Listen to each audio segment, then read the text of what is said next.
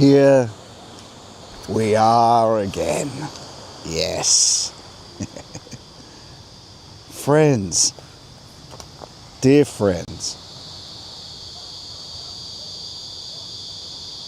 as always, it is a great pleasure to be here. It looks to me like it is working.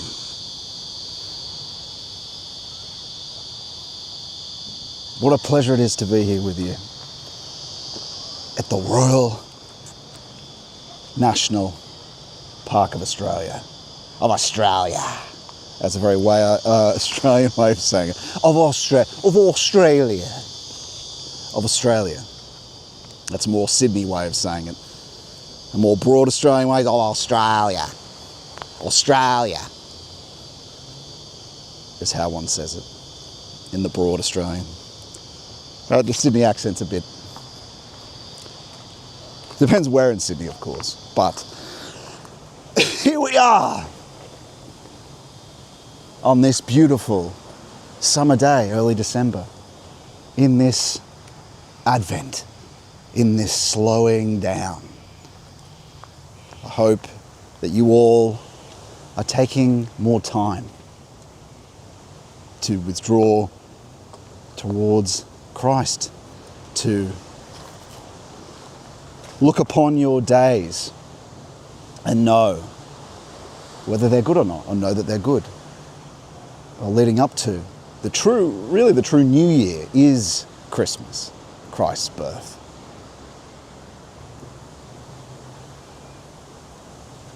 And so this now is actually the time to withdraw, to consider the year that was, not after New Year's Eve.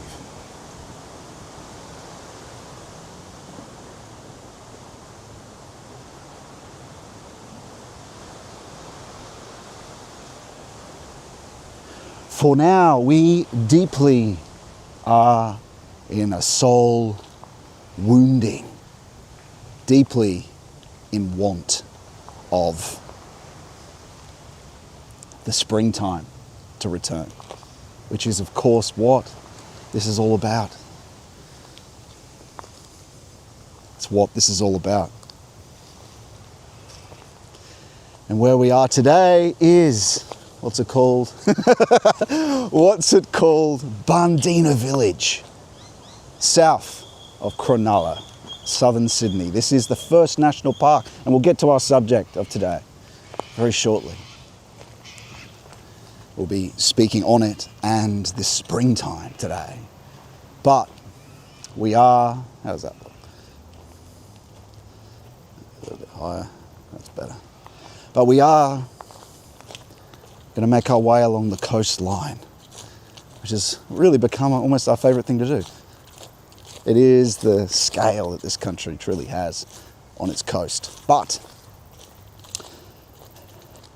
this national park was founded only 7 years after Yosemite, I think, in America. So it was almost the first national park there was, first one in this country. And then later was Yellowstone, founded in America. It is now the Royal National Park.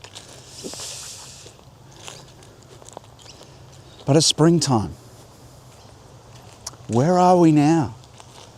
We are on the surface of things. The spirit of the times is in autumn.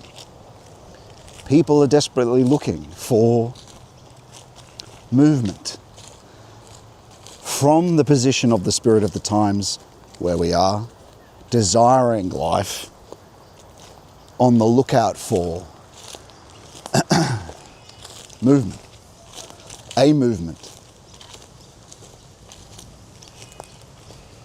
And so people say, let's start an art movement. But what has happened with art? Over a long course of time, there have been some impulses, you could say, from a deeper zone. But as you see, a slow moving into a moon period, a period of the dead reflective intellect that Nietzsche was very right about. It's the solution that is still within the same thing, though. That's the issue. And so, what do we mean? The moon. We mean what Solomon spoke of. What has been will be again. What has been done will be done again. There's nothing new under the sun. Or what Nietzsche said too, of the eternal recurrence, which is the, not true eternal, it's the temporal, just churning of the same dead being that I talk of, right? That's Nietzsche. He celebrated it. But that moon, that reflective, going backward like the crab into unconscious forces, leads to, well, it leads to insanity, doesn't it? So he bravely sacrificed, in a sense, Nietzsche, for us to see which way not to go. But let's look at it. Look at this. We're in this autumn aspect. We want a springtime, flourishing. And so we look at the artists of today. Some on the right wing, people looking to, how do we have a true art movement? Various publishers pop up. But what we have to do, or what one has to do, well, look at the word art movement. You want a movement. Well, what does that mean, movement? It means, well, you might think it means what these things that happened earlier in art, and look back to those art movements. But let's just look at the word movement. What does it mean? It means what you want. What you want is for, it's implied that what you want is for something to flow into your work from something, to then further go on and move the others, right? That look at the artwork. And so you aren't looking for something that is what you are right now. Because you are autumn, like we all are. We are in the autumn aspect. And if so we're talking about an authentic impulse. An impulse. From where? Where? From you, the individual artist. From us, from the spirit of the times where we are looking for something. Or do we just generate it with amphetamine and supplements and vitalism? Do we charge it up on the polemic energy? Do we get our energy and impulses from our work from Twitter by getting enraged by, is that where this impulse is going to come from? Doesn't sound like spring to me. And we must admit, believe me, I know, I was a filmmaker. When we look, we have to look to ourselves first. Well, what is this movement we're after? What do I desire? Honestly, if we just reflect, if we're honest with ourselves, well, what do we really want? You have needs. You want to get paid for what you do. And so, if you really admit it, yes, you would on top of that like to inspire people, which is the same thing. You want to move them in some way, inspire, right? To be something that is of note and of value in their lives with your work.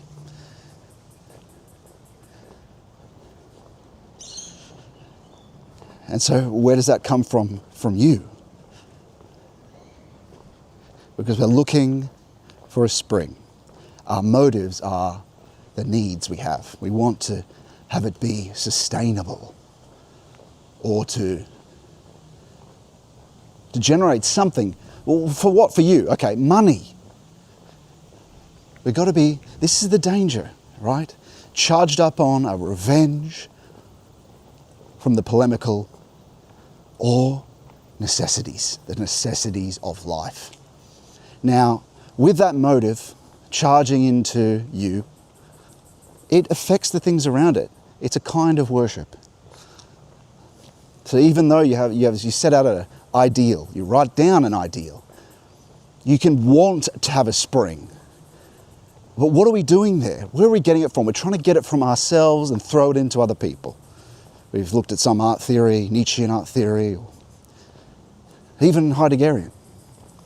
And we're thinking, okay, so it's about the artist, it's about charging up a Wilsamacht. What does that do? Let's say if it's churning kind of revolutionary spirit that one tries to charge up like a battery. You have to admit that when you're in this mode of polemical fighting, revenge, wanting power over to storm in and arrest everyone and have them all done away with, this sort of revenge fantasy. Do we feel, honestly, everyone, do we feel like that spring? Does that feel like, are you hunched over like Mustache Man at the end of his reign when you are in that mode? Are you hunched over like, if you've seen Taboo, the series? That's all about revenge. He's always hunched over like this, right? Even though he's a big bulking beast. Does that feel like, emotively, here's the beautiful waters here. But we'll get closer to them shortly. Does that feel like flourishing to you? Does it feel like spring, the flourishing of life? You might be able to charge up things with it. And so what impulse are we looking for? Well, it's something that doesn't just rely on us. What we're really asking for is something that's outside of this necessity, this freed from the chain of need and necessity, of forces of the economy that push against us, that have us even, yes, we might have a noble desire to get into the arts or whatnot. And I'm not just talking about the arts here. I'm talking about our movement and where it comes from in general. But especially it does apply to art. Is that we're not thinking fundamentally enough. We're not looking to ourselves. What is movement itself? Movement, push. Well, gosh, we're in the domain of the spirit, aren't we? Or at least the psyche, if you don't believe in that. But at the least, even if you're philosophical minded, you should take someone like Steiner seriously, who will show you how real this is and how truly this applies to art. Because from the perspective of the spirit of the times, we are in some form of Kali Yuga, autumn, right?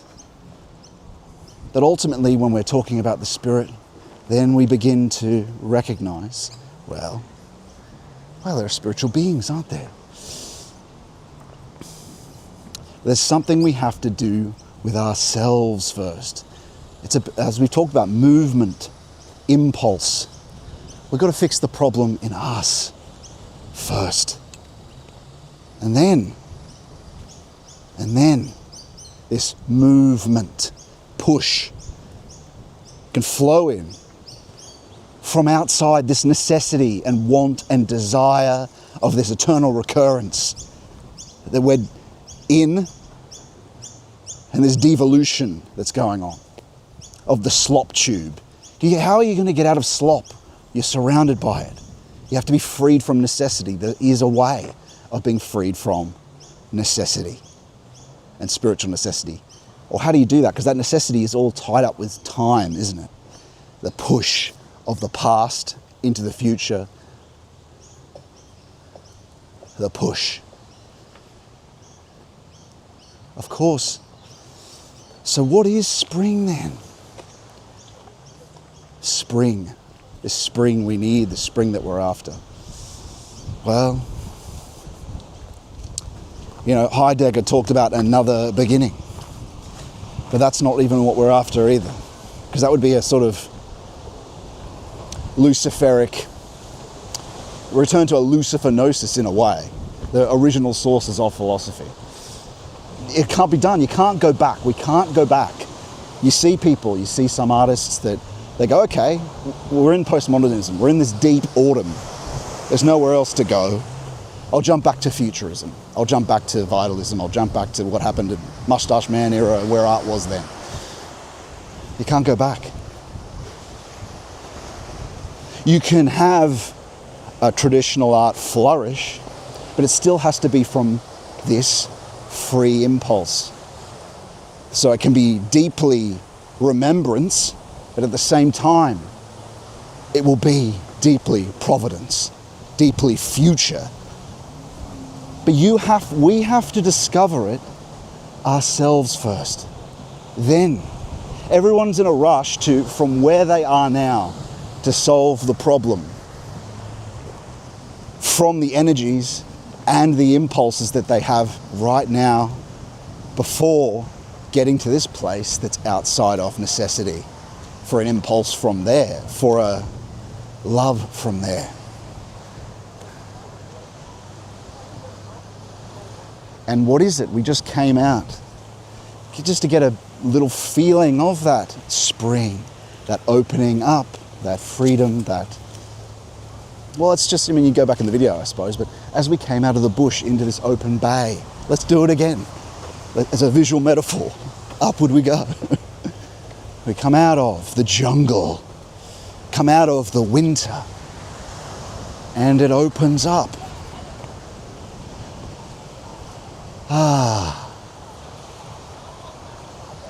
But it's full of life, isn't it? It's not just freeing, it's not just an emptiness, it's full of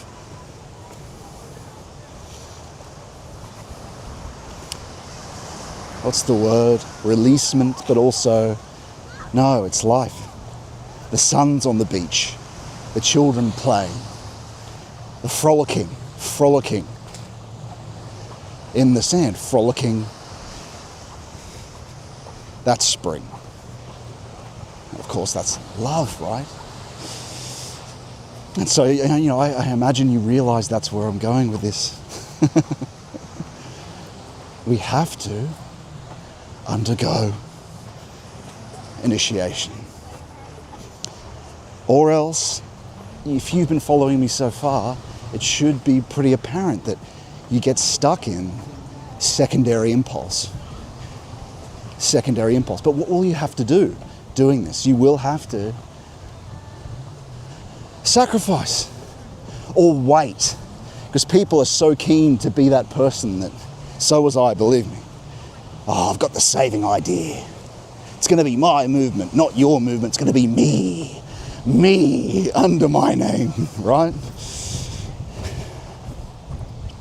Under his name, in his name, not our own name. And so that's key, right?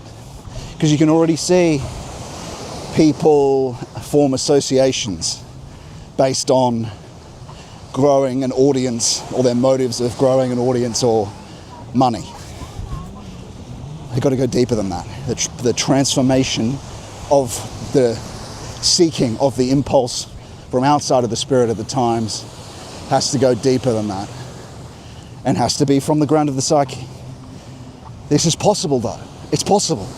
I tell you, it's possible. And it means the sacrifice of this autumn intellect for a deeper intuition, for a discovery of a primal will, the discovery of a primal feeling, a divine feeling, a discovery of a primal divine thought.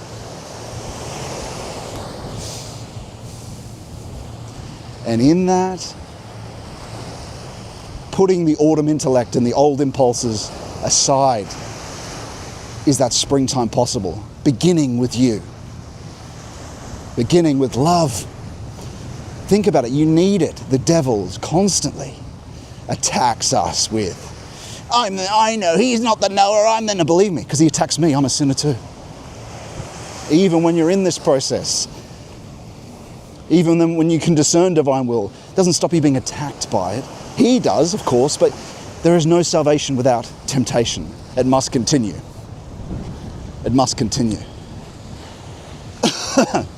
But how beautiful is this?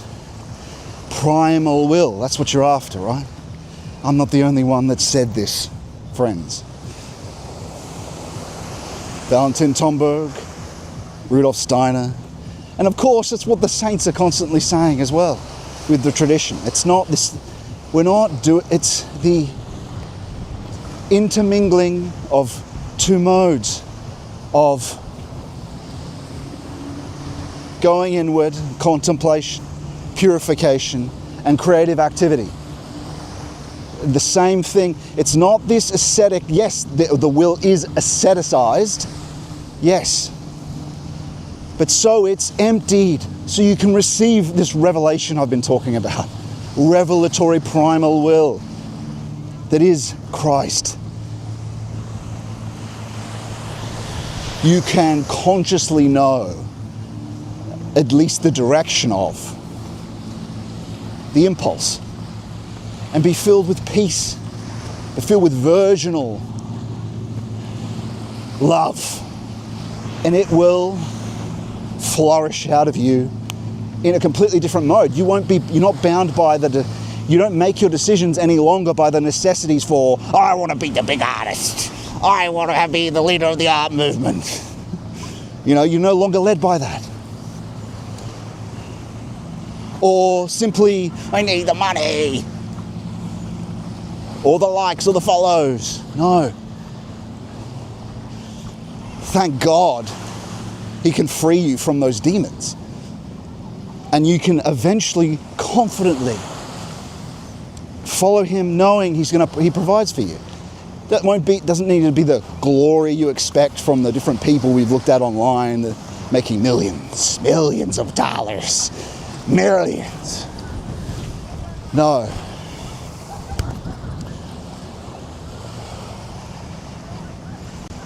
Freedom, true freedom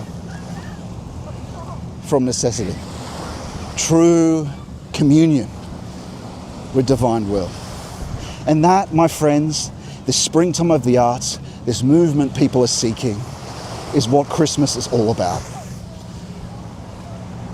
He's talking about Christ. I'm going to tune out now. The birth of Natura Naturans, free nature, free outside of necessity. The miracle. Of course, once you begin following him and it becomes possible to commune with him, ask him questions. Always a mystery, of course. He doesn't necessarily speak exactly when you want him to speak, but he will in terms of an impulse of something's true or false, or what you should and shouldn't do, in terms of an impulse. But that becomes closer and closer. But what is the constant threat of this impulse? The constant threat, and I'll just check if this is still working. Seems to be still working. The conscious threat is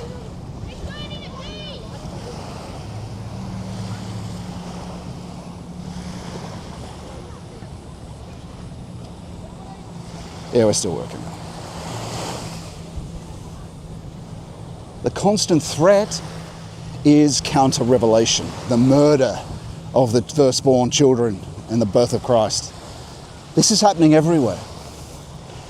There are some apologetics that yes, has to happen, but the mode of will to power, the mode of polemical attack, most of it is unsanctioned, meaning that people do so without actually knowing divine will or whether they should be doing it. When it is something that for the Crusaders and the contemplatives, they were, of course, taught contemplative practices. They had sanction. But yes, you've got a whole host of online people doing their apologetics in that mode. And in a sense, if it's not sanctioned, then maybe they're lucky and then it is and they just don't know it. But they don't know how to discern divine will, right? And so what ends up happening is they actually don't have the living waters. They can't discern the impulse, ask questions and commune. Beyond, of course, the divine liturgy. And so the murder of the firstborn child is the consulting of Herod and his people, the will to max, the will to power. These are things we have to be wary of. And you learn this in the process so pragmatically and practically, because if you're trying to help others, especially if you have any type of online account where you might post something, it's a constant, the demons try to get you to exist in that mode. And if you ask them, if you question people that do deeply enough about their phenomenology and their religious experience, you'll find pretty quickly that outside the liturgy, that their prayer life is, they're not really engaging with the living waters of it. Because that's what ends up happening. You end up in propositional warfare. Again, some of it does need to happen, but sanction is the important thing. And I'm always being told not to involve myself in it at all.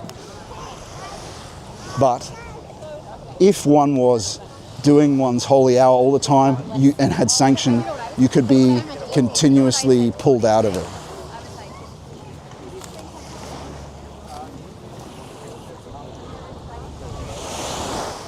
As the saints talk about, running up the tree to Christ, right, when the demons show up.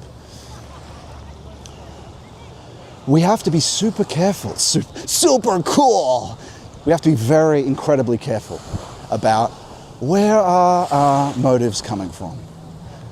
Where are our motives coming from? Shit, I'm not even sure this is the walking path, the walking trail. I guess we'll find out.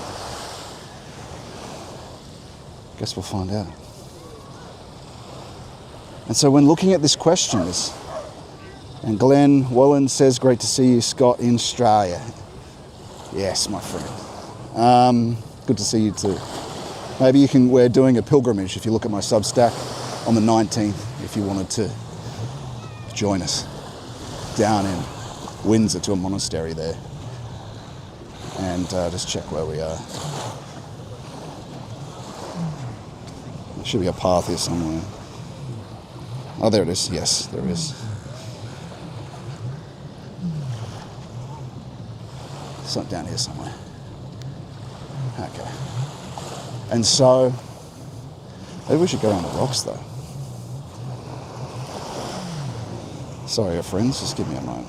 I could try walk a bit around the rocks. Nah. And so, we have to look at our motives. We have to do more than work and exist for the spirit of the times. Or else, I'm sorry, dear friends who are involved with art and the right-wing art or whatever's going on. You might be able to make money out of it, but it won't achieve any of the purpose. And that's true of all art movements of the past, really, most of them. There were some that you could say were continuations of a deeper impulse other than the spirit of the times. That doesn't mean they didn't do anything. It just means that did they bring about a true free of necessity springtime of authentic agape and love and flourishing. And that's what we want. You want it to, and this is what Christ does. We don't suck off each other like paganism. We don't charge up an egregore where you've got a famous person at the top who's leading some community and they're all charging each other up with a will to power and ethnic desires, whatever it might be. That's really like a battery, right? That's how it exists, like a battery. And like a bomb. And some of that artwork you could consider like a rage bomb that explodes and then everyone's depleted, like you saw at the end of both World Wars. Kind of Wagnerite as well is like that, Wagner art. But it can lead people to a nobler place. It's possible. I think there was definitely Christian elements in the Wagner depiction that could. But that's that romanticism without Christ. That's that Rilke, right? Some people designing it can be a nature thing, trying to be nature mysticism rather than a fully outside mysticism, rather than a sort of extermination of that's pretty, isn't it, friends? Beautiful.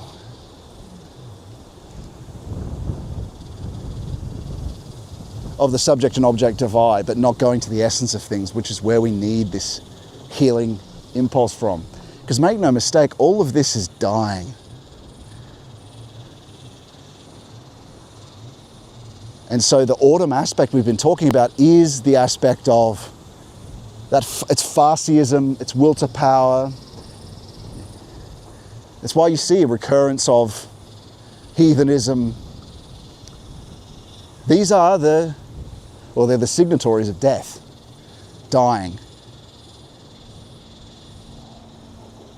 Second religiousness that I think actually Spengler mapped quite well. Christ is beyond all that. The spring is eternal. That's part of his death in the resurrection, in that he dies, that's autumn, right? It's in the depths of darkness is that seed now planted forever. Instead of just a cycle degenerating downwards, round and round like the seasons, it is fundamentally, this is a bit overgrown, this. Got a little lizard. Instead of that, and now it's a development upwards because of Christ. Spiraling in as the miraculous being. Overcoming the low magic agent.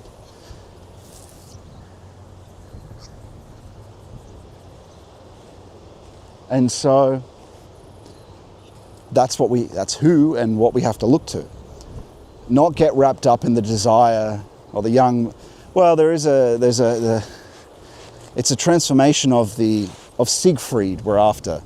This kind of juvenile, unfortunately to say, and Jung understood this juvenile heroic desire has to be sacrificed to be the big man, to be the leader, to be the dragon slayer.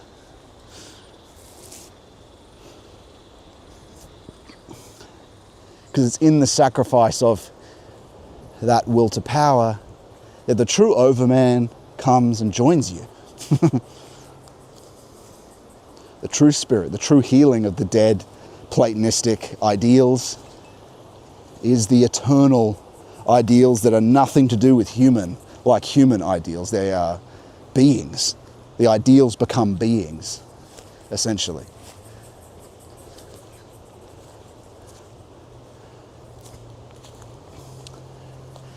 And so we're talking about an art movement. The movement must begin in you, artist.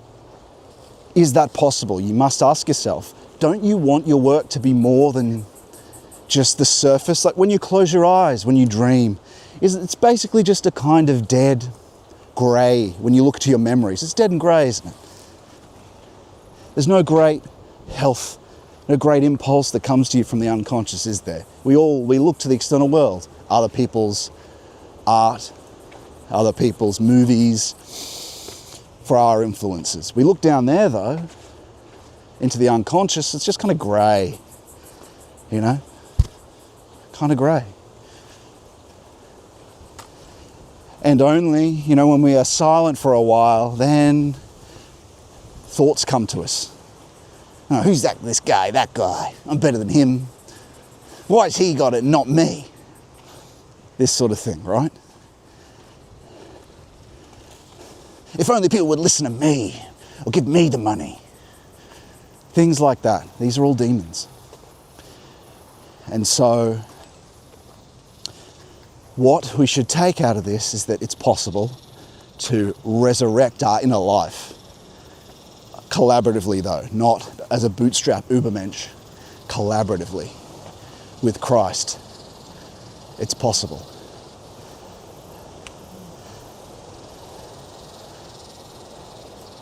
And that's what Christmas is all about. It's the ideal time to sit down and consider maybe what Scott's talking about I should take a bit more seriously. All he's saying I need to do is a concentration without effort in prayer and the Jesus prayer. It becomes more complex, but in essence, that's it. You just have to devote enough time to it in withdrawal. It's making yourself empty of this spirit of the times we've been talking about that has led to postmodernism. It's led to this death. Cleansing that to become poor in spirit, to become the cup. I mean, this is all the symbolism, friends. It's not abstract, it's completely concrete.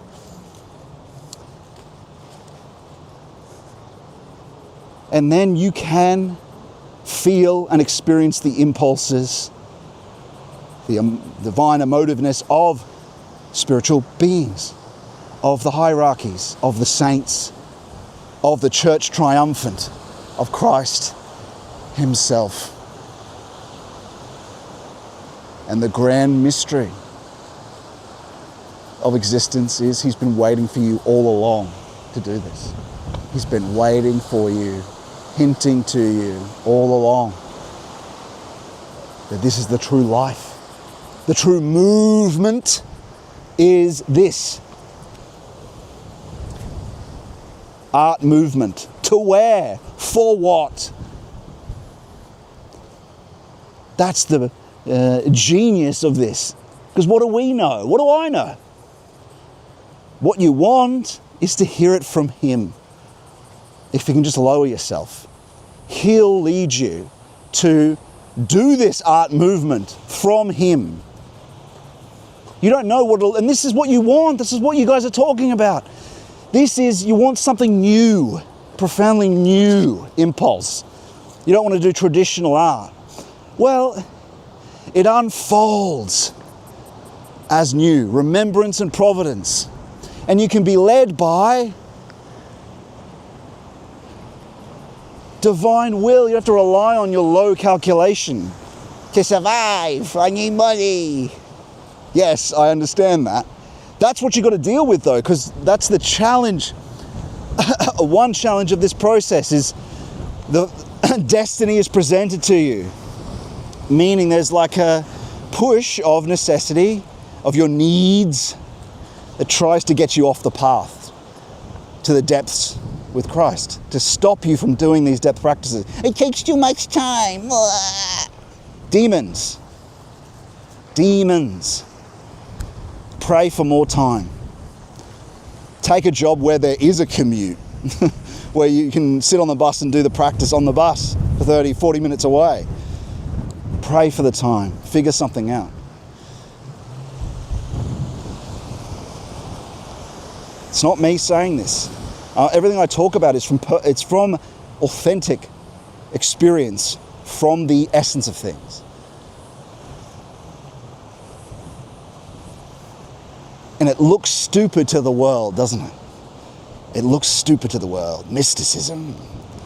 It's folly to the worldly. Why would you go do that? Why would you be Christian?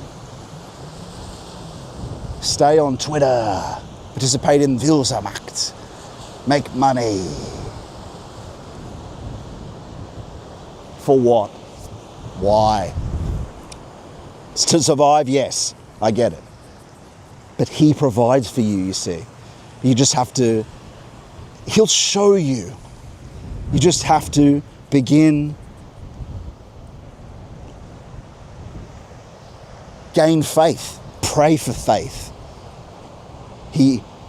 Love him and he reveals himself. Because of it's all about your freedom. And this Christmas is so important to begin. Because very soon, you pray for it this year, friends, pray for it. that you can learn, that you can ask for help to do the practice every day and the time to do it. And then if you do it, pray for guidance and revelatory guidance. That's okay. You're just praying for him to teach you like the shepherds of Bethlehem. Speak to you like the shepherds of Bethlehem. But more importantly, like the Magi in terms of, well, both are important. But pray to learn how to discern divine will. Learn how to do these things, how to develop in the concentration without effort until you feel spiritual touch. And then how to actually work out how to ask questions. And I've got lectures on that, but you can't just do it based on the procedure of the lecture, right? You have to develop to a certain degree with him until you... And why? Because when you concentrate, there's a million other demonic voices surrounding his voice, right? You're not developed enough yet. We're not developed enough yet to hear it. What did we say earlier?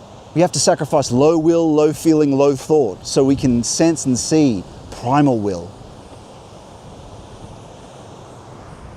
And how's that done? Through contemplation, which is, what is that? Beholding God. That's feeling, that's profound feeling. What is prayer? Fundamentally, it's the asceticizing of the will.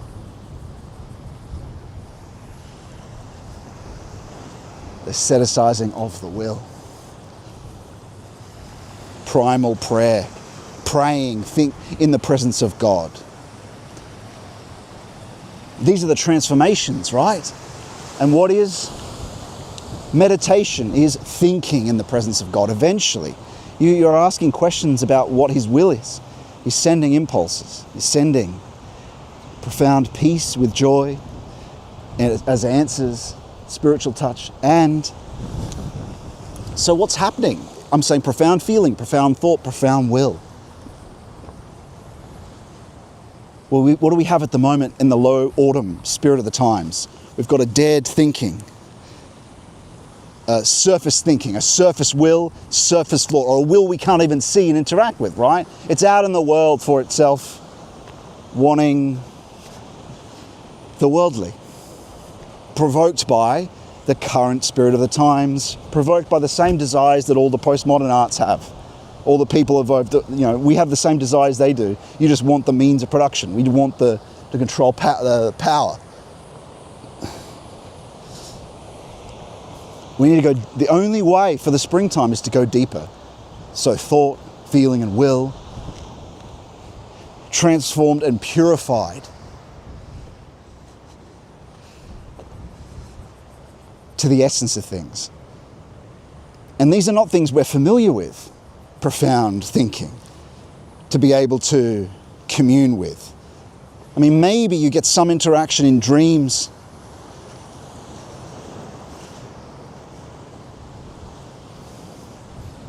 But it's possible.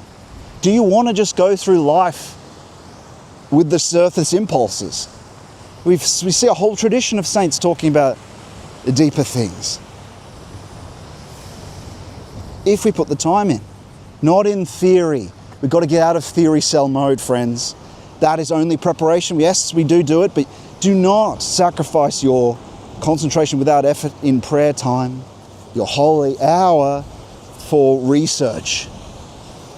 You have to have that. All the demons will try to trick you into thinking, I only need 15 minutes. Or I don't have time to pray. This is crucial. Ora et labora, pray and work, worship and work, yes, but don't think this decadent scholastic project is going to help you or anyone. It might a little bit, right? Keeping people at bay to allow for the space to worship, if you're going to go into the apologetics arguing for it, because, eventually people will probably attack, like I said, attack us, because there is counter-revelation, right? That's the murdering of the children in Bethlehem. But this is also the revenge of the intellect. So it's the counter-revelation is the moment you have a deep impulse, the moment you have a clean thing from the eternal, from outside necessity. It comes in with some saying, the intellect. If it doesn't address it directly, it adds something to the end of it. A friend of mine, a great friend of ours, I won't name, had an impulse for doing pilgrimages. And this is what happens, is that you get especially at the start, I thought, and you'll think it's authentic, but you have to be able to learn how to check, right? And he had an idea to lead pilgrimages, and that chucked something in the end to ask for an end to immigration. And obviously the Lord is saying, yes, do the pilgrimages, right? But then counter-revelation comes in at the end, and then sometimes we get convinced of that. But it's the intellect. It's what's a protest? That's a reaction. We're trying to get away from the reaction, and that's what a lot of us are, right? Neo-reactionaries, reactionaries. That's a decent first impulse, but we need our impulses from not reaction, from outside any current impulse. That's where we need it from, and that's Christ. How beautiful is this? Look where I take you, friends. Look at it. Just look at it. Look at it. Now let's see if we're still coming through. It should still be coming through. Springtime in the West, springtime in the arts. We have to be better than reaction by sacrificing ourselves, by sacrificing our desires, by lowering thought, feeling, and the will and imagination, and dissolving them all collaboratively with someone who can heal us. And we cannot do that alone. When you try to do it alone, there's one you can completely depersonalize, like the Buddhists do, and that's not an ennoblement of the empirical self. It's a depersonalization. The Lord came, He doesn't speak lies. He came so we could have life abundantly, and that means sorrow, the depths of sorrow, the depths of joy. Let's make sure this is still working. I think it is. Yes. Good. The depths of sorrow, the depths of joy, friends.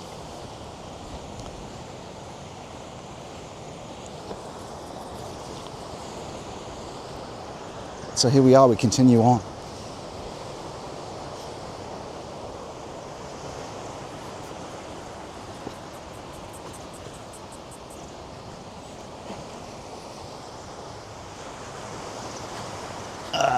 Gonna have I'm gonna have allergic reaction on all these plants scraping on my legs.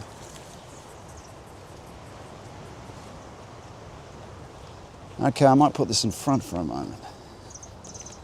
There we are. Beautiful, beautiful, beautiful. Oh, I just have to bend down here. Ah, shit. All right, I'm done. Okay.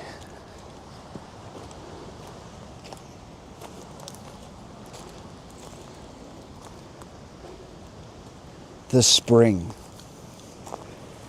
in the heart of winter.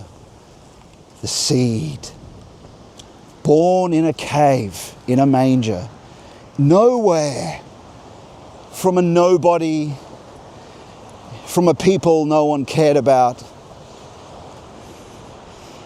in the corner of the planet no one cared about, right? Not Rome, not Athens, and nowhere. And that's the beauty of Christ too, friends, is that He doesn't care that you're a nobody. He loves you. And He wants the best for you and will make excellent use of your talents. But we have to become also a nobody in terms of, like, not everyone can go on a grand pilgrimage, right? I've said this before. You might be lost out there listening to this. Lost and forlorn and rejected and whatever it might be.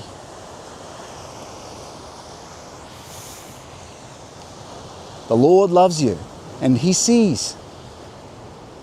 If you put the time in, you can recognize that and see Him. Little by little. And then we come to recognize the great beauty of Him. It's at all these moments where the grand people were doing all their grand things, which we can see now are so deeply empty at this autumn aspect of civilization. Where those grand people doing their grand things, the Lord cares. You know, He is your father more than your biological father. The mother, Mary, is your mother more than your biological mother. You need to generate a sympathetic relationship with them. Remember what He says in His parable of the maidens with the torches. I didn't know you. They knocked at the door because they didn't prepare their fuel in the torch, their oil in the torches. So they had none. What does that mean? It's concentration is one thing it means. They weren't able to stay awake while they go to sleep. And that's what happens in concentration without effort in prayer, is that you go to sleep, because in sleep, the angeloi, the hierarchies, think when you're in REM sleep, there's intuition going on. Healing is going on. You go to sleep. REM is a stupid materialist. Stupid. It's a stupid. Stupid. That's Scottish. Stupid. Materialists understanding what sleep is. But in this process, we become more awake and more asleep at the same time. Meaning we're fully conscious, right? This is not the mysticism that you might be the surface understanding of it. This is a deeply conscious, in utter calm, empty to receive revelation. Conscious, beatific vision is possible, right? Since the Master, the things that happen to the pagans, this possession by mystic or what the mediums, mediums, that's not what we're talking about. We're talking about St. John of the Cross, we're talking about rigor, we're talking about care, discernment, a truth criterion, an epistemic principle to be careful with the spiritual experience. With books like Unseen Warfare, saints to guide us through this place. One has to have courage. What did I say? Our motto could be courage and care. This is beautiful, isn't it? Look where we are, the edge of the Pacific Ocean. Incredible, incredible. Oh, and what a lovely breeze it is, friends. And we'll probably be able to get to the seaside on the 19th, Friday. If some people are taking off some time, I'm happy to go alone, but if people would like to join me, we are going on a pilgrimage to the monastery. It is the Macedonian Orthodox monastery in Wollongong on that day. Welcome to join me. Please, of course, you email me and I'll send you my details. That's perfect for now. Now is the time to slow down. Slow down from all those provokings and pushings. Slow down, friends.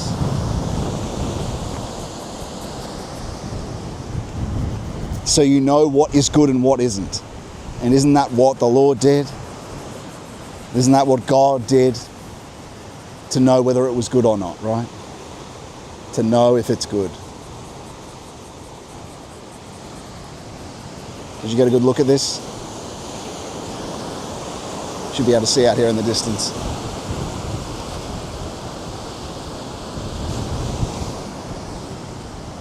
all day creatively active. You must take time to contemplate. And free of everyone. It's not a vacation. You know, the deep forces of freeing peace and guidance of divine will. If you don't take your vacation for fun, you can do some of that out in nature is a really good, like we're doing right now. Well, we must remember we have to give ora et labora. We have to give the Lord the time, and it will end up paying dividends. Not that you should be keeping an account book, but it is the meaning of life. It's very difficult to bow and to do at the start is hard because you've got all these demons that are saying, I don't have the time, or saying all sorts of things to stop you. They try anything to stop you. And it's hard because we haven't been granted faith yet. Wow, look at this. Port Hacking Point, Royal Coastal Walk. Yeah. I don't know how long we'll have signal for. Perhaps not when we go around the corner, but that really is the Pacific Ocean there. It's onward to America. Onward to America, like the old like the old British said when we conquered you in 18 something something. Anyway, just kidding. If only. But well, I mean in the sense of if the whole elite were, but anyway, that's a long story. There's hope there. There's hope in America. We'll see what happens. But remember, like we said, it's about this impulse. But it starts with one person. It starts with one man or woman in mourning. Go into mourning. It's just you. You know, the Lord cares. The Lord cares.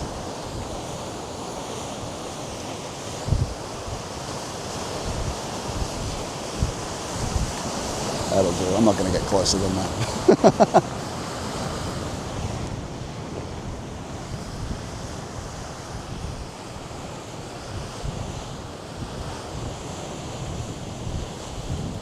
See if this is still working. Seems to be. Yeah. Good. Oh, yeah, I just wanted to check the map though.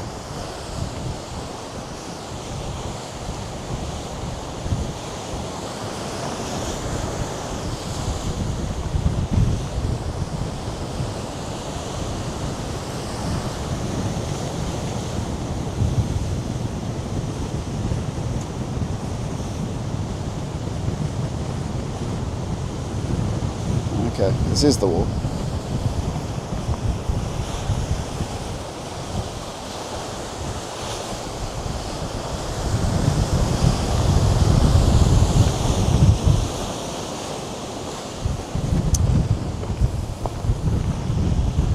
Yes, it's a bit slim. They should probably cut the footpath through there. It's a bit close to the edge. But yes, that's right? Well, all the powerful people are doing their networking and their events. Well,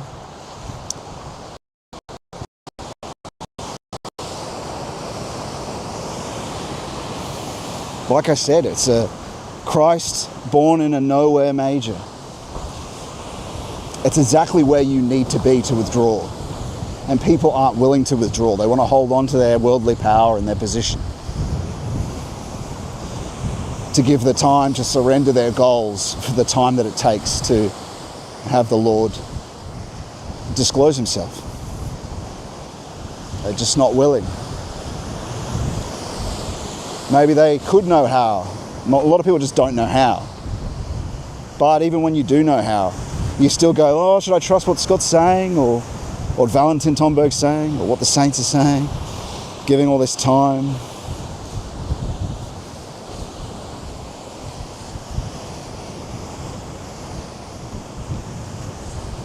Nobody from nowhere.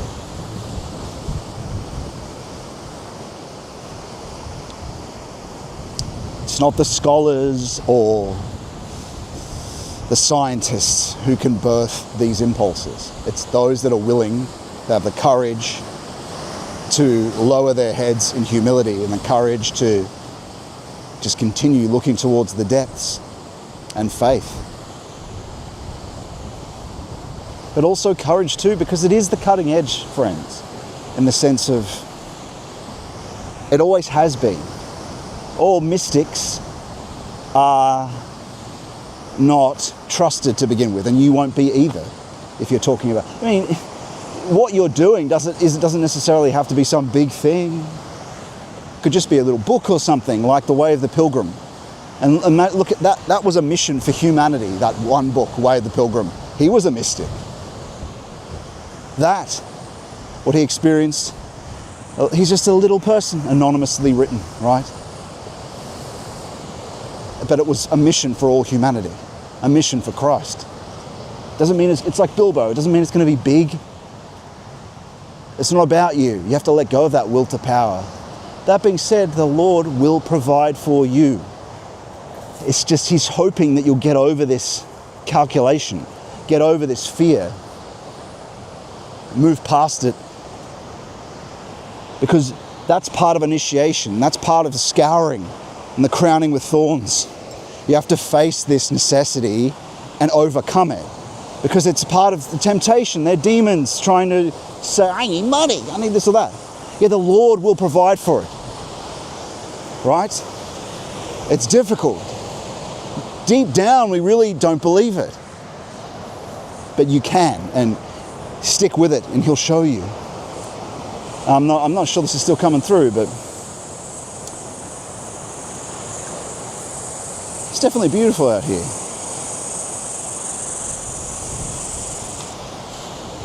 Yeah, do we believe it? Let's check, see if it is. Yeah, I think it might be. Still look good.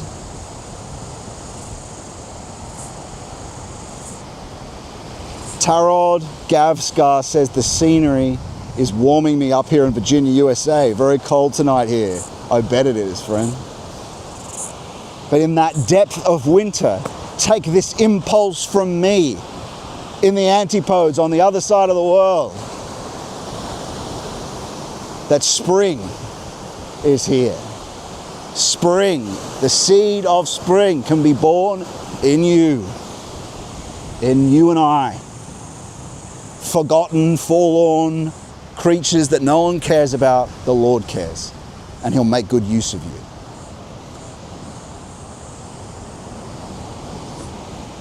And be careful again of this, what comes after Revelation is demons. What comes out, it's murdering of the firstborn son.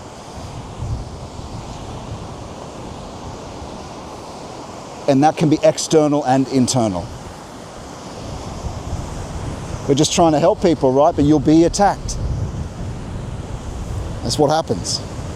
But at the same time, some people might use those Bible quotes where, like the charismatic movement, and say, oh, but they're also missing an epistemic principle. They're missing the tradition of purification, of going to the depths, of bowing their heads, not seeking gifts.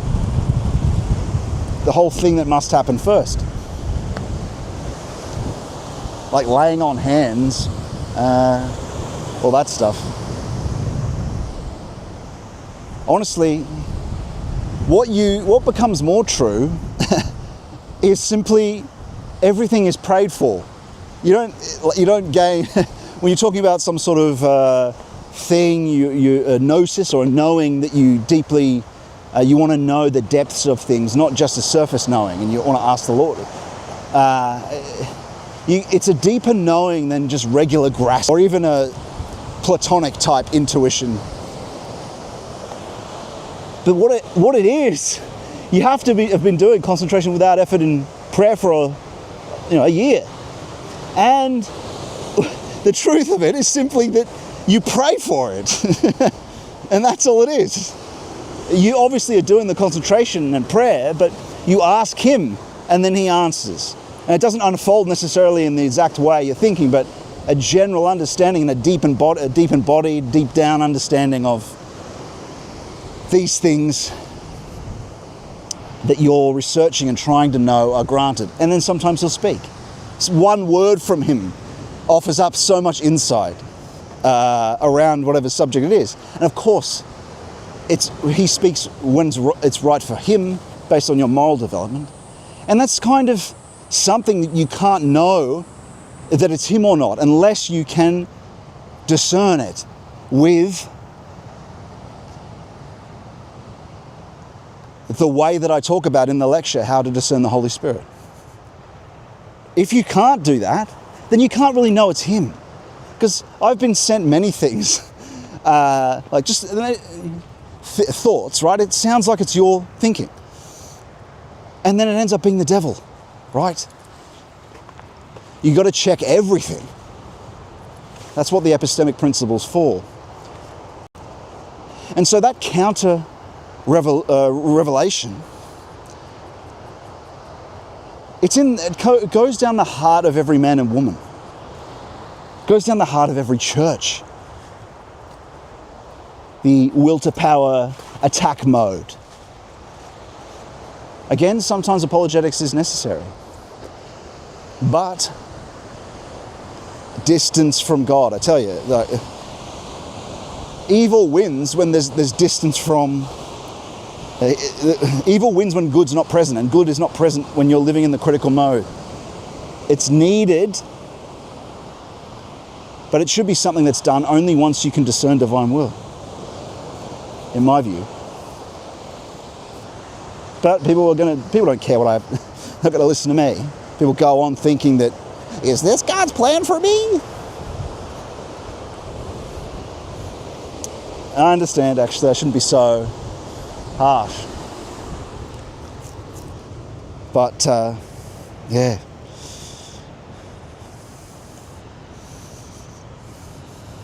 And it's so key to understand this. This is what ends up unfolding. You can articulate it as a procedure, but it ends up being something you ask Christ for, and he grants.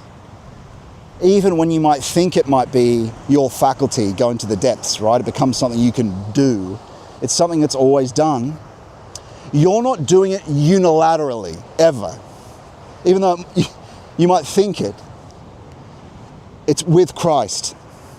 Because it becomes more and more apparent that it's Christ who lives and acts in me over time. And union becomes more and more a reality. In smaller ways. As in, even in grace, in the movement of the breath. Even the closing of the eyes. When you're not doing it. Another will. His yoke is easy. A grace where you can just relax your own will. And he, on a particular time, not at your command, he helps you walk. And the beauty of that, seeing how it relates to what happened in your morning prayers. You learn more and more about his mystery from him, and he teaches you. This is where we become to realize that, wow, he really is the high priest. If you can get through this period, if you're willing to deal with the mystery, if you're willing to have courage, go to the ground of the psyche, to not trust Herod and his people, or consult Herod and his people, scientism and science about it.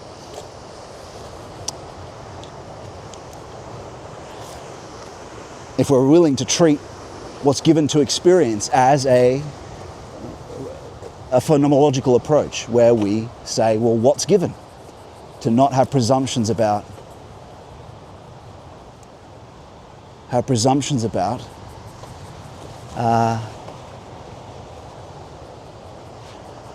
what is material, psychological, subjective. Again, it begins that way, but that becomes a union, and that bond, that is overcome, the subject-object divide and the intellect and divine wisdom divide. Both those are overcome at the same time. What does that mean? It means that you don't just get a nature mysticism where it's the subject-object on its own, you get to the essence of both. Intellect transforms to or accessing divine wisdom, who is him, Christ. And you're surrounded by what is, you could call, the gift of black perfection, which is, I'm not all-knowing, clearly, am I? But I can ask now. I can ask. I don't always get the exact answer I want,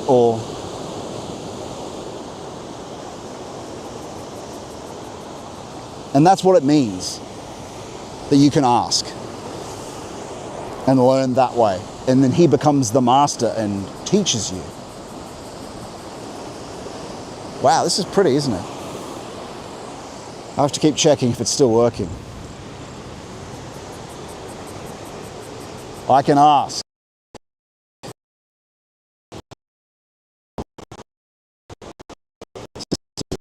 Oh, yeah. Tarod says, amen. The warmth is real, loud and clear, he says. Reminds me of a concept I remember reading in the 90s. Ask your angel to learn to understand your own inner voice and potential external input. Well, yeah, I mean, look, this is not something new. This is tradition. If you look at the reading list that's now on Substack, and go to my website, scottmanu.com, click on reading list. Unseen Warfare, Saint Seraphim of Sarov, the Philokalia. These are filled with quotes about this stuff from the saints. It's only now in modernity land that we think that, well, look, it does begin somewhat more. No, we unify the unconscious and say, it's just my unconscious. No. Oh, sorry. It's just me. It's just me. No, it's demons. It's demons. And other things. But it's earned through purification.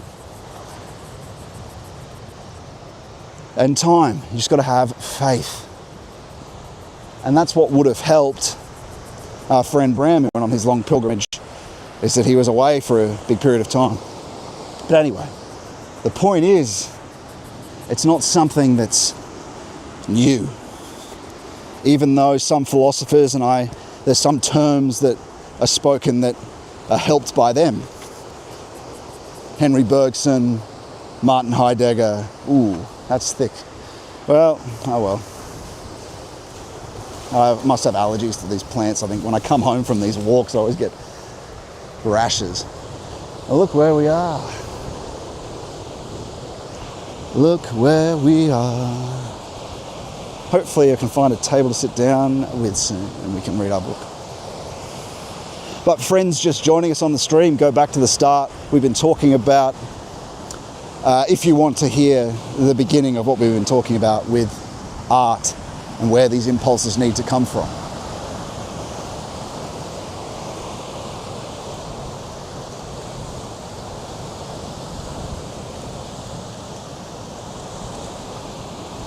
Look at that.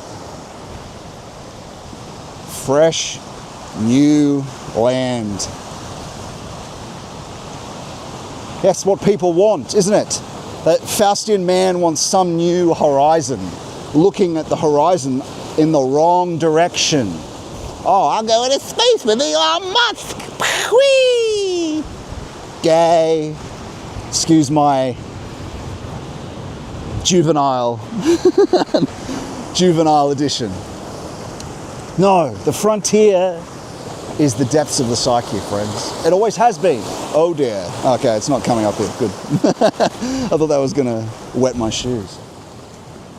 Okay. It's not up there, Faustian man. It's not in the New World. It's not in Australia. Yes, there's more land out here.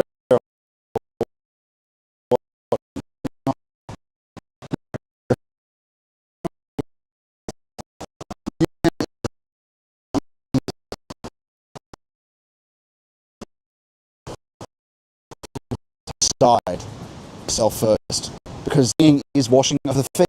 That's what the hierarchies are. Thank God it's possible that he washes our feet. Thank God.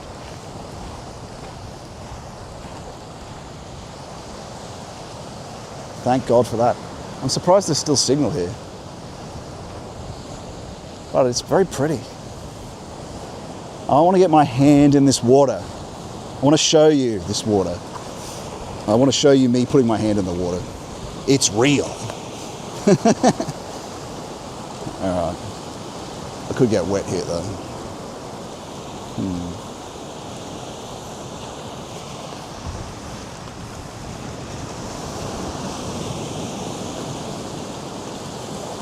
Maybe over here.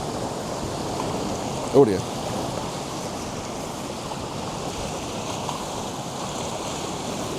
There we are.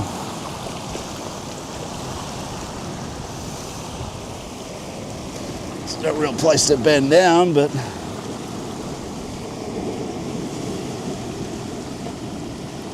there we are.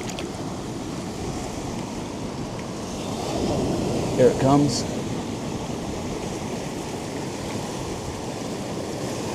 Come on. There it is. Oh, it's all flowing back in. Come on, son. Here we go. Yes.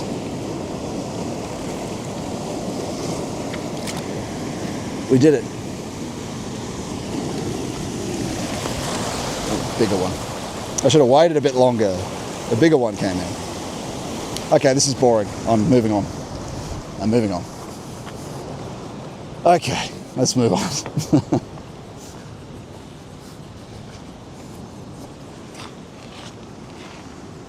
Wow. Yes. Perfect.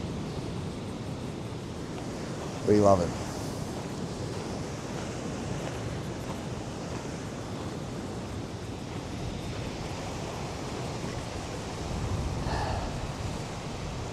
Okay. Oh, break up. Oh, I saw a little bit of break up there. Okay, looks like we've got a bit of breakup. I'll head back. Well, I'll see where we are to go. Give me a moment. Oh yeah, it looks like the internet might have gone. Oh yeah, I see.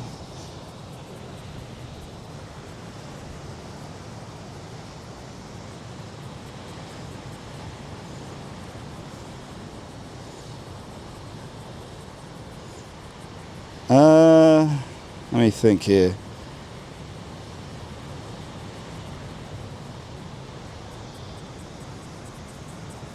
I'll see if we can get back to the track and then we can get a bit higher. It should be alright. It's because we're down in the water on the coast.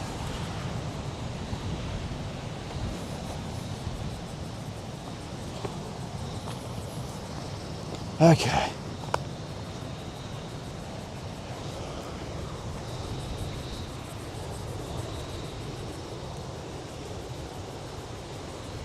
This is well overgrown.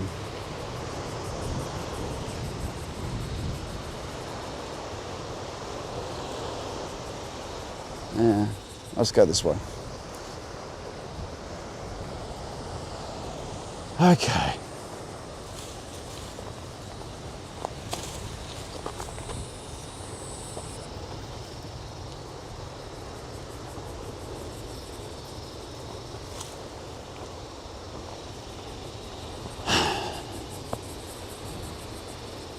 Yeah, wow, it looks like they haven't invested much money in this walkway in a long time.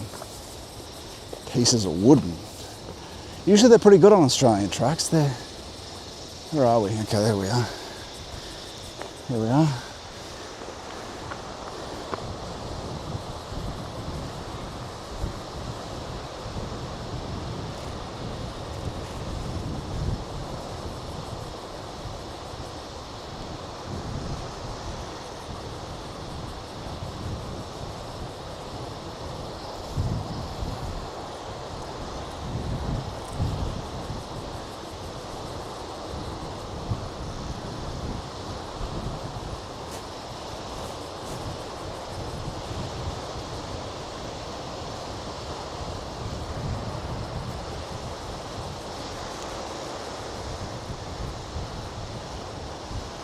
Give me a moment, everyone.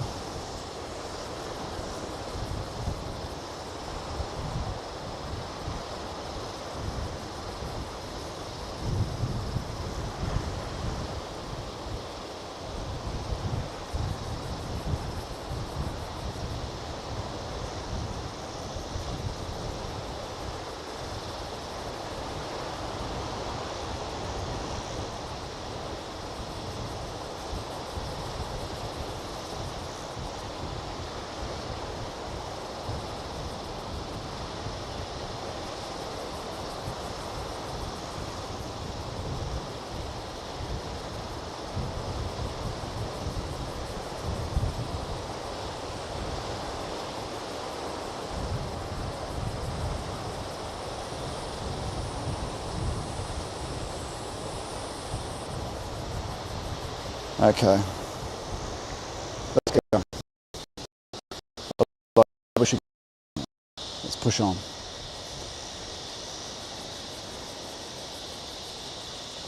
Signal should be back now. Maybe.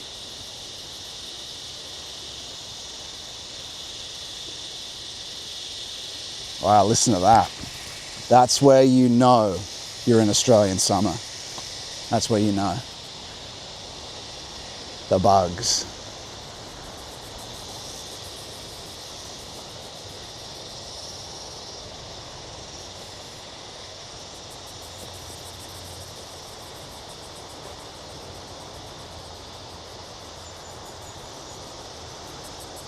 And so,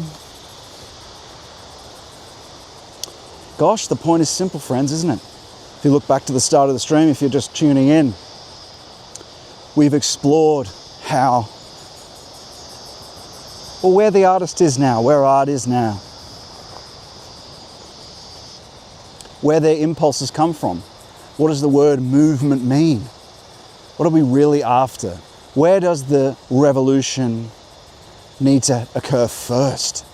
Because it can't be in your art if you're just filled with, what's the content of your soul? Or if you don't believe in soul, what's the content of your psyche? Where's that come from? The world? Is there something else? Somewhere else you can get impulses from other than the worldly. Because as we know, we're in autumn, aren't we? The problem is you feel dead. Look at yourself. Look at ourselves. How do we feel? Do we feel like it's springtime, even when we're doing our art? Is it spring? Am I existing in spring? Is something springing out of me in this healthy, regenerative, because that's what spring is, isn't it? Regeneration. Regenerative, healthy thing that moves from person to person. Is that really happening with you? Really examine your own soul, artists, if you're watching. And most likely you'll come to the answer that no, springtime isn't with me. I'm in autumn like everyone else. And I desire the things to feed myself and necessity. But what we're deeply after is a freedom from that necessity. A freedom for those needs. And that comes with wanting to receive our impulses and guidance from primal will. And how do we reach that? By becoming incredibly concentrated and, well, collaboratively, but incredibly concentrated so we can notice, but also to purify ourselves of all the other wills that are provoking us. So we know it's primal will. Because if we don't have that, then we've got two choices: the calculative intellect or just a sort of insane meandering on the waves of mediumship. You know, people that think they're mediums, and this is what happened to Nietzsche as well. And we love Nietzsche for his quest for freedom. But the solution wasn't to flee to the subconscious where the animalistic Wildsamacht is and other demonic impulses. Because it didn't lead somewhere good, did it?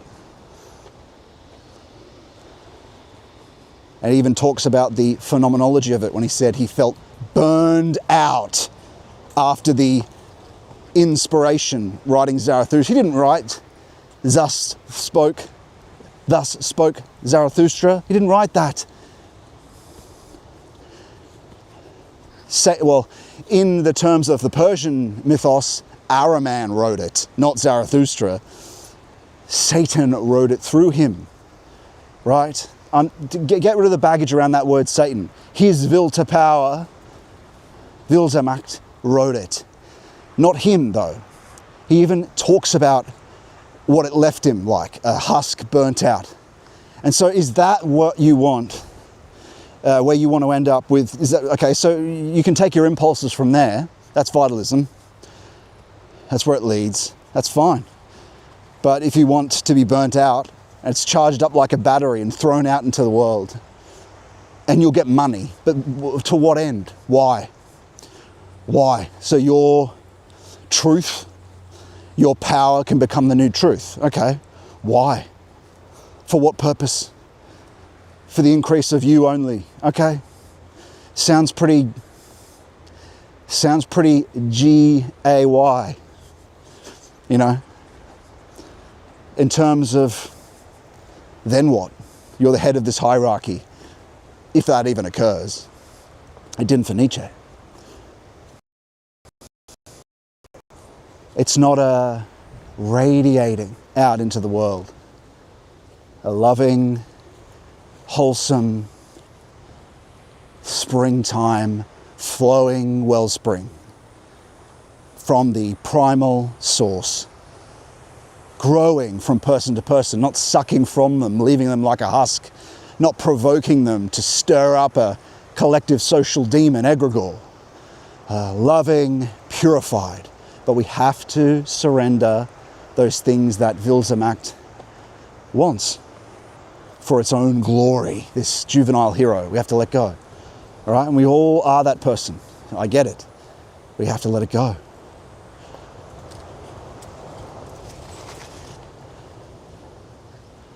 Wow, here we are, right? The rugged beauty of the Australian wilderness. You like it? And yes, we have to let it go. Okay, it seems to still be working good. The flow of waves of water reminding us that the wind blows where he wills. That's true. Oceans of chaos where we cast our nets and lines to draw out fish and the angels discern them, says our friend. Indeed. And that's true of mystic experience. What had to happen with Abraham is that you have to be obedient first. You have to bow your head because it's good for you. It's not to be a supplicant. It's because he's your loving father and has loved you from the beginning. Always loved you. And he knows it's the best for you.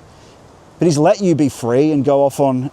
But your ultimate freedom is to be freed from the necessities of life. So you can be with him, fulfilling a loving harmony in the grand chorus of the hierarchies and the cosmos. You're singing a tune discordant before this, following some damaging to your own soul will. And so the whole purpose of life is to come into his freedom. And you exist in freedom. The angels are free. There are some, they've got freedom to fulfill the plan.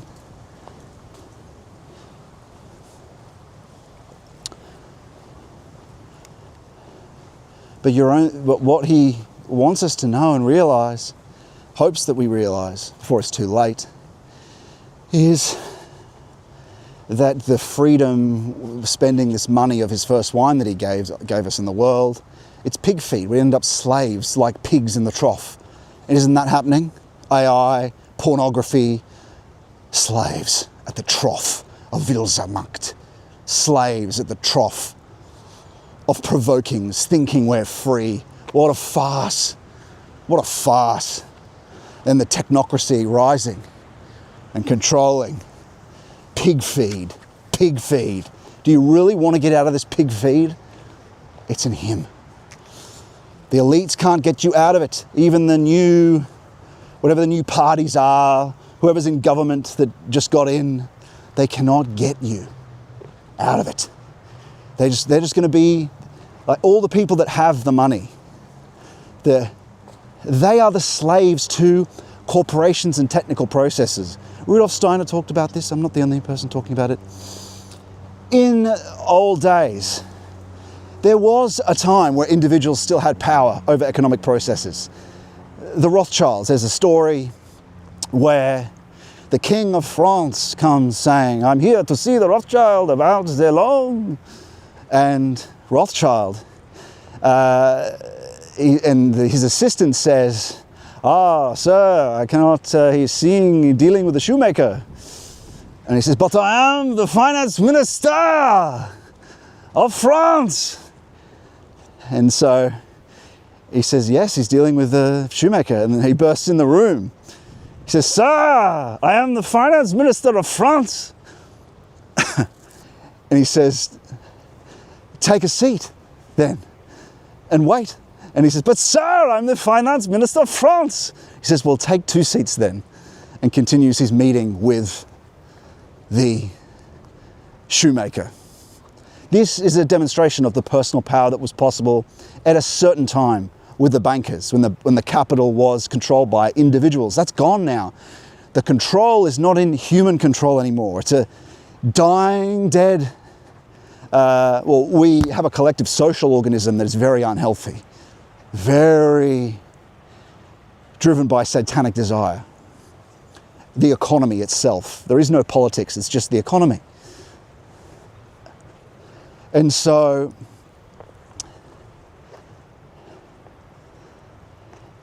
now it's a non-human organism that actually controls people like Elon Musk.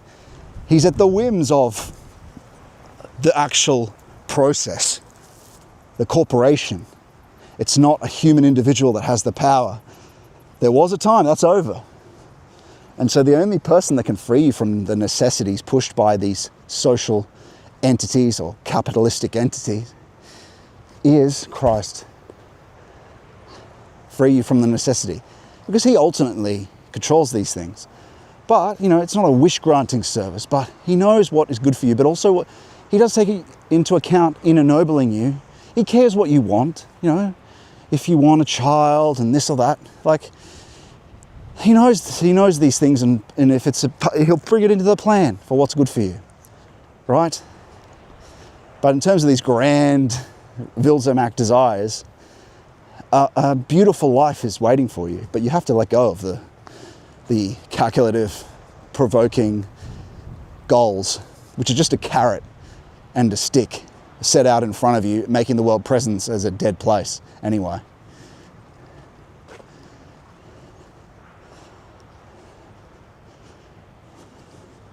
And so when we look at the social organism, it's profoundly sick. Because what's the metabolism of the social organism? It's sort of opposite to us.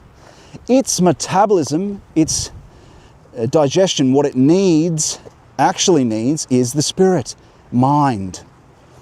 But and what does that amount to? Digestion. The political of the social organism amounts to the regulatory system, the heart,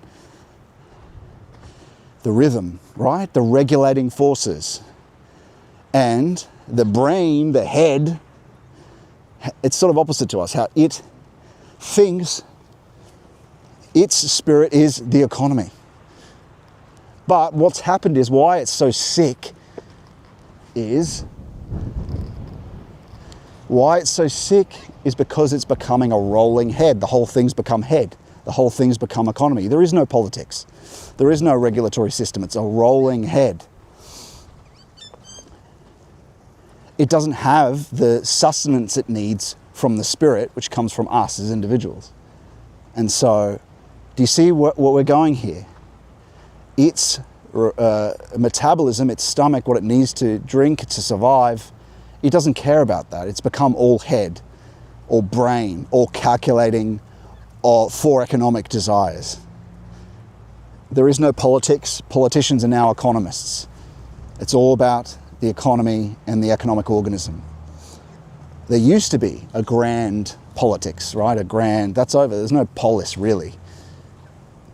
The only way of establishing a healthy thing is to separate the 3 parts of life out, starting with Christ.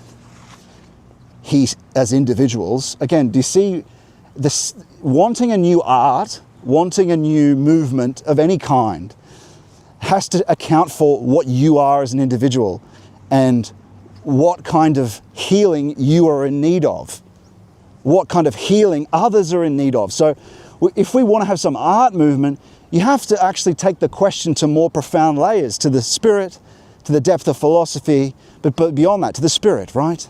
People like Steiner understand this sickness. People like Valentin Tomberg understand this sickness. And what could be done, can be done. You can't just pump money into the problem. It's a spiritual sickness. But the social organism itself, like I said, it's all head, it's all economy. But it begins with more and more individuals withdrawing to the point, to the mystic depths, to the point where they can be motivated by divine will, motivated by Christ, separated out of, do you see, out of this social organism of the regulatory system and the pushes of the economy and the needs of it, right? To Christ. And how do you do that? How are you actually getting out of it? Because you still need to survive, don't you? That's the point, though, is that you face down the necessity of it. The worries are what attack you. The worries of A, B, C, and D. The Lord helps you, the tradition helps you, and to the point where He can comfort you, and then you can receive impulses for what to do. That's how He provides for you, through arranging things to help you, but also helping you do the things. So you play a part in this, right? But you have to get out first of this loop of necessity, of the unhealthy social organism. We are so far gone. It's so far gone. There's no movement without individuals doing it and initiating. This is the first step. And so you just got to keep banging away, get more, by the grace of God, it's something that I experience now because of the tradition, because of people like Valentin Tombo, because of Christ's transformation. So I'm only saying this because I can tell you it's true and possible. But it can only happen if more people do it. And that's what the whole fellowship's about. To impel you, to help you have courage, to show you that yes, it's possible, and show you the tradition, to show you a certain, well, there are new, not new necessarily, but ways of facing new dangers. Wordings that help for our current modern understanding is a way of putting it. Pedagogy, adjusted pedagogy, a way of teaching. Because the ancients, of course, had different meanings for words, right? So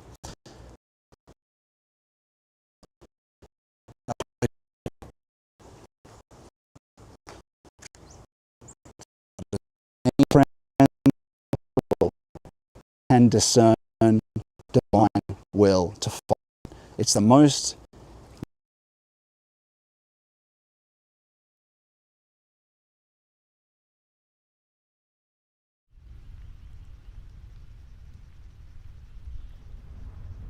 the greatest reward is knowing that when you pass through the gates of death, that He will be there and you'll be there with Him. And you will have already died before, as He says.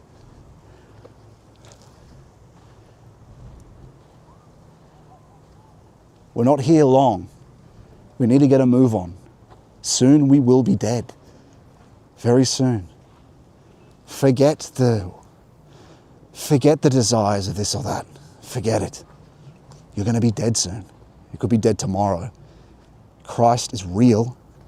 You can have a living relationship with Him, not invisible man, as a fact of experience.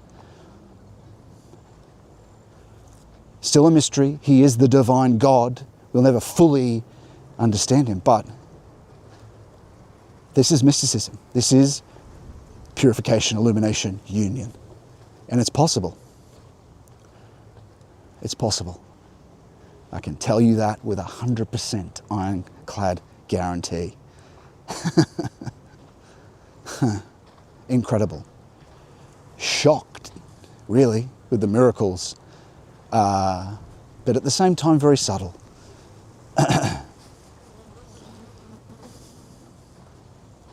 Have the goal to find Him and His truth. Pray for protection from spiritual deception. Use the epistemic principle. Watch the lectures we've talked about. Care. Careful, courageous. And a new life awaits. A new birth of Him and you. Of Him and us. Every Christmas. New depths. New revelatory becomings towards Him. It's a slow becoming towards Him. New life. Not renaissance. New life. Go away, wasp, you fucking little... excuse my language. Get out of here.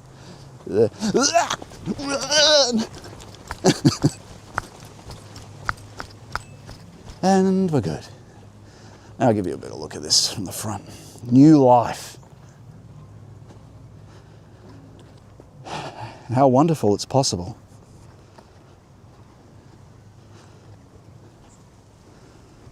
Thank God it's true. Thank God.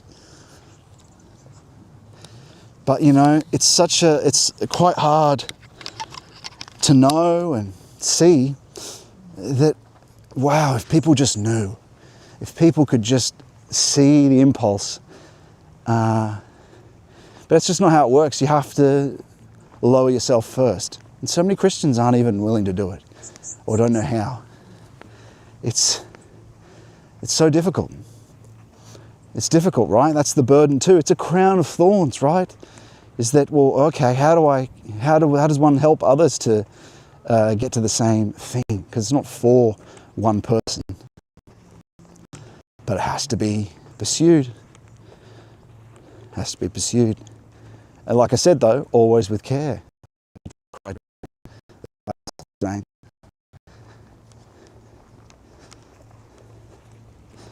But we have to be brave. That's what we're after, isn't it? We're after the impulses of the unknown. We're after this is what the cutting edge is. The cutting edge is Christ. He is the future.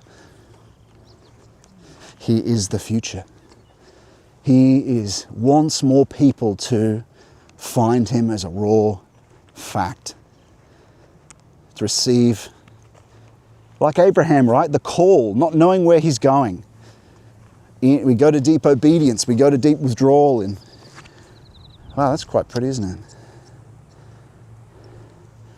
In obedience, go into withdrawal. And that's very pretty. Over here. A meadow.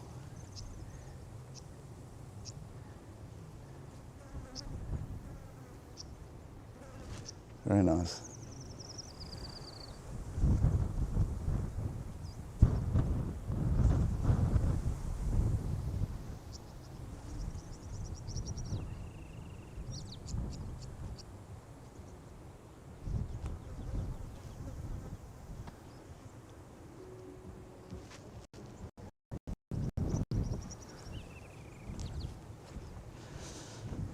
Wow.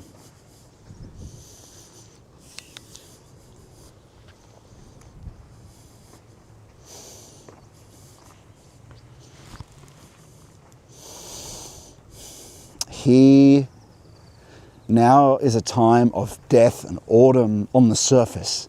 At the ground of things is the springtime, waiting to develop us forward towards Him.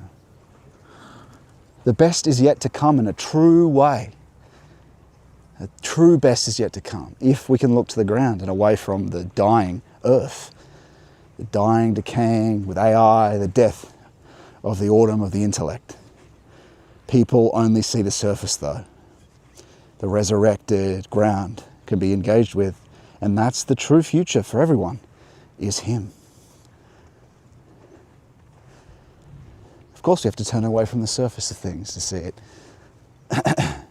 There are so many misleading, satanic and luciferic tricks. But at the same time, we have to be courageous, right? You can get locked down and not have the courage. When clearly people such as Tom Berg, he's a mystic and initiate, and a great philosopher at the same time, right? Got to be brave. Careful and brave. I know. I'm going to have to repeat this over 5-10 years. I'm going to be saying the same thing. Brave and careful, discerning, but also phenomenologically in terms of the phenomena that's in front of us, not making presumptions, being open to what reveals itself to us. Not assuming it's objective, it's subjective. But getting out of that modern mindset, remember? We said that. We're escaping from surface feeling, thinking and thought, and discovering meditation, which is profound thinking in the presence of God. Discovering contemplation, which is beholding, which is divine feeling. It's the depth, it's depth feeling, beholding God as a thing analogous to physical touch, not just a emotive, though the emotive becomes divine. And praying in the presence of God, which is the aestheticizing of the will, it's obedience. Thank God.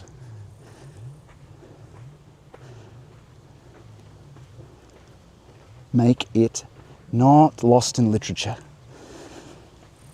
not making plans and motives and for movements without sanction and divine will.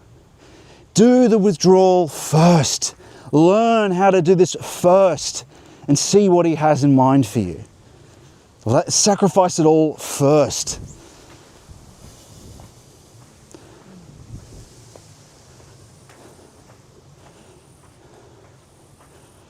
That's what he wants us to do, so he can guide us.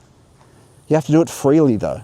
I'm talking to Christians here too, with whatever Christian goals people might have. Make sure you have, learn this first. It doesn't take that long. Remember, Antichrist is right down the heart of every man and right down the heart of every church. It's not just AI.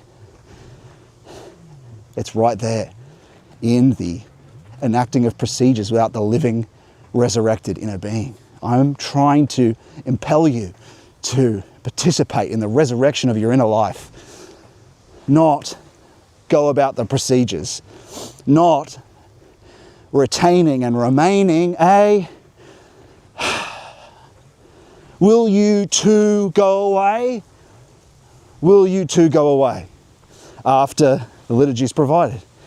Or will you also worship? Will you become a disciple?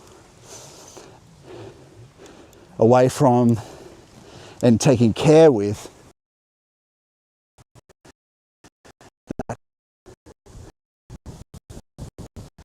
grandeur, be with the church, right? That can be attractive to power. We're here.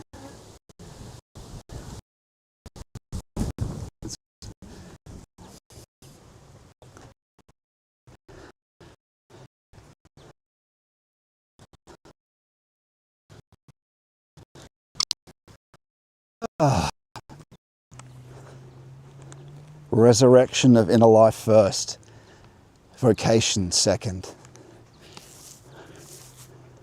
Really reveal divine will as a fact of experience. You know, it's going to take a long time. Then figure it out. Withdraw, surrender. I don't know. I think too many people just think they know, right? You go, I was one of them. I'm the knower. I know what to do. I know better. But the whole point of this process is you actually let go of that completely.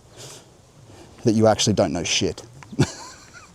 You have to say that to yourself. What if I don't know anything? Even with all the Christian training I've got, all the theology, what if I don't know shit? In the sense of, maybe I want and should take the approach of how big I am and how educated I am with all the doctorates.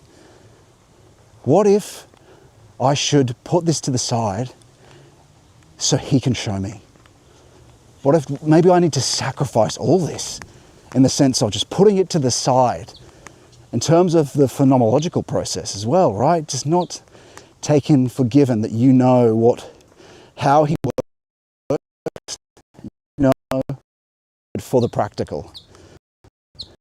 Of course, but putting all the intellect of the system the theology side while you do your withdrawal. So he, the master, high priest, can be open a space for him to show you what the truth is. And it will align with everything you already learned, but in a truer, deeper, more essential way and knowing than the mere propositional, the mere correctness. It will open, like the way of the pilgrim says, it will unfold and open up the truth of all these things that are in the Bible. Oh, that's what it looks like. That's let the high teach you.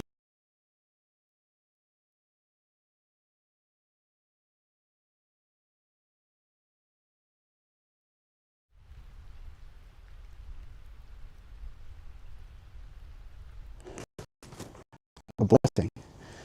What a blessing. Maybe we don't know shit. Not as a life living thing, but a way to him, for him to show you, and he will show you. And it will align with tradition. But some things will surprise you. Some things will surprise you, but it will make more sense and have more understanding and more certainty and more love and more unfolding and more springtime and more truth than anything from before. Wow. It is certainly true. Amen. It is certainly true.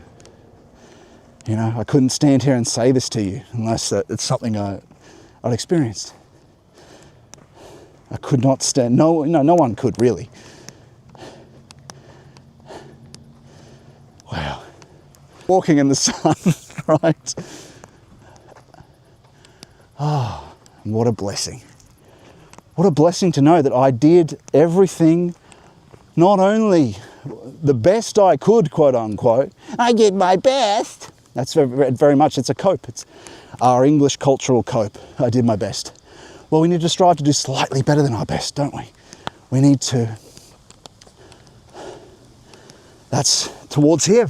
That's all he wants from you. To do slightly better than our best towards him.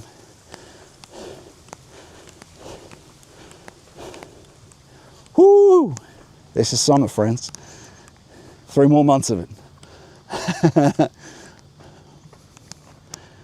The stream will just have a quotation on it saying, seeking shade. God, we've got to be close now. Got to be close now.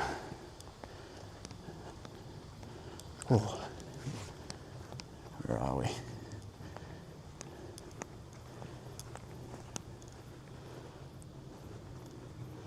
Oh, not far, not far. Not far.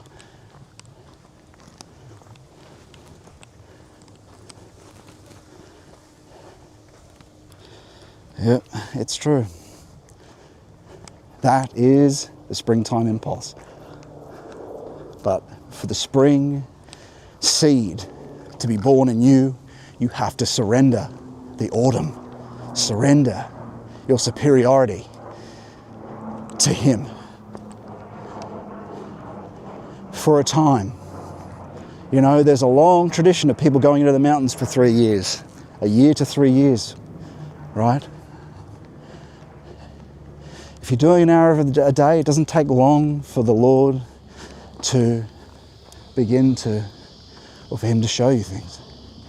For him to, of course, you know, it's about your moral development. You have to forgive everyone too. You have to ask for forgiveness, work on your sins, because that's part of the emptying. That's part of asceticizing the will, right? The will has to be empty of its desires and its provokings. But the key being that concentration without effort, collaboratively, it helps dissolve all that. And the Lord, remember, he says his yoke is easy. He leads you up slowly. He becomes into you in that It's not a Kantian philosophical duty where it's all this top down, no energy duty. That's where we are now. We're at this exhausted Western world where everyone's all this top down, lazy, can't get myself to do anything. Yeah, because you don't have Christ, right? And so we're souped up on amphetamines. What is an amphetamine?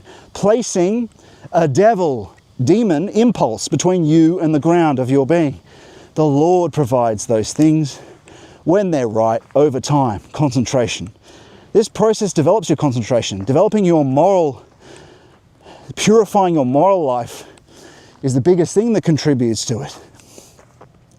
Right? When the demons have been purified and removed, if the thoughts come up again, they have no valuative impulse or power. He brings it to silence, right? That's always been the tradition. But it's effort and grace. Works matter, as Orthodoxy shows us. Effort and grace, grace and effort. You can want the Lord first. It's not, predestination is not true. Again, if you doubt that, just find out for yourself. It's a very careful epistemic principle and truth criterion here.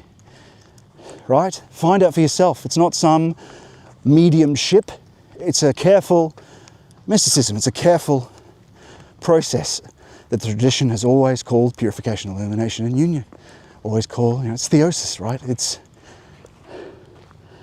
You can find out for yourself. Let the Lord show you what's true, and you will find it aligns with the traditional Christianity. More, anyway. Especially when it comes to work and grace.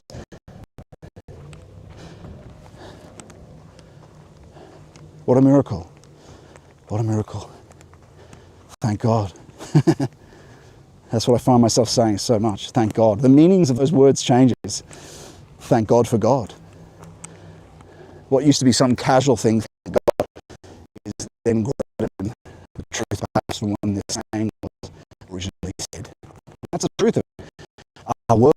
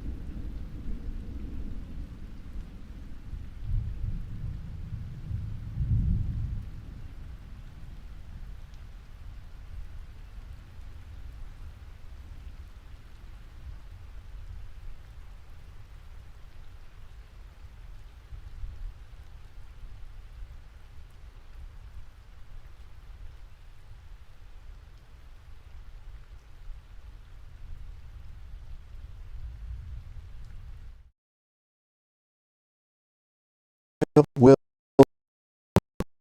just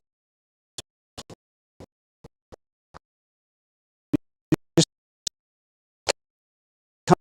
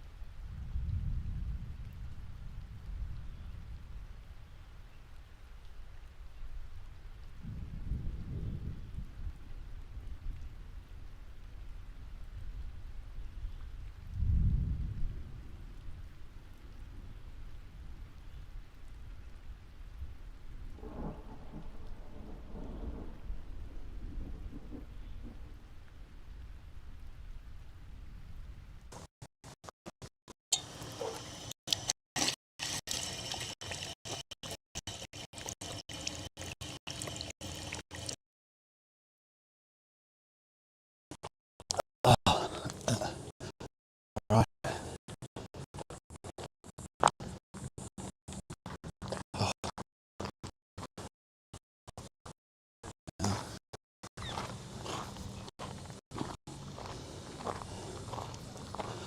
All right, where are we?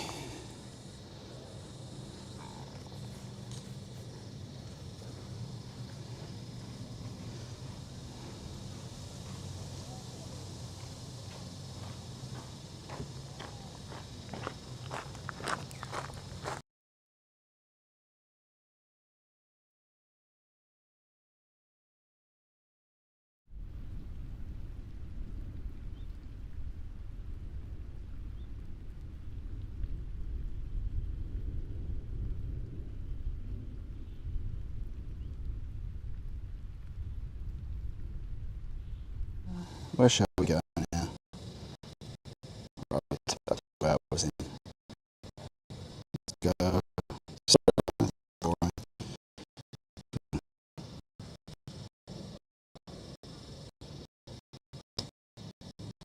Yeah, I need to find a seat, so the best way to do that, I reckon, is to sit what's inside of the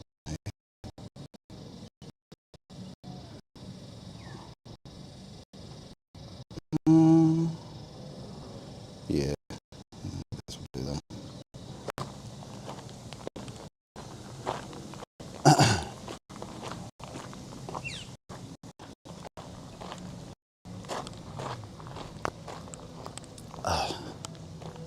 Whew.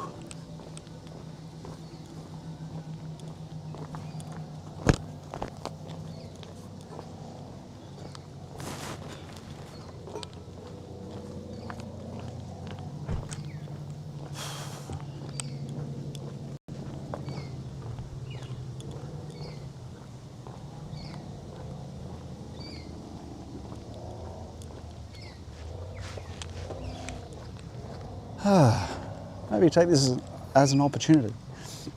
Sorry, maybe take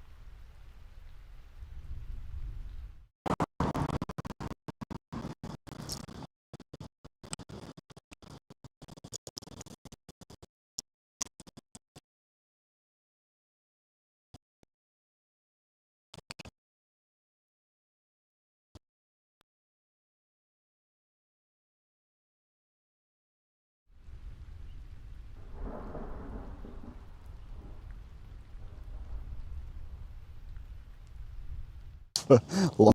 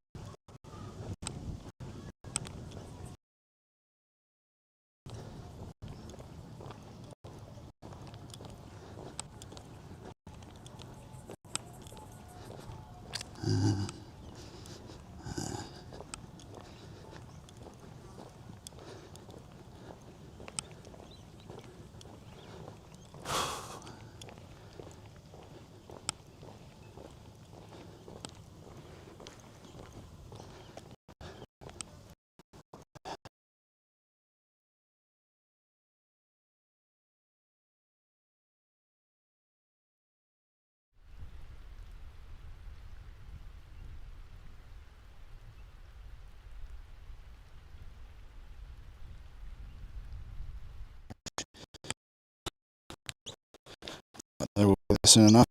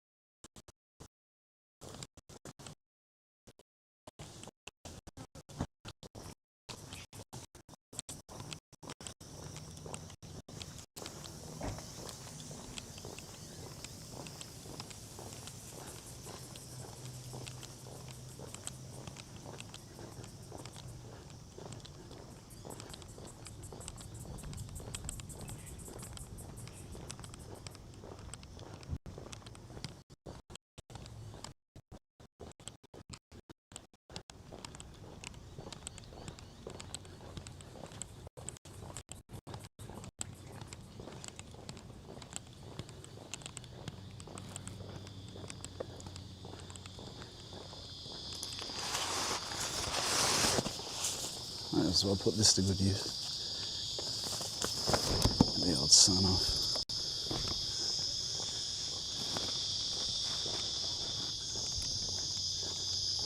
It's actually very good.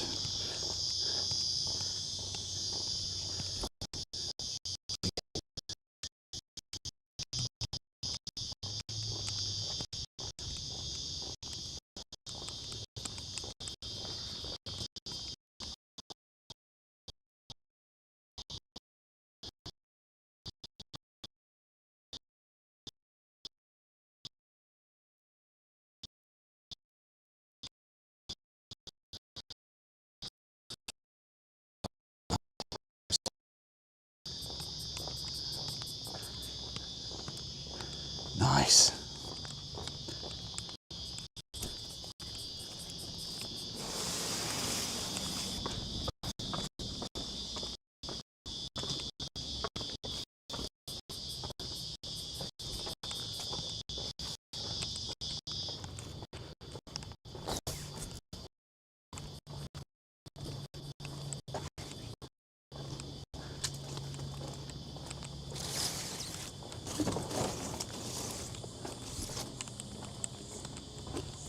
It's nice when you end up going in a place that might be a bit more rural, but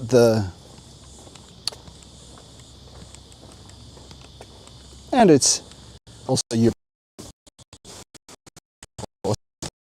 where the local council better idea of the common good is understood. And so you don't have graffiti everywhere. Naturally, of course, everyone participates in crime, but wow, look at that, hey? It's beautiful.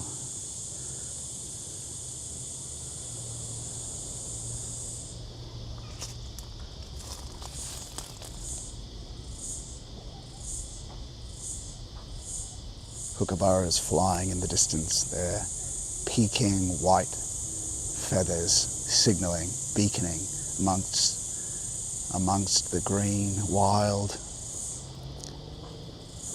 savage, burnt out wilderness is a little angel flying high across it, shrieking.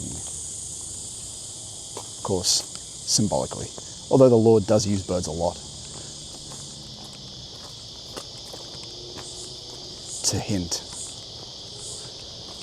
And then later you can confirm that. Was that you, Lord? It becomes obvious. It becomes more and more obvious, but you are always confirming these things later. That's the whole point of the epistemic principle, truth criterion. And I've got a lecture on that you can look at. On my Twitter highlights page, you can find it there, just scroll down. And of course, friends, we're doing a fellowship. If you're in Australia, we're doing a pilgrimage on the 19th, a good opportunity to pray for Christ to be born in us this year, to plant his seed of becoming in us this year, so that we can move closer to the living fact of it's not I who lives, but Christ who lives and acts in me. Rest assured, Paul was an initiate. It happened to him overnight, of course, with Damascus. But he's not speaking in a metaphor about Christ living and acting in him that you apply to modernity. Oh, I'm just articulating in a roundabout way how Christ lives and acts in everything. No. Or how Christ is just giving me the consciousness, the surface consciousness that I have. No. No. It's the experience of the depths, the unutterable groaning, right? That's a fact of experience that you can experience in this process. Just got to put the time in with the concentration, without effort, in prayer that we talk about. You can look up my lecture on that in the practices of Christian mysticism in the same place I just mentioned. Wow, it really makes a difference. I'm bringing this umbrella for the entirety of the summer. I can now talk with the heat. It's enough to make it easier. Much better.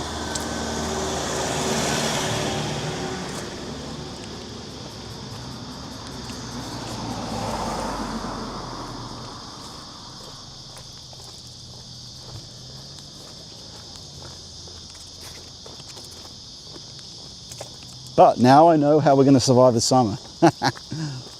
Doing these every week. Now I know.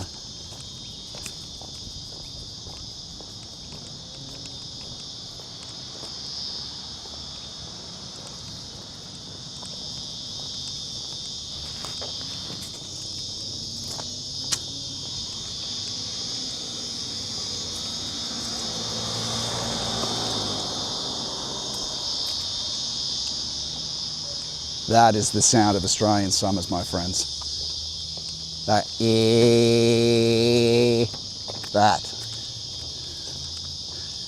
Cicadas, they're called.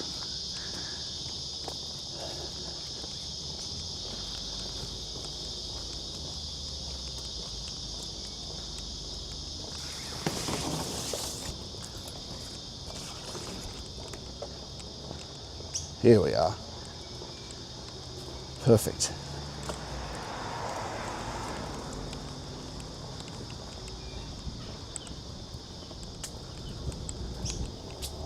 Ah, lovely breeze. Oh, the smell of a sausage sizzle and a barbecue I smell. Who's that Aussie cooking a barbie? We like it. That's a smell I remember from the youth, I tell you. Weekend barbecue.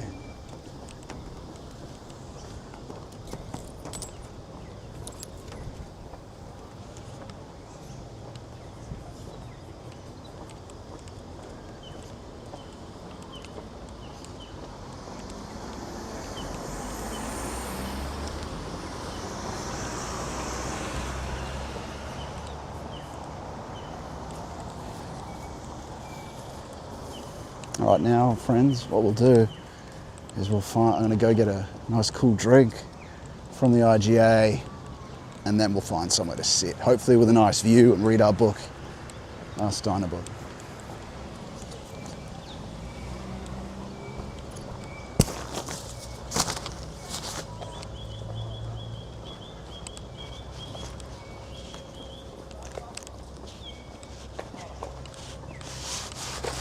Actually really does. It's pretty close to Sydney, right? But you can't get here by car easily. So it does have a village vibe. I'm not surprised they call it a village. I mean, I better show you a bit of it, right?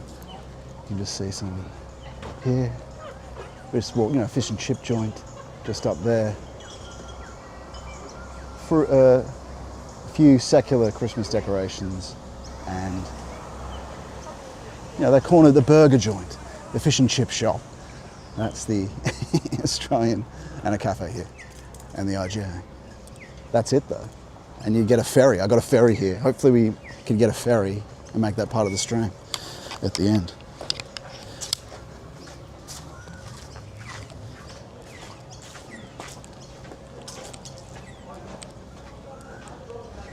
Oh yeah. Oh, that's kind of cool. Like a laneway up there.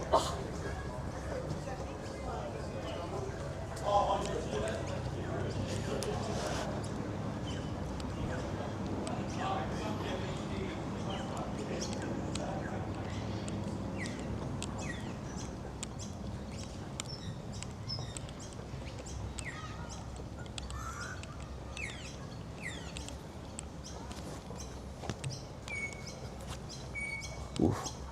Need some painkillers.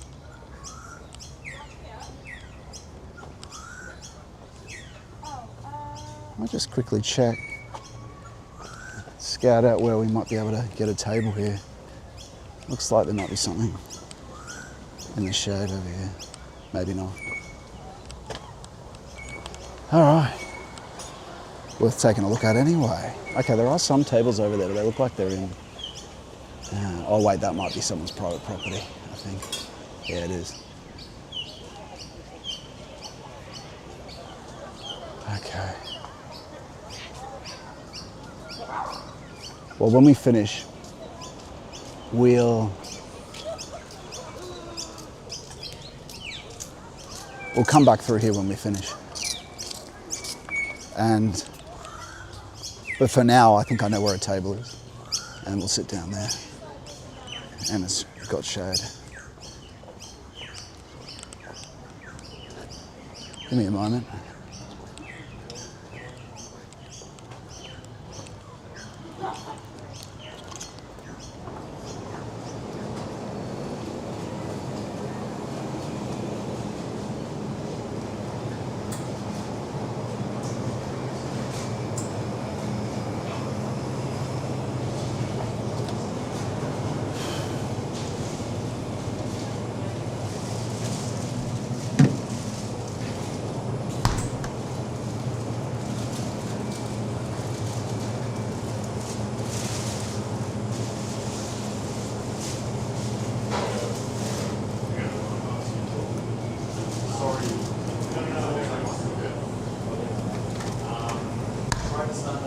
Hi, how you going? Just this. Thanks. Card or cash? On card, please. Thanks.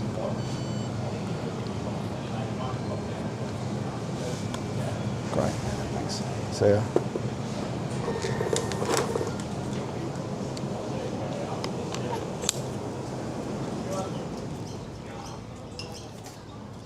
All right.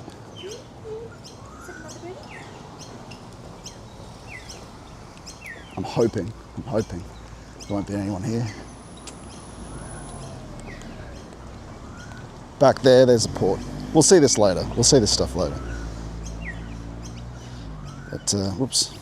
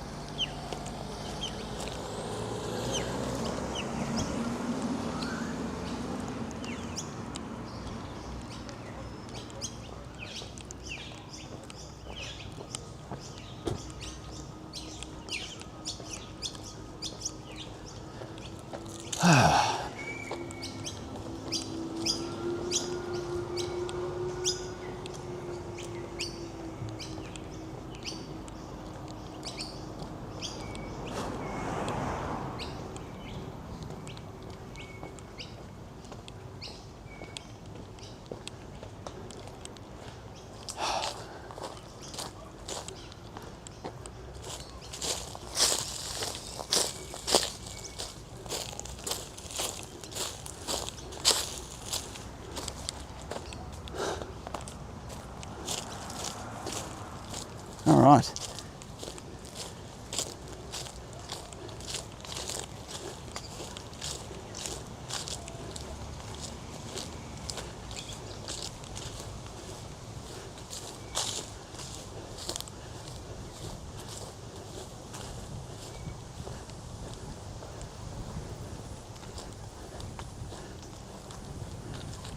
It's not the most beautiful spot in the world, but it's pretty nice. Finally. We'll see the beach on the way through, don't worry.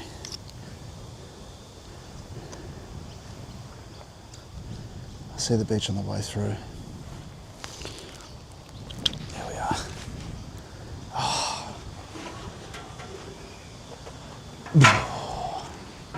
Yes. Perfect.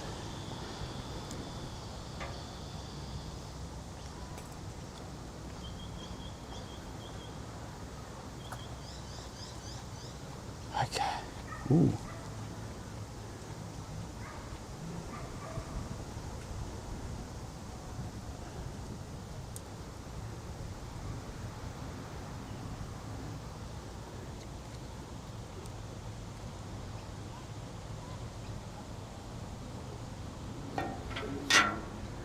Ah, what a relief.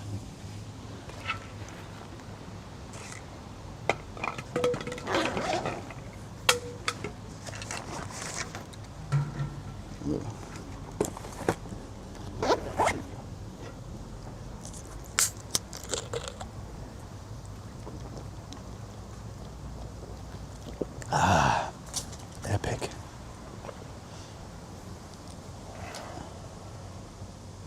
We'll get started in a moment, don't worry. You can look at, there's a bit of ocean out there for you.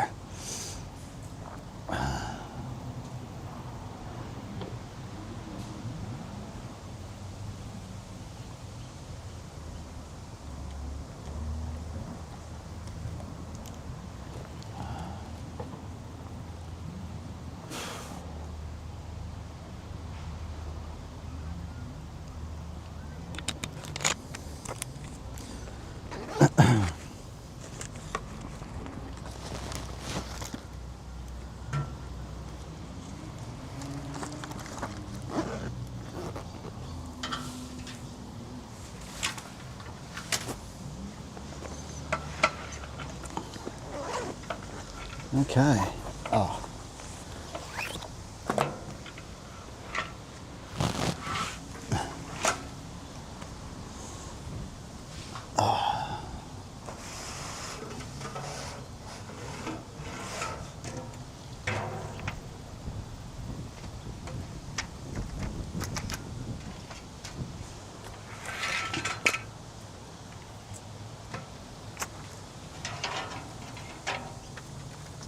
Okay, here we are, friends. That's pretty good, isn't it? Or maybe it might be better sort of back here rather than there. Maybe back here. Like there. Yeah. Might be better. As long as it doesn't fall over. Might work. It might though.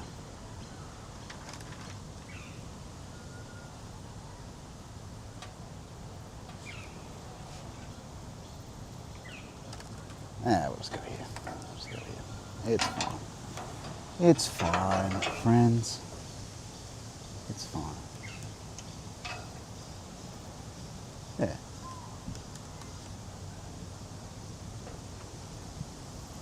It is better there though, isn't it? Too much worrying about picture, isn't it? Who cares? I don't think anything's going to blow you over. Nothing's going to blow you over there. Don't worry.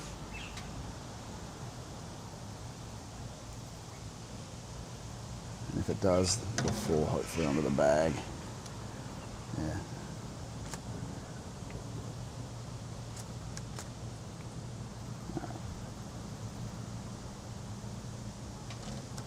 La la la la la. I won't lean back. There we are. Cool. Well, here we are. At the end of all things, here we are. 2 butterflies.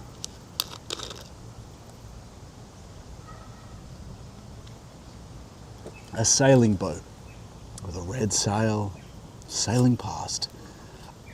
A war memorial with 2 pointless flags and an Australian flag in the middle. Don't know what those other 2 rubbish flags are.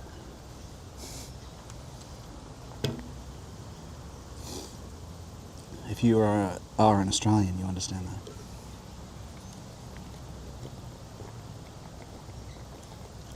that. Today we're having a look at, again, we're getting slowly through because I end up talking through so much of it, Rudolf Steiner's Guidelines. And it's essentially a countdown to his death. And he's talking about essentially what we've been talking about today. Where the essential impulses need to come from. In essence, Christ, but also the Angeloi, the main one being Michael. And what he's alluding to is that thought needs to be resurrected from the ground of being. Because that's what Christ is. In fact, it will happen. It's a matter of when.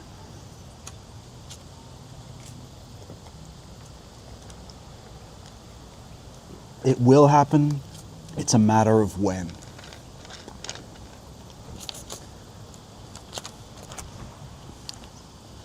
And it's a matter of, do you want to be a part of it now? In fact, it's the meaning of life. It's the only thing you should be, along with the necessities of life. In fact, it has to be high above them. He has to be worshipped above them because they are the false gods of existence in a way.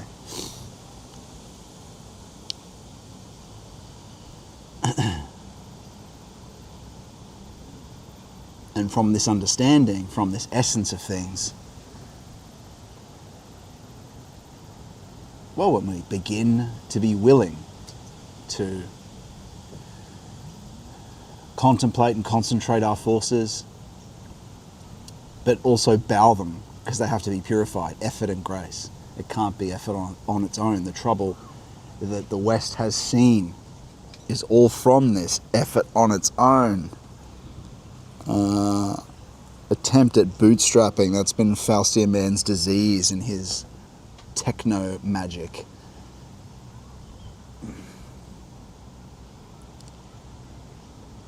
Techno magic.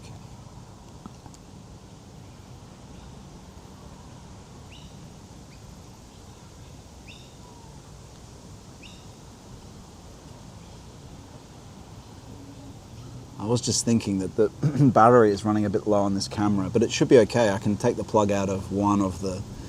In about an hour, I'll have to take the plug out of one of the internet service providers, and that should be okay then.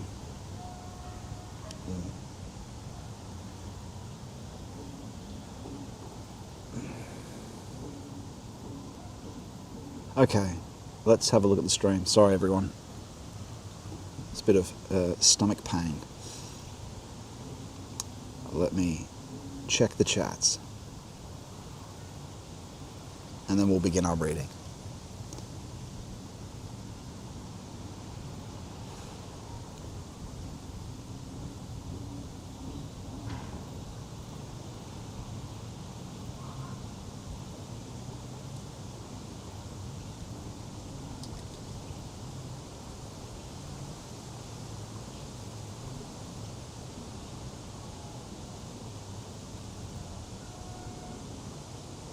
ZDMC says, when I haven't followed the Spirit's lead, at worst, my work materializes to harm others.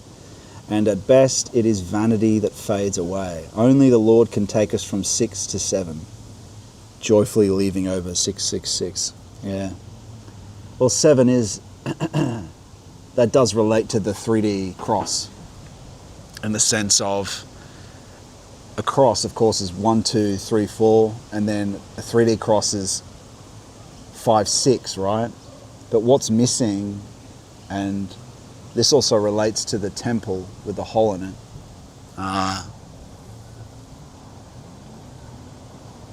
there's an invisible pillar that goes through the middle of that, which is 7.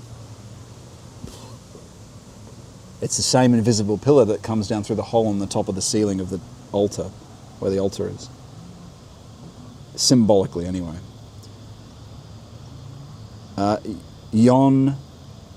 Nathan Hagos says, can you explain what an egregore is? Okay. An egregore is, well, it's a demon. It's not a demon of the hierarchies, though. It's a social organism. I mean, I'm not just going to give you other nouns, I will give you some explanation. The difference here with an egregore is it's like a battery. It's charged up with the arbitrary will of other humans to suck up the life force of other people. It's polemical.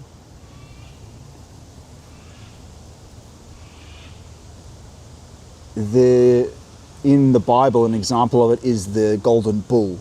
It's based on a we want. It's a puffed up desire of the charge of the collective mob of we want, based on surface desire. Most of modernity is an egregore, the social entity. Even there's an egregore of the church as well, right? That's Antichrist. It's the demonic aspect of it that's polemical, surface desire, right? It's not of essence. It's another way of understanding it is it steals energy for itself. You can only get it, and this is how arbitrary magic works, right? Egregores and the energy and spiritual energy they steal from people based on their desire, like the golden bull, based on their wish and their impulse. You can charge a lot of your wish into something and your desire. If you get a collective mob of people, that can have effects on reality, but it's a lower level. It's sort of just below the unconscious. You could call it the sphere of form, is where it has an impact.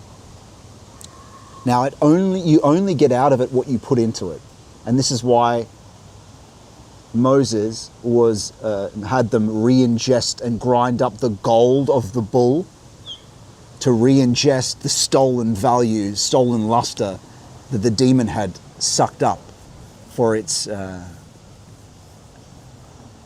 it creates a false god of existence, right? Where the demons are, egregores are everywhere.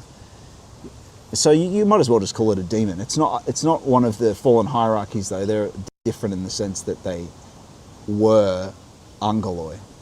They're sort of angels that betrayed that sought out their own desires, and they betrayed the plan. And so they're pushing their own agenda, their own development, their own progress, which you can see tied up in AI. But the plan, the true pathway is back to the Father. That's where we're actually going. This is going to win in the end. The battle is done.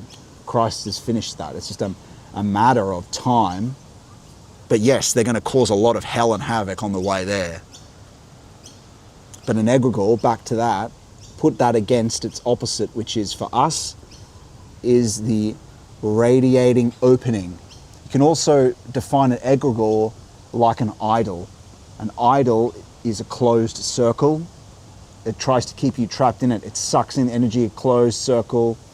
An icon, and everything underneath Christ needs to be an icon for him. That's why you don't worship anything but altar. You venerate, but you don't worship anything other than the Trinity.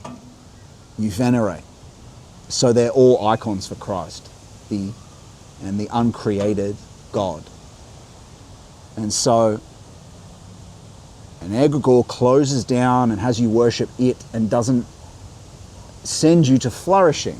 And so all these, we've been talking about movements today. All the movements are tied up with these demons, tied up with these idols.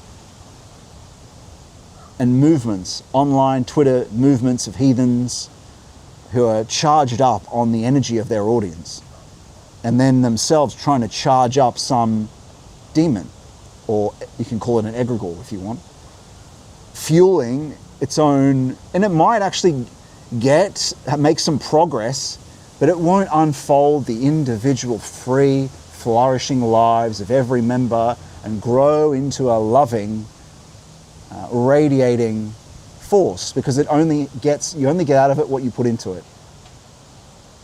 It's like, creating a talisman, pouring your will into it, your will to dominate. It's like Sauron's ring. Except that Sauron doesn't really explain the limitation to it. The limitation is it's a battery, and it's also built on polemic and hate and Vilzamat and desire for power.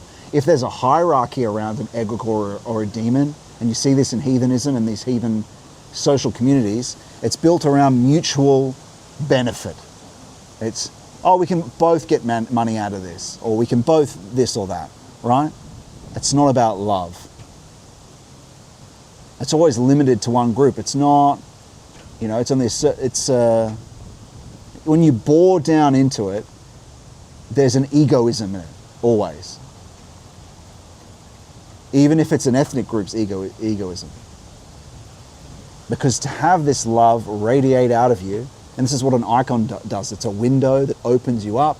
Icons become more and more and more. The more they open us up to the Lord, the more people that go to a monastery and opens up to the Lord and the icons, the more they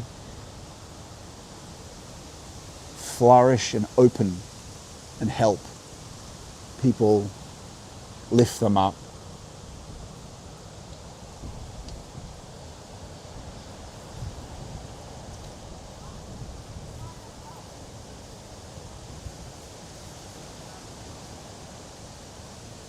And the truth is, all those people are very thirsty. They walk around in thirst. They walk, people talk about thirst, desire. They walk into a room with thirst. The most beautiful thing about being an authentic Christian, especially in the depth life where you're with the deep prayer and closer communion with God, is the habituated and more the love that you don't want anything from anyone. Is that when you walk into a room, when you remember to anyway, you are blessing people. You're asking the Lord to bless them. Like, it's not, I want to have relations with that woman, I want to do this, I want this from him. It's a giving. And even if there is an automatic response, it's there's a practice in terms of, the Lord loves that person. Is a good way, because you have gone in deeper in agapic love with the Lord, and so that helps you be able to grant it to them. And so it's radiates from you to them, and then more and more people, right? Spiritually.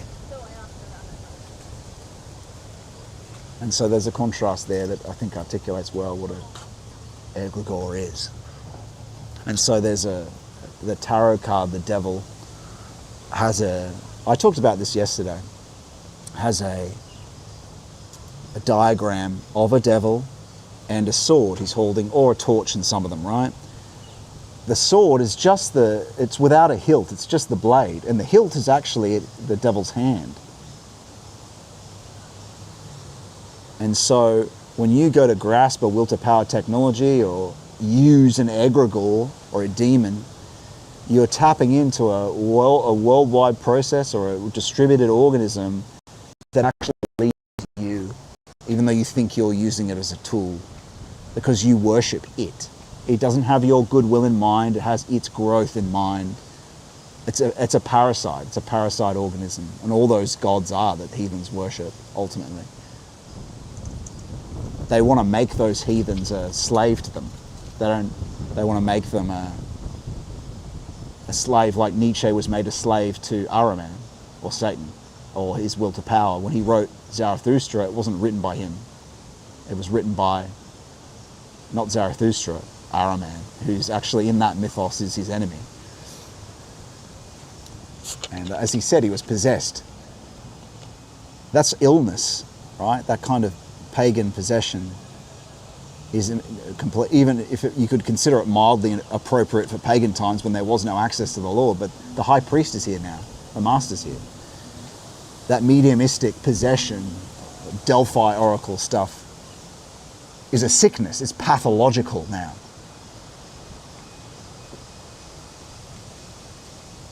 And some of these people, like people you'd call accelerationists who are involved in that's all black occultism that actually led from a satanic insight, Gnostic insight. Divinations, that's a low Gnosticism in the sense that Gnosis is okay when it's from the Lord, of course, right? But if you're trying to peek through the cracks of the door, or you're trying to blow open the doors with drugs, you'll get a spirituality, but it's a satanic one. It's a false, and also there's the truth and the spiritual truth, and what the devil is a third thing. Not a no and a yes, but a third term. A no and yes? That's what Luciferic spirituality is too. It's a no and yes. It's a arbitrary extension of truth and reality. A spirituality that just makes you feel better, right? That's another example of that, where it's not truth, but it's some impulse that makes you feel better. And so when Marx talked about understanding this third term, when Marx talked about the spirit is just an epiphenomena of economic desire. Well, he's right about the false Holy Spirit, which is the devil. It's that arbitrary, untrue extension from him, the devil, and animalistic desire. I mean, these are spiritual beings, but they're ultimately untrue. So, okay, an egregore, demons, they can objectify themselves as UFOs, for instance, right? An illusory object. An object means something that throws towards you, and you can see and even touch. It can materialize, but they're real, but they're not true. They have no essence in terms of the true, real essence of things. And so that's the problem with empiricism. People that believe, the senses mean it must be material, it must be real. That's an idol, because there is such a thing as an antediluvian monster, which a UFO is. We don't get that these days, but they understood it back in traditional times. That's where antediluvian comes from, ancient monster, old. They can realize themselves. They can be realized. If you get enough will together, you can see something manifest in reality. And so you think it's just a spiritual thing. Well, actually, it's more dangerous when you don't see it. It's more dangerous when they haven't become obvious, but they kind of overplayed their hand. They become more obvious. But we are in a dangerous time. We're in a dangerous time of the risings of false spiritualities like this. thank God the high priest is there, though, because the high priest is there, he is initiation. He is the person that actually takes you along this process. It means that he can free them. He can't force them, though. They have to want to come towards him. That's why exorcists say you have to join the church. You have to. I'm not going to do this ritual again to get you out of this demon unless you join the church, because it's just going to come back. You have to want. The Lord only exercises things to a certain degree, and then you have to meet him halfway, because it's about your freedom. You have to, and so with these pagans, I pray for them, especially the ones with large audiences, because they're so invested that it'd be so an egoistic wound, even if Christ shows himself to them in a dream or something. It's like converting from Islam. Even worse, though, because they have been so hateful to Christ, and they've got a whole community behind them. The idea that even if they may still reject him, even if he shows himself to them, they have to freely go to him, and then he will. But when you're so invested like that, but the great thing about him being here now is that he can free anyone from the imprisonment of the demons. Whereas before, we were stuck with them. We were stuck with them. That's what all our demonology was, trying to get one's way out of it. That's what therapy is. Therapy is demonology, trying to treat something with the forces that are provided as the first wine. You could use as a symbol to describe that from the wedding at Cana. That's an egregore. And so, yeah, it's tied up with technology as well. Demons are everywhere. We're talking through one right now with the internet.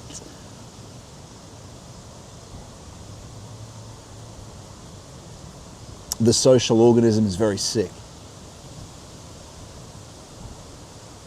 But yeah, I think the metaphor for the bull, the golden bull, tied up with we want versus the hierarchical order of God's will, it's about getting out of this mode of we want and democracy. Democracy, of the lust of the people, this is all alien, bad. We don't want that. It's not a virtue. It's top down from God. That's the authentic hierarchy, not from some mustache man, modernistic fascism. No, traditionalism, theocracy, with people that are initiates connected to the divine, following Christ, and doing what's sanctioned by the divine and governing that way. One day, theocracy.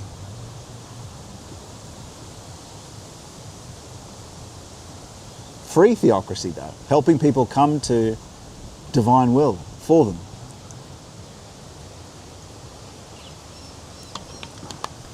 So we end up talking more than reading. That's all right. It's all stimulus for it, isn't it? Right. And really, that's what Steiner was trying to help. But he mentions theocracy too. And so, yeah, that's an egregore. I think I've explained that pretty well. This looks to be still working here. Sorry, the view's not that great, but we'll go for a walk again in a moment. What time is it? Okay, let's begin our reading, friends. And so let's pick up, we're not anthroposophists, but Steiner does, I think, is an authentic initiate. He is someone who's worth listening to, someone Tomberg believed is worth listening to, and so we should take him seriously. Always keeping the truth criterion and epistemic principle in mind when discerning these things. And so, one can follow the advance of humanity from the consciousness stage when man felt himself to be a member of the divine spiritual order up until the contemporary stage, where he feels himself to be an individual detached from the divine spiritual and capable of his own thinking. This was elucidated in the last article. However, through supersensible or transcending the senses vision, one can also project a picture of how Michael and his associates experienced this stream of evolution or development. That is, describe the same facts from Michael's point of view. We will try to do this now. At first, there is an oldest antiquity in which one can only speak of what happened among divine spiritual beings. It has to do with the deeds of angeloi, or the hierarchies alone. The hierarchies accomplish what the impulses of their natures provide. They are correspondingly satisfied with that activity, and only when they experience, and only what they experience is taken into consideration. Something like humanity is only noticeable in one area of this godly activity.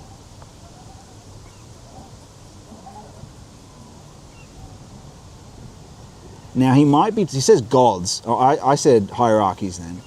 If he's talking about the pagan times, the fallen hierarchies that were involved, although the other hierarchies are still involved in creation, or in pagan times.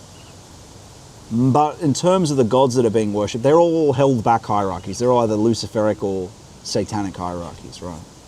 And so, I mean, look, there were some humanistic goods that occurred, humanistic only though, in terms of what was taught by the fallen hierarchies to man at that time.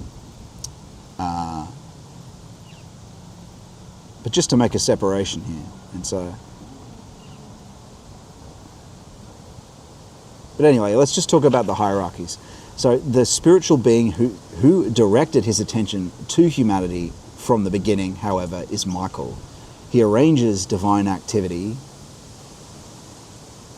in such a way that humanity can exist in a cosmic corner, so to speak. And the manner in which he acts there is related to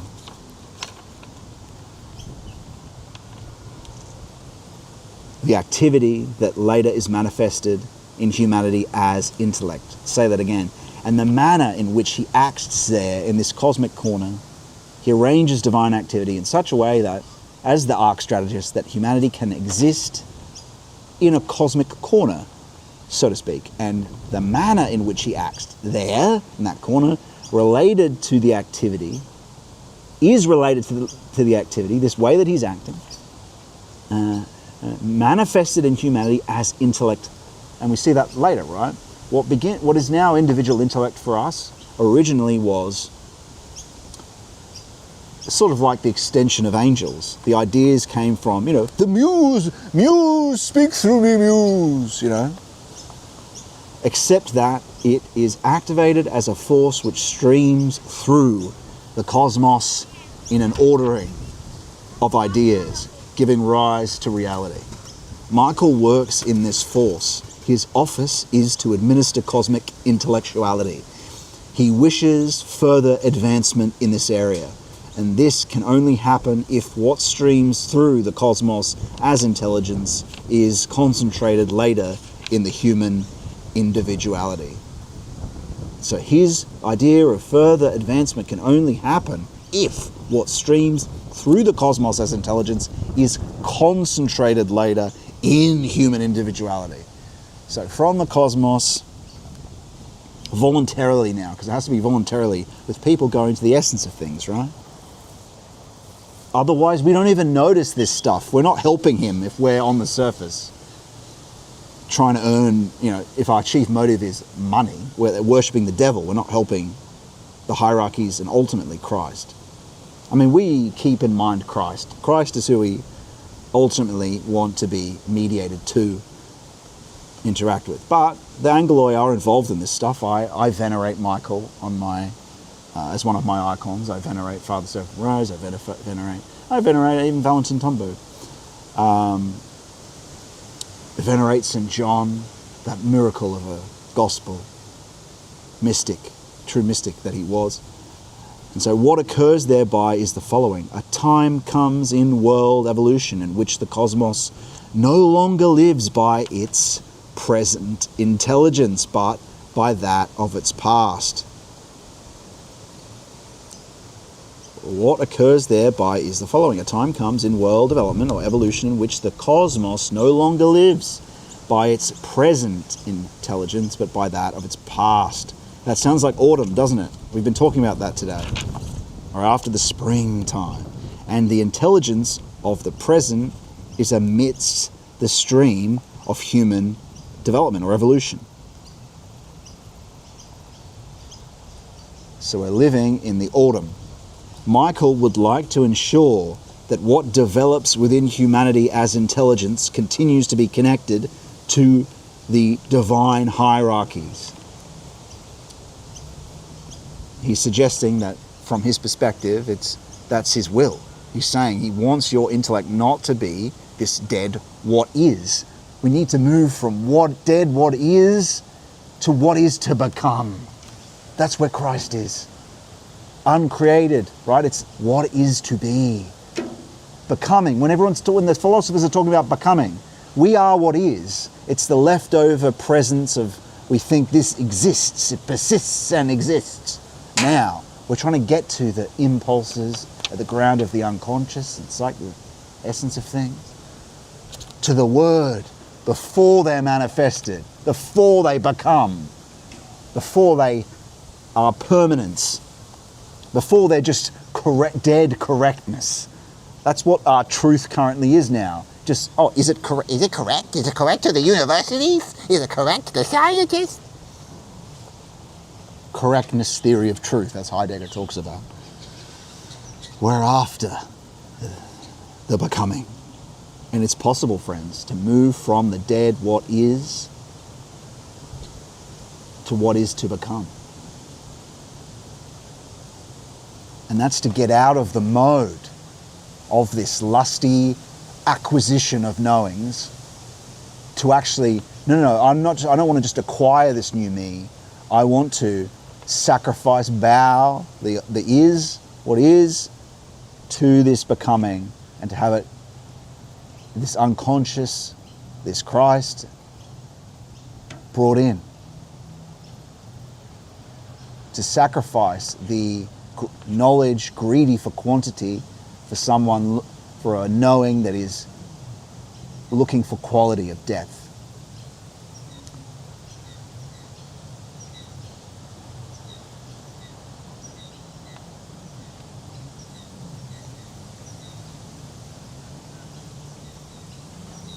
And so,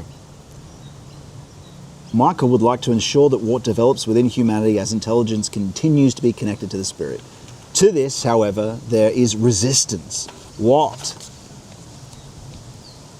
the hierarchies accomplish as evolution from the separation of intellectuality from their own cosmic action up until integration in human nature is an open fact in the world.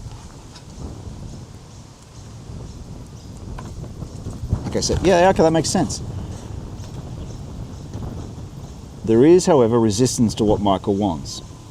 He wants us to be connected to the divine spiritual beings. And then he says, however, there's a resistance. What the gods accomplish as evolution from the separation of intellectuality from their own cosmic action up until integration in human nature is an open fact in the world.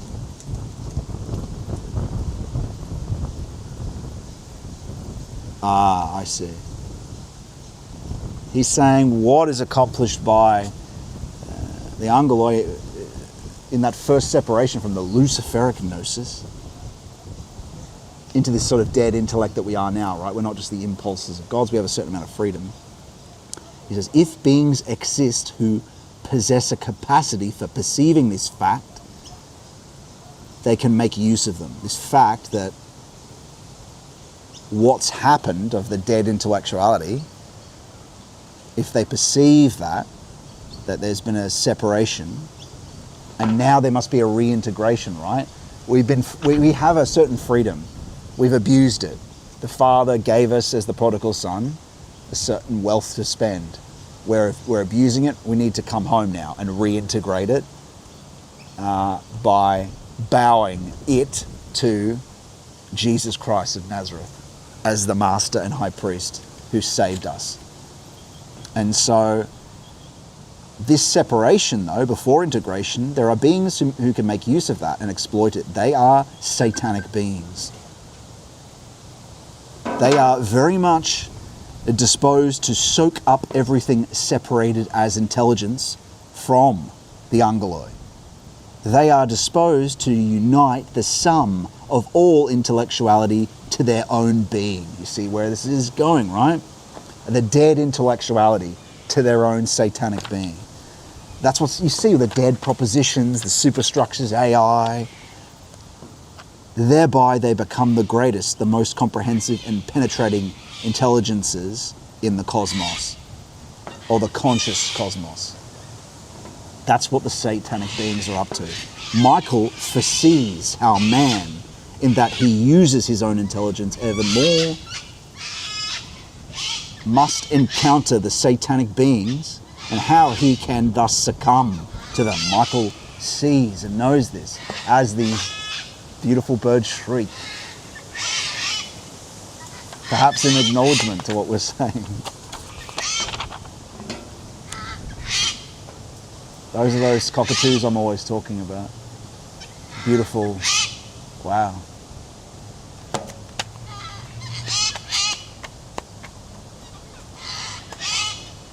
They're opening their wings at the same time, Sam.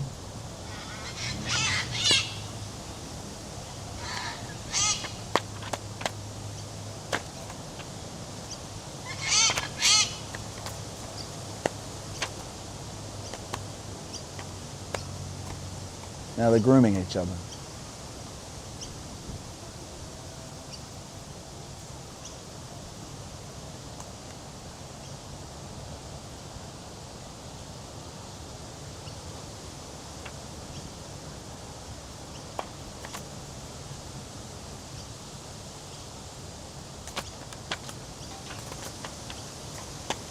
I hope we got a look at that. Okay. Great. Let's get back to it.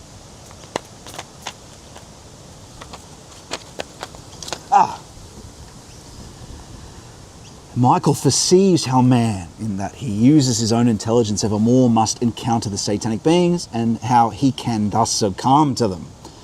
Therefore, Michael places the satanic powers under his feet. He consciously forces them into a deeper region than the one in which man is evolving. Deeper, subconscious.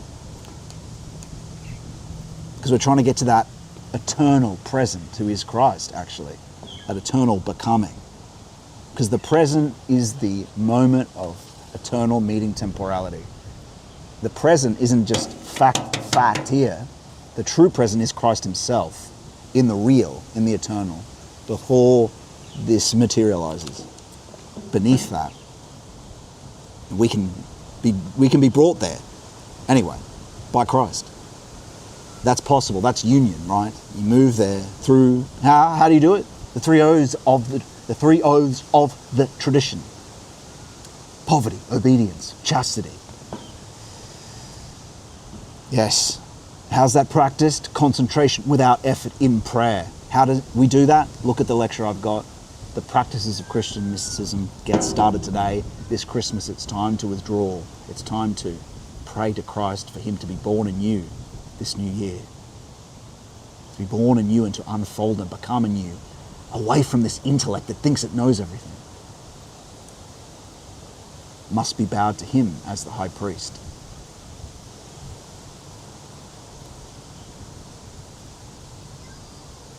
And so, like we said, the satanic beings, they are disposed to unite the sum of their intellectuality to their own being. All intellectuality. Thereby they become the greatest, the most comprehensive and penetrating intelligences in the cosmos. This is the satanic. Can we not see AI in this? This is written 100 years ago, a century ago. And so, Michael, he drives it downward, puts the dragon under his feet, forcing him into the abyss. That is the mighty image of this transcending, supersensible, transcending the senses fact that lives in human consciousness. Evolution advances into intellectuality, which at first was completely in divine spiritual domain, is so detached from it that it becomes the ensoulment of the cosmos. What previously radiated only from the hierarchies now blazes forth from the stars as divine revelation. Previously, the world was guided through divine being itself. Now it is guided through objective divine revelation, behind which divine being continues on the path of its own development.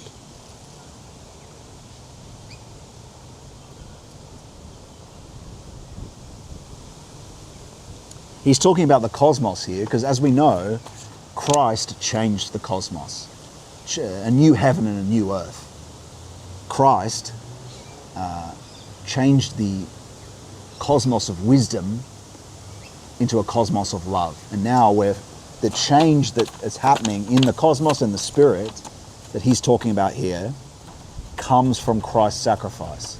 So it's not just a material change, it's a spiritual change too in the cosmos. What he did on Golgotha changed everything. So now we're facing from Golgotha 2,000 years ago, the true beginning, the true resurrection. Now we are moving little by little to what will be the cosmos of love. And so not only are the transformations going to be spiritual, we need to understand that the laws of nature appear constant. The laws of nature aren't laws. They're spiritual beings. That's just how it is now. Those things are going to change over a long period of time.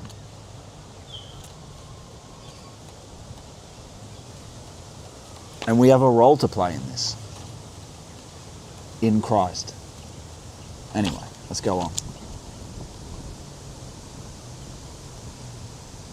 Michael is again the administrator of cosmic intelligence insofar as it streams through cosmic revelation in ideational form. And that's sort of philosophical deduction from, he does have original spiritual experience of this stuff though, but ideational form, okay. Through cosmic revelation in ideational form. Administrator of ideational form. That makes sense if you think about emanation coming down and then the hierarchies from that emanation, which is uncreated, the hierarchies then in the sphere of, like, think about the lower levels of the unconscious, right? From high emanation, sphere of creation, sphere of form. The angels do deal in those lower realms like the imagistic we encounter in dreams. Beneath that is a more powerful, the dreams, that actually sends the dreams, is, or image, or the imagistic. Revelation into form. That makes sense, right? In terms of from emanation, administrated by an angeloi called Michael, into an ideational form. So it becomes a cosmic intellect then, cosmic ideals. But remember, this is not anything human in the sense that, although we are, of course, connected to all these things, we're not just this meat puppet. Where it's all sanctified though. The body's sanctified. It's not. But we are also more. When the Lord comes to live and act in you, we are also spirit. The soul and body only is a state, right? But through purification, illumination, union, we also recognize that we are spirit as well, or spirit comes to us. Let's say. Anyway, the point is, it makes sense to me. It might be a bit more difficult to you listening, but it makes sense. And so the third phase of evolution is a further separation of cosmic intelligence from its origins in the star worlds. No, this is getting a bit... When he starts talking about planets,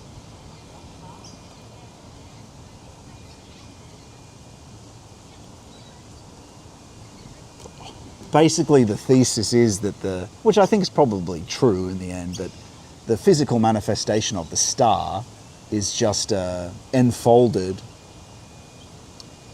spiritual organ, in the sense that they are stand-in from or the physical part of or expression of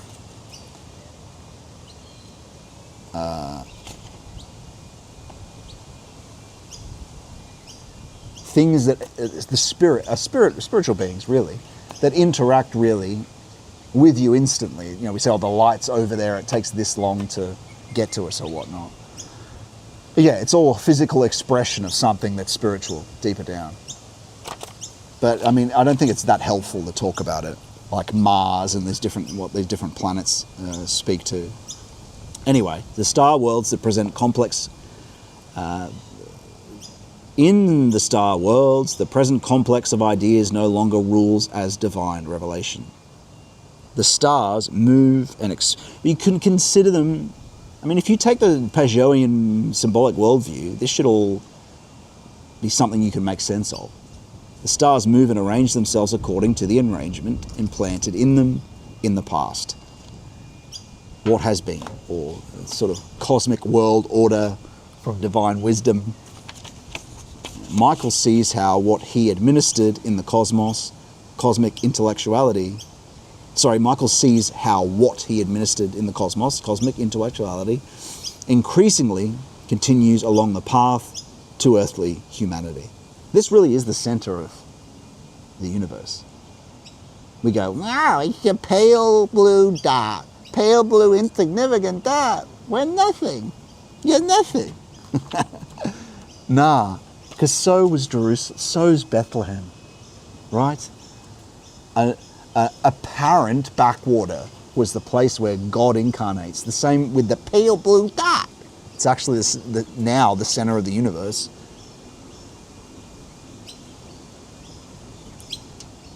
God incarnated here. A pale blue dot.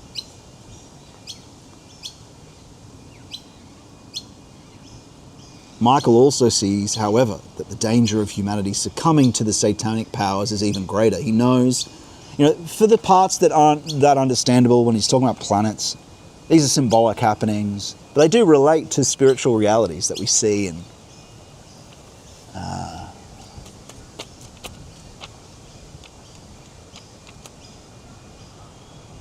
related to the spirit. I think you get a sense of that when you look at the old spheres, when the Platonic, well, not the Platonic necessarily, but the medieval worldview that has the Earth as the center and the different spheres with the stars, they're understanding them as spiritual beings. So it sounds a little bit New Agey when he says that, but that's kind of what they believed.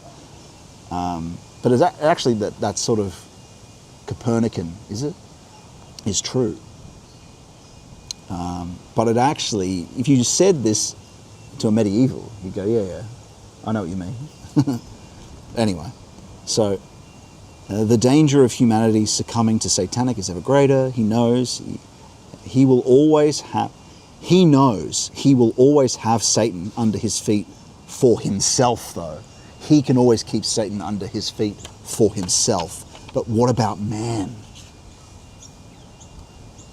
Michael sees the greatest earthly event happening. From the domain which Michael himself served, the Christ descends to the earthly sphere in order to be here when intelligence is completely present in the human individuality.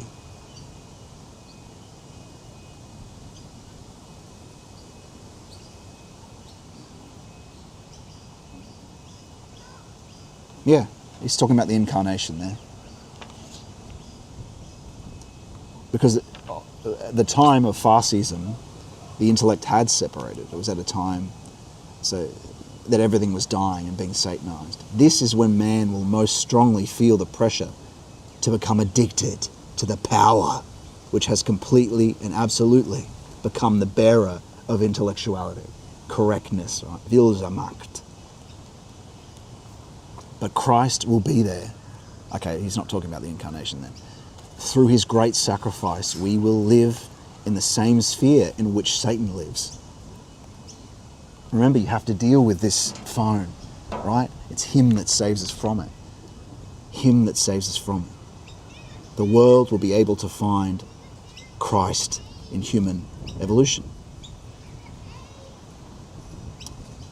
Christ will be there. Through his great sacrifice, he will live in the same sphere in which Satan lives. Remember, he died. He went to hell. Hell is here. Hell is on earth. Hell is Hades. He went into Hades in the depth of separation from, well, it's a way of thinking about it, separation from the Father.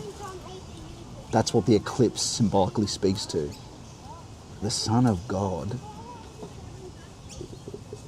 didn't remain connected. He had to fully become like us, and he was cut off like we are cut off in death. He knows what it is to die and go to hell. The Son of God knows what it is, begotten of God. The Logos knows what it is to be cut off, to go to hell. And so God, that all-knowing, he's been there. In putting it in those words, you kind of get a sense of the cosmological change, is that he knows where none of the other divine hierarchies know that. They haven't experienced it, even though they know of it. But Christ has done it. And so humanity will be able to choose between Christ and Satan. The world will be able to find Christ. So that is Michael's cosmic experience of what he has to administer in the cosmos. In order to stay with the object of his administration, he travels the path from the cosmos to humanity. He has been on the path since the 8th century, but has only really taken over his earthly office, into which his cosmic office has been transformed in the last third of the 19th century. This is Steiner's system of what he understands. Michael cannot force man to do anything. Force has ended due to the fact that intelligence has completely entered the domain of human individuality. But as a majestic exemplary deed in the supersensible world, or the transcendent world, initially at the frontier of the visible world, Michael can unfold what he wishes. With a light aura, with a spiritual gesture, Michael can show himself there, in whom all the brilliance and grandeur of past divine intelligence is manifest. He can make visible how the effects of that past intelligence is truer and more beautiful and virtuous than the present intelligence, which streams in from Satan in deceptive, seductive brilliance. He can show that for him, Satan will always be the inferior spirit under his feet. Wow. I might read that a little bit again. That's pretty profound.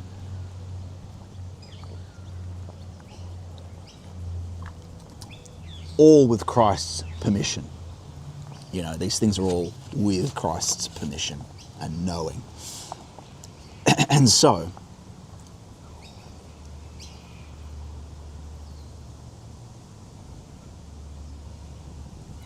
as a majestic, exemplary deed in the transcendent world, Michael can unfold what he wishes. With a spiritual gesture, a light aura, he's saying, Michael can show himself there, in whom all the brilliance and grandeur of the past divine intelligence, an intelligence connected with Christ's divine will and impulse, right? That's what a Michaelic intelligence is. It's a union with Christ and revelation at the same time. That's the difference. And with that, he can make visible how the effect of that past is truer, more beautiful and virtuous, full of springtime and love and luster and feeling and will, not dead, not which streams in, more beautiful than that present intelligence of now, which streams in from Satan. The current intellect is a worldly, soul content is all with no authority. It's abstracted. It all comes from the world, to the degree that it even is of the world anymore either, of material. It's even, with postmodernism, abstracted even further from. It's even worse. Perfect for Satan and Lucifer. The internet, the movies, the sound system, the CGI, the AI, deceptive, seductive brilliance. But Michael can show, for him, for Michael, Satan will always be the inferior spirit under his feet. And this is also why we need to step away from, stop going to big CGI movies, right? Stop filling yourself with that content. It's a semblance content, because you need to get used to the subtlety of the Lord and how he'll show himself from things that aren't of the surface sense. He will show himself. It's true. But you don't want to, what are you expecting the impact of CGI? You just want to devoid yourself from all that impact imagery. You're going to have to stop watching some of it. Maybe, you do a little bit at a time, but I'm going to put a little resources page in the Discord which shows how you do this. It's more sort of practical rather than a spiritual practice, but it really ends up kind of being that.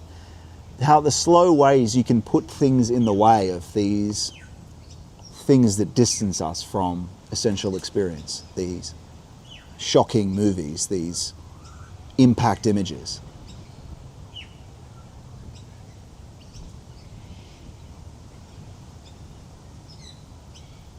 The Lord's very subtle, especially at first. And so we want to devoid ourselves from all that. Whatever people's drug trips and their reconstructions of their drug trips. Seductive brilliance. The Lord, subtle, but over time and dependent on your moral development, becomes more intense in the depths, the deepest of the depths.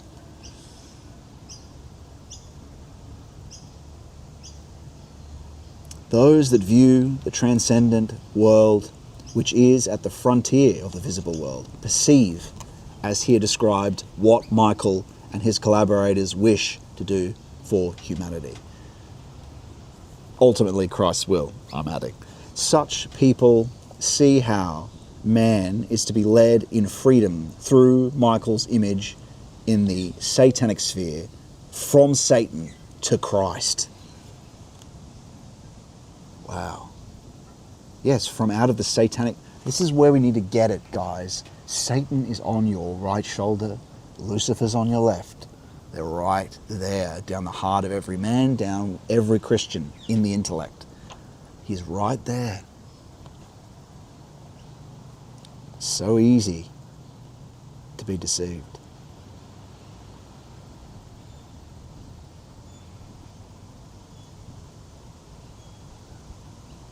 If by means of their vision, such people are able to open other people's hearts, Christian instinct and minds, in order that a circle of people know that Michael now lives among men, that humanity will begin to celebrate Michael festivals with the right content, during which Michael's movement, we said movements earlier, Michael's force, impulse, ultimately Christ's divine will for you, Christ, but Michael's a part of that, the younger lawyer are a part of that, during which, remember, like the church triumphant becomes a more and more clear reality, felt emotively, but also feeling as in the immediacy of touch. It's a slow process though, it's a long road, but They're here. The Church Triumphant, the saints, they're here. During these festivals, Michael will revive their souls. Michael will then work as a real power among men. Man will, however, be free. It's a free. All of this is. The Lord also wants you to also contribute. Say when you're asking Him, I'm just talking about what it is to experience phenomenologically. Ideas come to you, you're trying to work something out. If you're praying to Him a lot for guidance, He may say something at the right time. And even one word from Him can come with so much insight. But usually that word comes out of you asking yes and no. Should I do this? Should I do that? Is that true? Is that not true? And then you experience the conscience feeling of the deep peace, the serenity and joy as a response, as the saints talk of, right?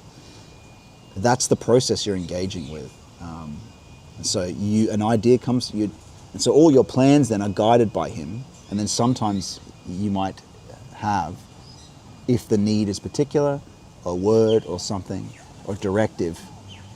But especially at the start, you're mostly, the idea comes to you. Or sometimes an idea can come from Him, but you'd need to ask about that, right? Because you can't be sure about, even if it's Him saying something, because it sounds like your thought. And that's what you need to get used to, this idea that the thought is not necessarily you. But it, of course, has to be confirmed. And it proves itself in the sense that in His diction, even if it's just whatever your normal thought, thinking voice sounds like, is what it sounds like. Because He's behind your eye. He's more I than I myself am, as Augustine said. Augustine, not Augustine, Augustine.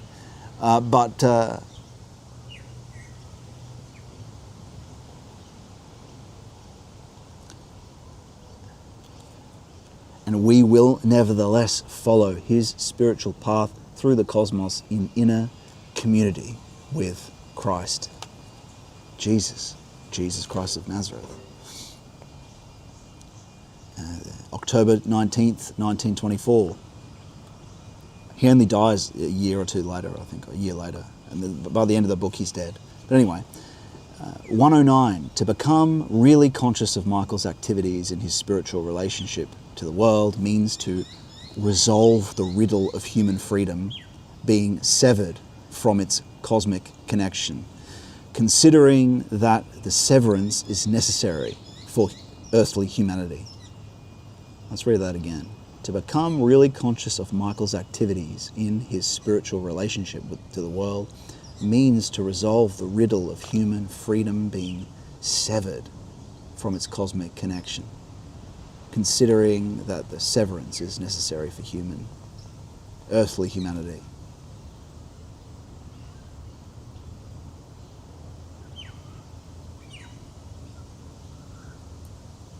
Severance. We have to die. We have to be the hanged man, cut off from all the archetypes which are still left over, because we have to deal with the individual's connection to the demons. We have to. The concentration without effort over time leads to this. It's a practice of the 3 oaths.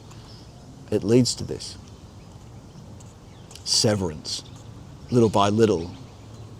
Jesus Christ is the master of death. He leads you to die so you can live.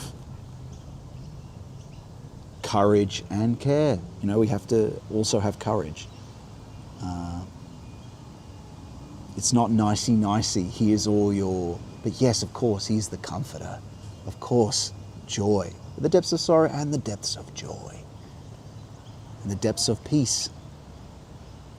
And the depths of springtime and love. But He's not Lucifer. He's not, here's your nice feeling. No. Yeah, yes, but purification first, the truth first, then the joy and peace after. Seek the truth. Seek He who is truth as your goal, not to escape.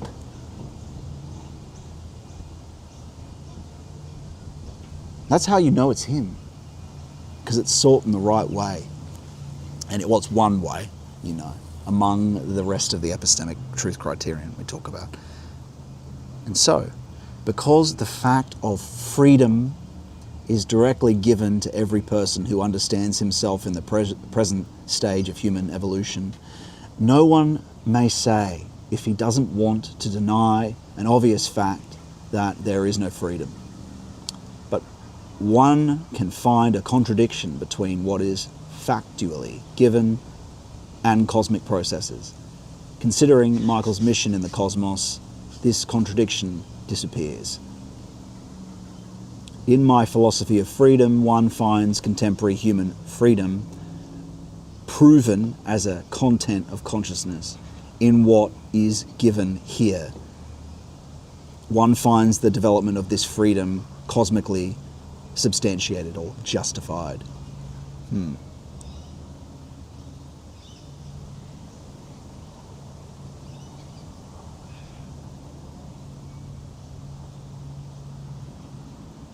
Content of consciousness.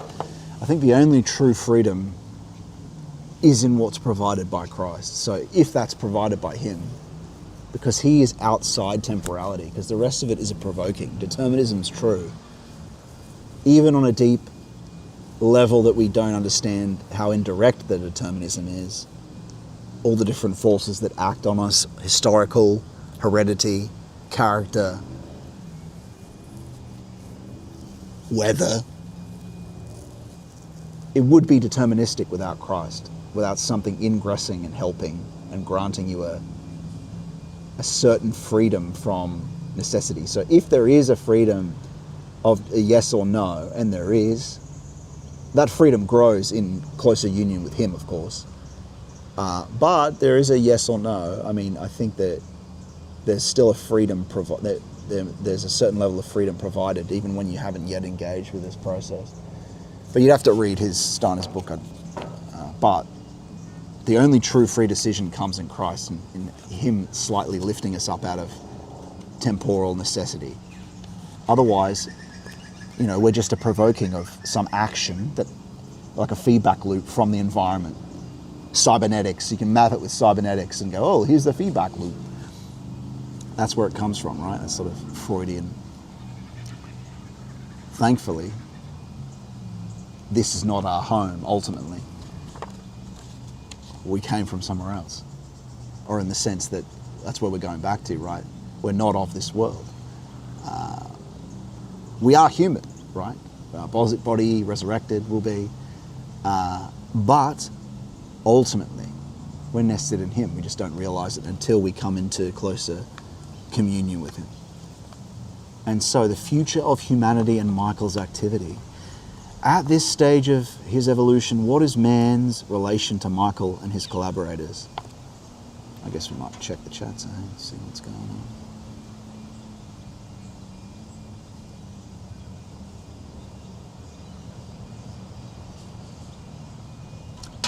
Seems like it's all going well there. Good times.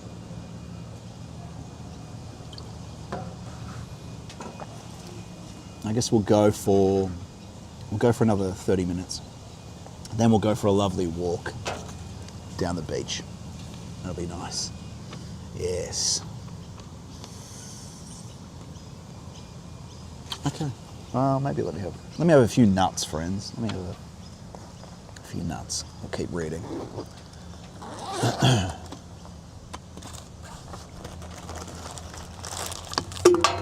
Oops. Pistachio.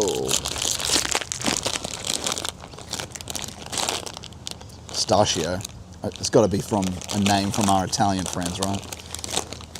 Yeah. Anything that ends in a vowel like that, it's got to be Italian. Pellecchio.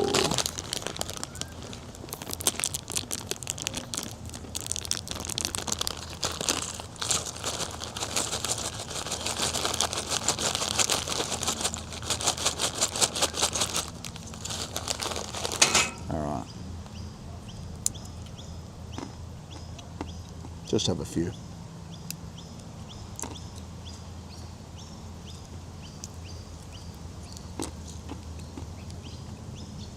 Oh crap, that current won't switch off soon. Those batteries are gone. Ooh, 3%. Okay, cool. 2 seconds, everyone. 2 seconds, 2 seconds. Telstra has to go, unfortunately. And then we're plugging this in so it can charge. Yeah. Sorry, friend.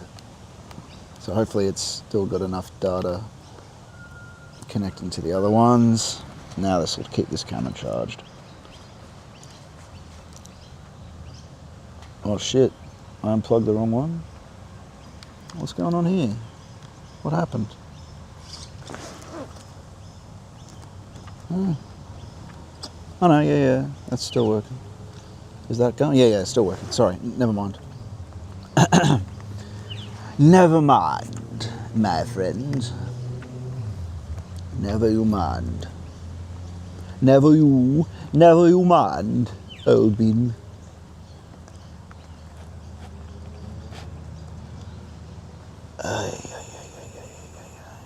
Okay. Now we're gonna be good. Be good. Quick.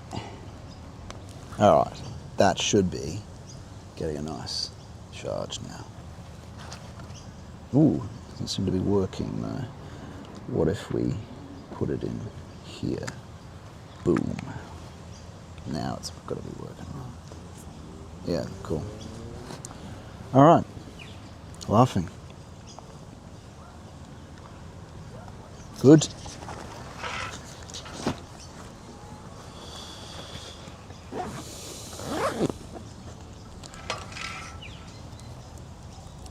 Oh wait, my phone won't work now though. Shit. Well, we'll just have to rely on it still working. Unless I could connect somewhere else. Oh well, I have to. I'm sorry everyone, I'm just gonna have to take the SIM card out of. Oh no, I can't do that. Shit.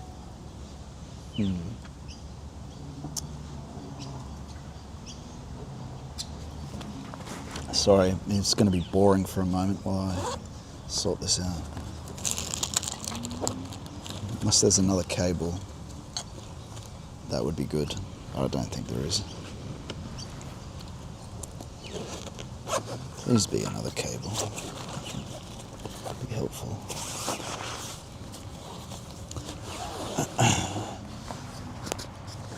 Okay. Doesn't look like it.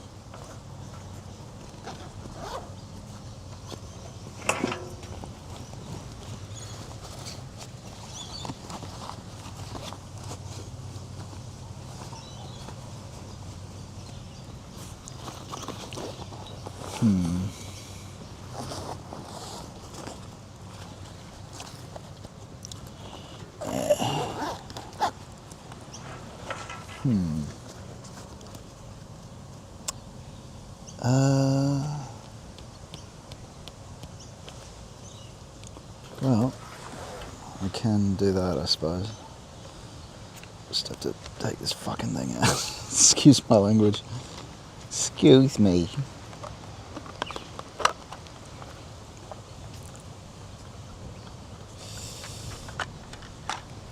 Take the SIM card out. Telstra. Put it on my phone.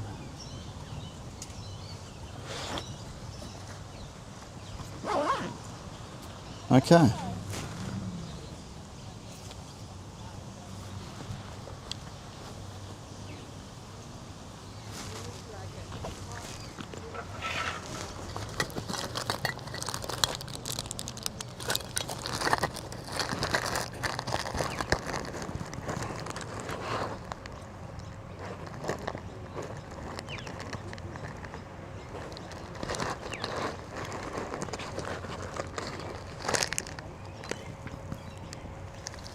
Got that one? Yeah.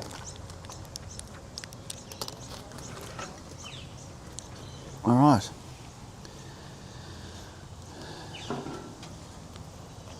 A bit of messing around, but we're back in action momentarily.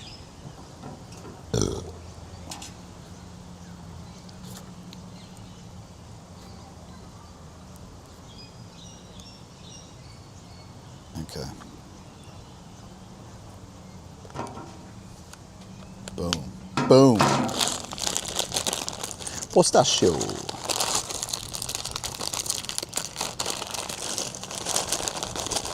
Pistachio.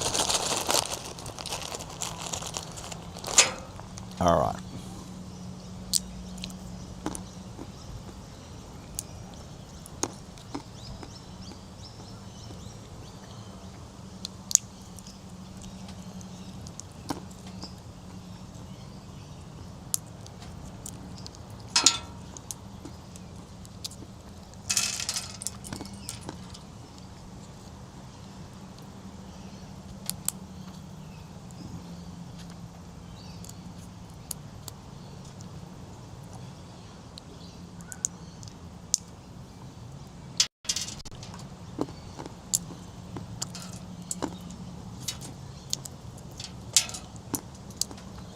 All right, done.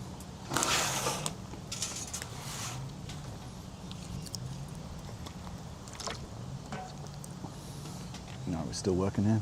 Yep.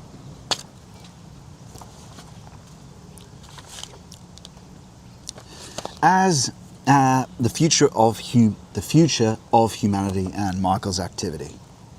At this stage of his evolution, what is man's relation to Michael and his collaborators? Man stands within a world which was once totally of divine spiritual essence, to which he also belonged. At that time, the world to which man belonged was divine spiritual being. During a following stage of evolution, this was no longer the case. Then it was the stage, then it was cosmic revelation of the divine spiritual, and its being hovered behind this revelation. That might be quite complicated for people to get, but let's read it once more. Man stands within a world which was once totally divine spiritual essence.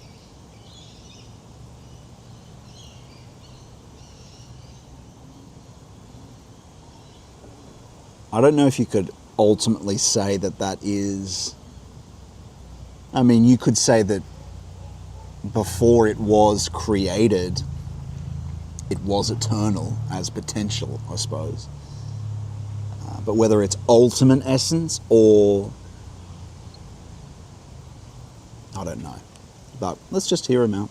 Man stands within a world which was once totally of divine spiritual essence. And if you take that, at least spiritual, you could say it's spiritual, not necessarily ultimate essence, who is the Father. But you could at least, it's understandable in that we know that matter is, well, it's just more really enfolded spirit till it becomes willed, then it becomes what it is. If we take that to be true, yes. To which he also belonged. At that time, the world to which man belonged was divine spiritual being. Well, I suppose you can say that you connect this to Genesis, right?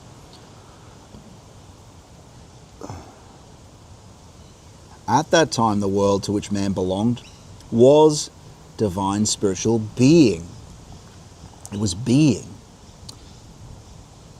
But if we take this from a Genesis perspective as days of creation, below and above the firmament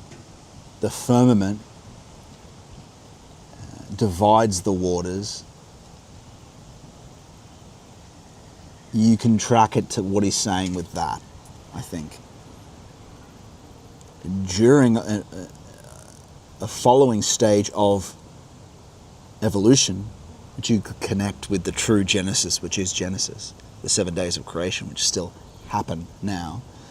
This is difficult stuff, but there was, during a following stage of development, this was no longer the case. Okay, so the waters above them, below the firmament, they're divided, let's say. and its being, the spiritual being, hovered behind. Oh wait, whoops, I missed a part. Then it was the cosmic revelation of the divine spiritual, the spiritual being. And its being hovered behind this revelation. But it was in motion and lived in that revelation.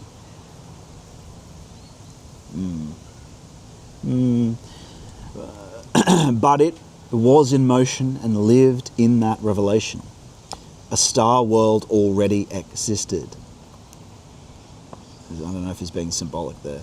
The divine spiritual lived in its brilliance and motion as revelation. One can say where a star stood or moved, the activity of the divine spiritual could be seen. I mean, this is where it's sort of difficult. He's taking things back to a proto-historical time where, like earlier days of creation, what was a star then, you know?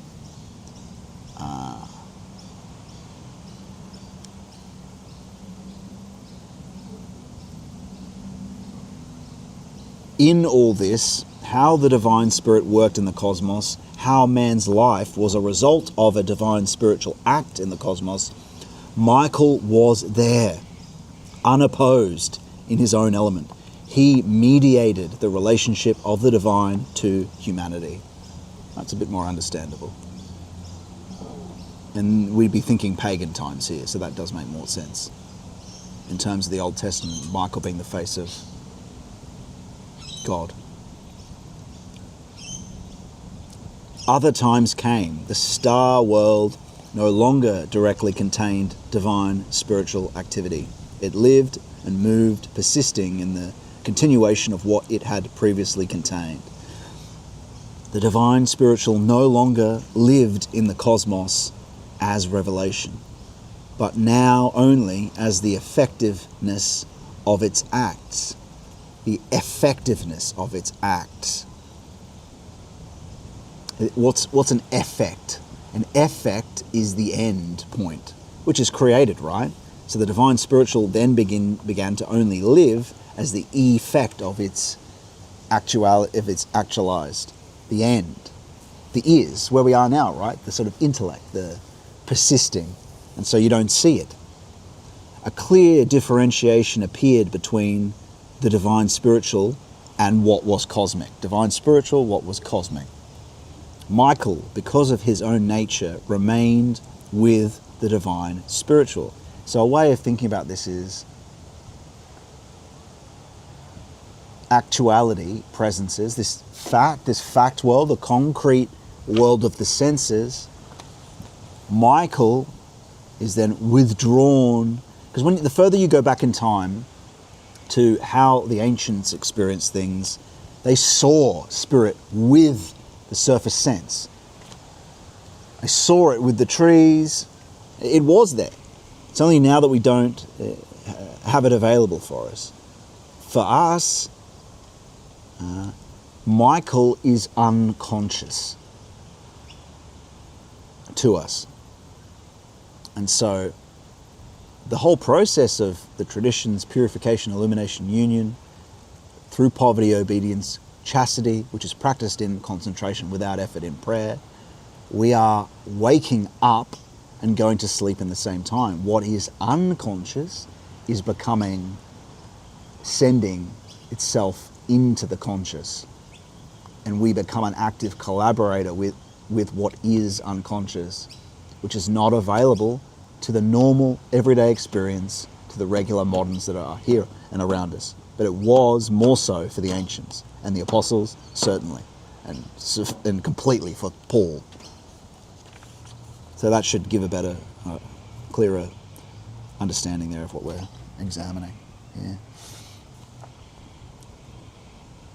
So he remained with the divine spiritual, remained with or went unconscious. The unconscious is just the transcendent, right? It's something that we only see it. Oh, it's down there. You know, it's subjective. or it's in me. Well, yeah, it's in and it's out.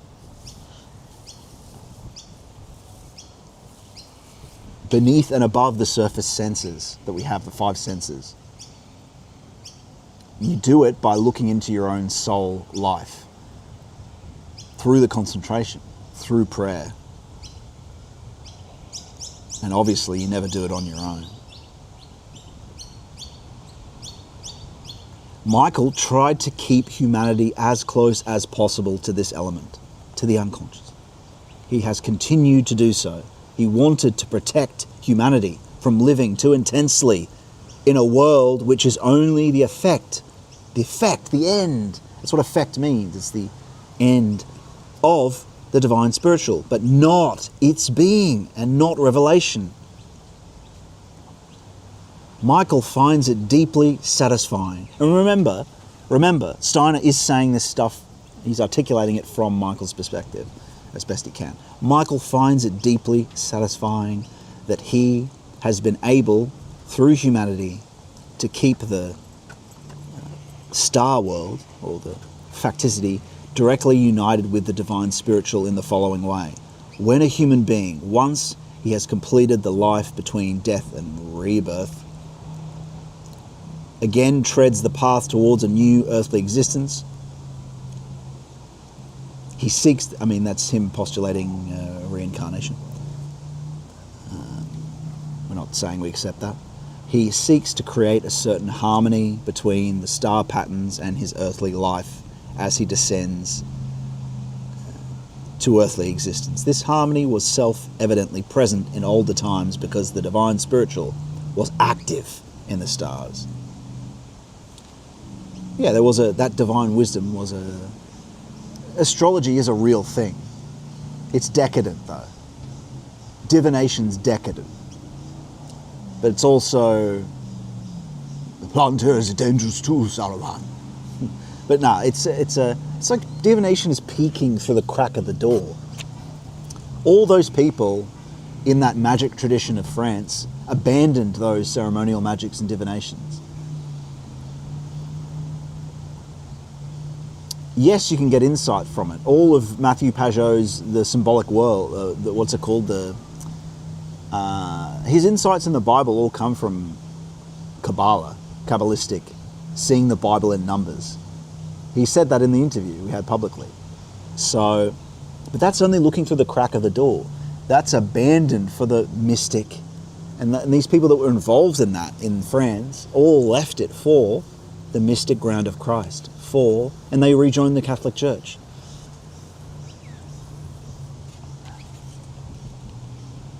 Not all of them, but the key figures did.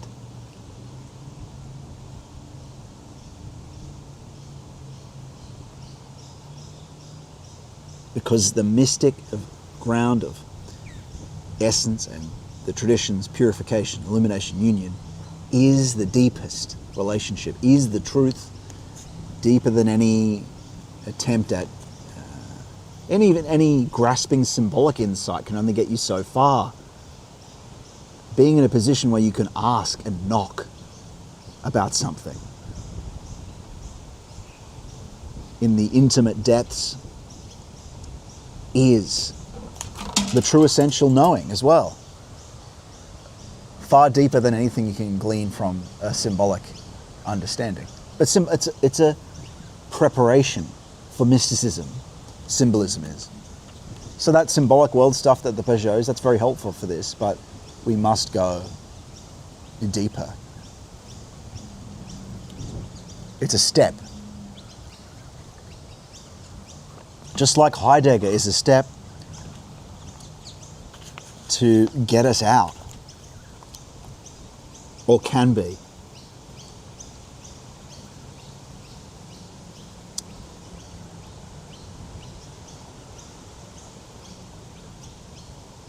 Okay.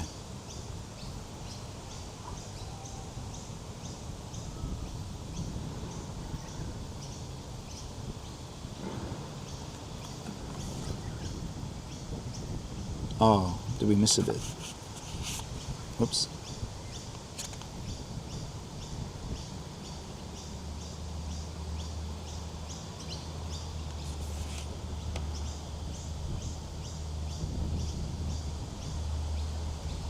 Today, though, when the movement of the stars merely continues the effects of divine spiritual activity, it will not be there if man does not seek it. So that's everything, is that unless you choose him freely, Christ, you're not gonna, it's about your freedom. You have to freely come to him.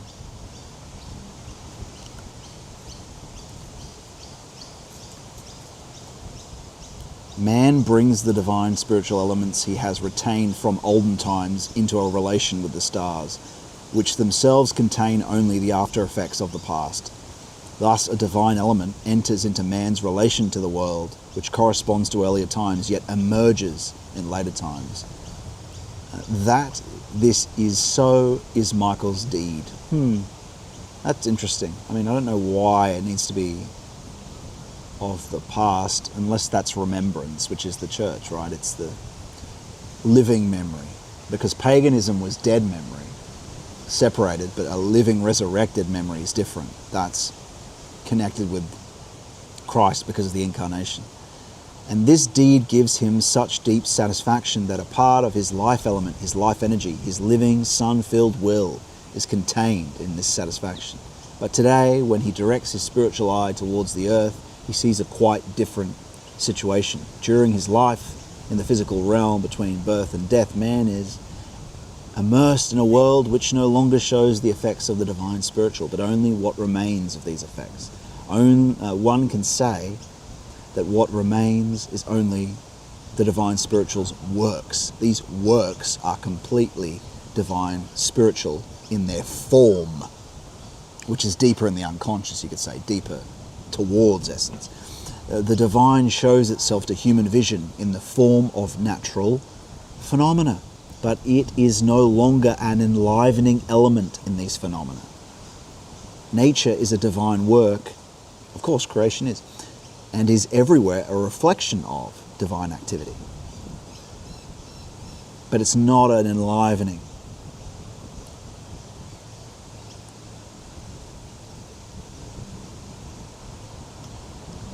Man lives in this sun-filled divine, but not actively living divine world.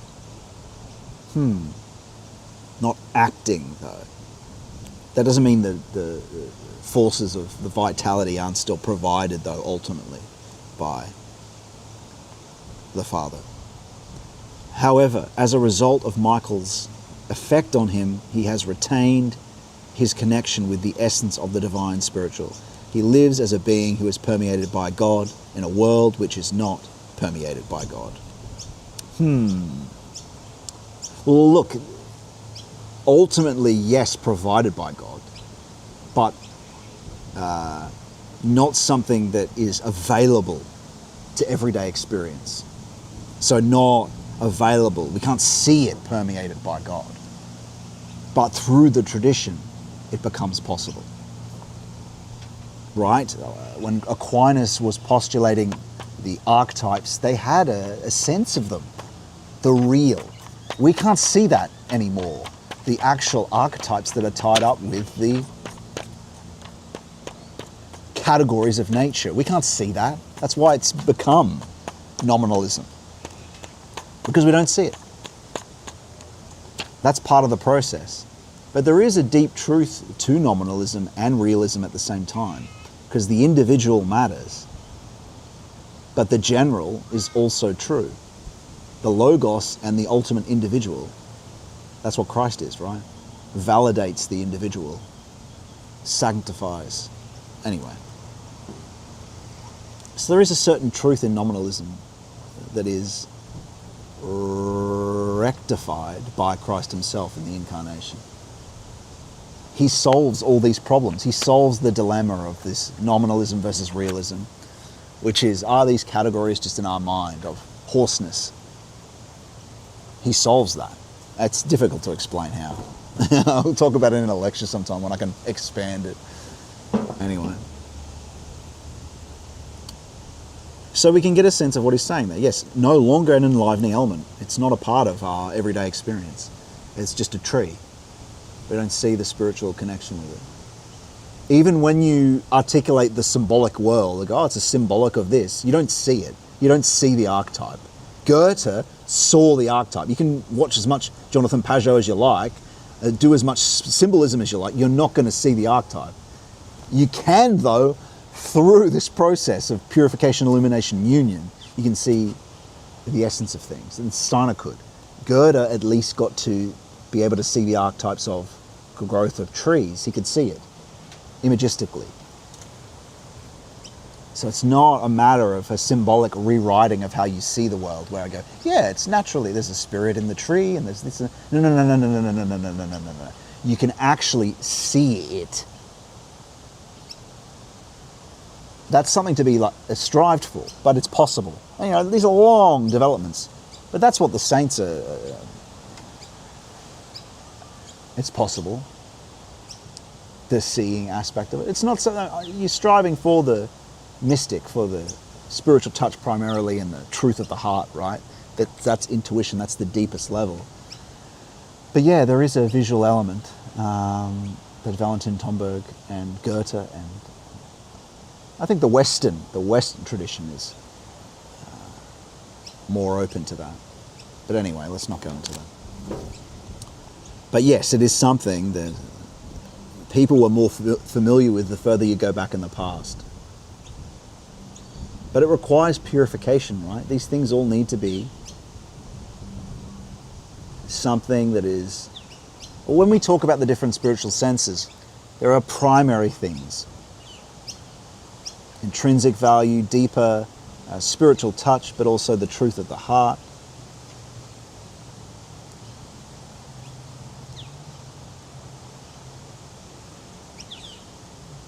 Peace and joy, right? The serene peace and joy. These ways we can use the spiritual senses and an epistemic principle to confirm something.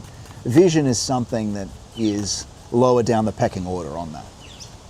But it's still something that we deal with. But it needs to be purified first, right? That's the first thing that has to be purified. Imagination. That's why I've been talking about getting away from the images that provoke us, right? We have to start weaning ourselves off the intense images, especially the ones that are tied in with animalistic desire.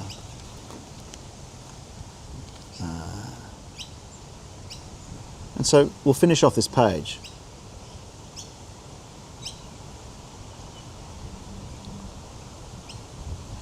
To this God-vacated world, man will bring what is in him, what his being has become in the present age.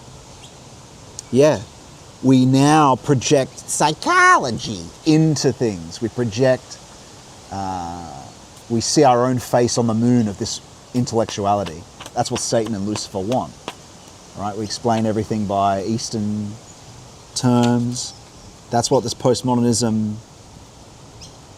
psychotechnology, we project ourselves into it, right?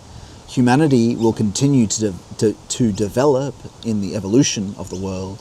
The divine spiritual for which humanity originates can radiate through the cosmos, which only exists at present in the image of the divine spiritual as a cosmically proliferating humanity.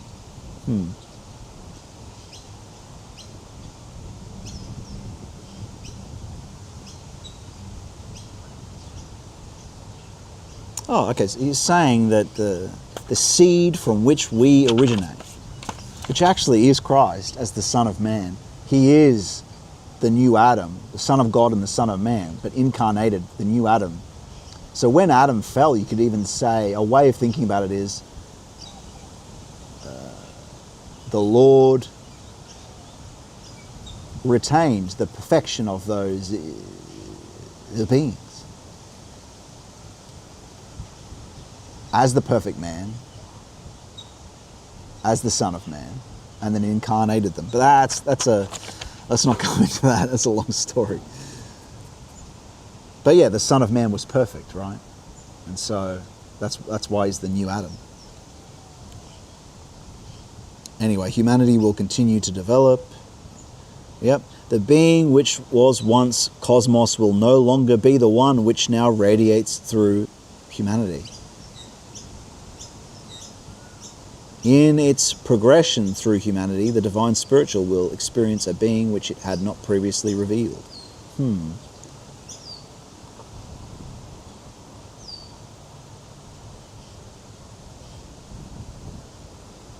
Don't know about that. That's interesting. The being which was once cosmos will no longer be the one which now radiates through humanity. Yeah, I think he's talking cosmologically in the sense that if we're talking about cosmos wisdom, right? It's the overcoming of cosmic wisdom for the cosmos of love is a way of thinking about that. But he's saying that the divine spiritual will experience a being which it had not previously revealed. Don't know what that means. Okay, I'll leave it there. Pick it up later. Well, actually, let's just quickly read this part. The satanic powers are opposed to this development back to the Father. They do not want the original divine spiritual powers to illuminate the universe in its progression to love. They want the cosmic intellectuality which they had absorbed to radiate through the entire new cosmos, and that humanity continue to live in this intellectualized satanic cosmos. That's where he was going with it. Yes, that's AI. By living in this way, man would lose Christ. That's what AI is. You're worshipping Satan. Don't use AI to confirm any citation. Don't use AI to check things. It lies anyway. It lies, especially with specific citations. It's a plausible lie. Especially the more specific it is, but just don't use this stuff. But we're Christians. The idea is to commune with Christ so you can ask him. Not a false God. By living in this way, man would lose Christ, for he has entered the world with an intellectuality which once existed totally in the divine spiritual when it was still, in its essence, shaping the cosmos. If we speak today in a way that makes our thoughts also those of Christ, we place something in opposition to satanic powers that protect us from succumbing to them.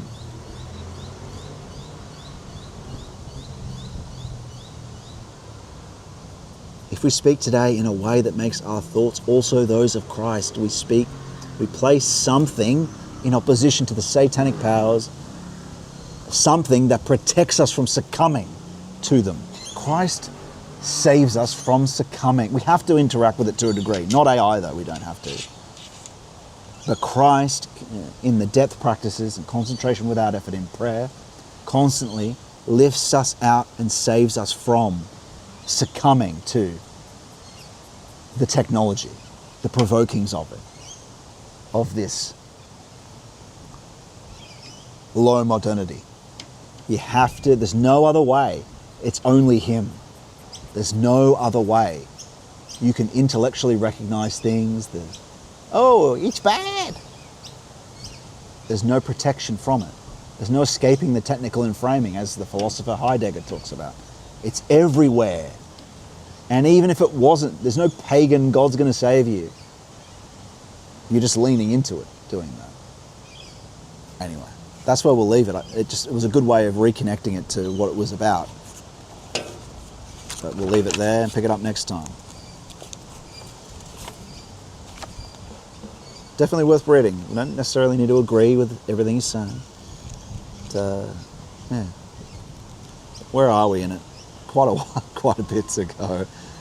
Probably because most streams I haven't been reading much of it, been talking, but that's a good thing. It's just a stimulus, really. But definitely, there's really some interesting thoughts in it, especially towards what's happening with Satan, with the technical world that relate particularly prophetically almost to what's going on with AI.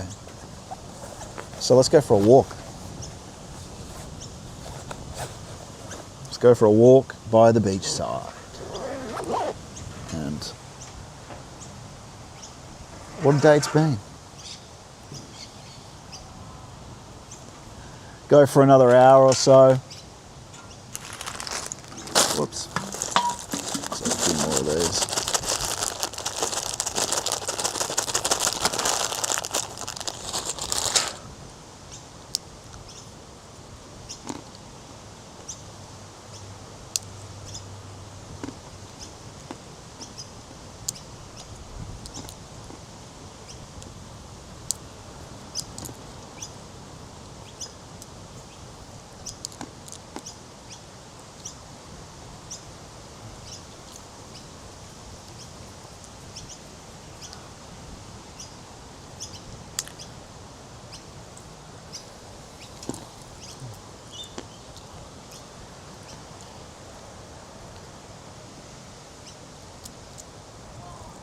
Remember, the 19th of December, we are going on a small pilgrimage to Macedonian monastery, Orthodox monastery. If you'd like to join me, drop me an email, or DM me on Twitter. It'll be a good day. Looking forward to it. What a great time to do it as well. Hopefully people have already taken some time off and they can come along. Otherwise, we'll do it, you and I, on stream, along. You'll come along with me. All right.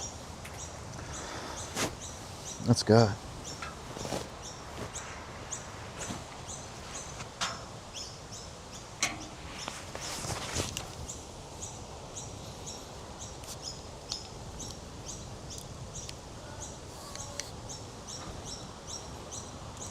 Wait, hang on. Okay.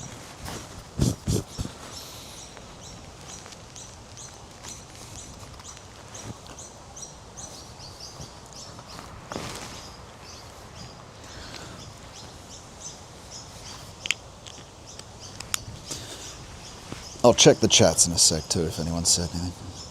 I'll get to it in a moment. All right. Laughing. That's better. Fully recovered. Heat stroke. Okay. Might need this in a moment if it rains. Probably will rain, actually. Yeah. This will be good. We'll go for a walk along the beach.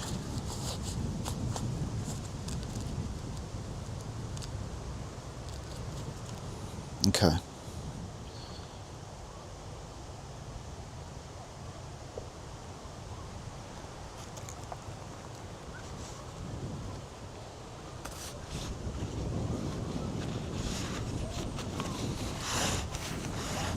Done. Ah, lovely. What a beautiful day it's been. I hope that reading was okay. We did a lot of riffing if you weren't liking Steiner. We had some good thoughts there anyway. There's a good stimulus for that. And definitely if you want to hear more of what we were talking about in terms of the subject of today's stream, just look back at the start. We got into it reasonably quick, talking about what an art movement should look to and what is movement itself. And that we have to look a bit deeper if we're truly hoping for something that is going to move people, right? It's not like it's not just something that generates interest. It's not just something that sells paintings. You want it to move people. You want an impulse from somewhere. And this is where we were going when we were looking into it, when we were thinking about it. Okay, the datum looks a bit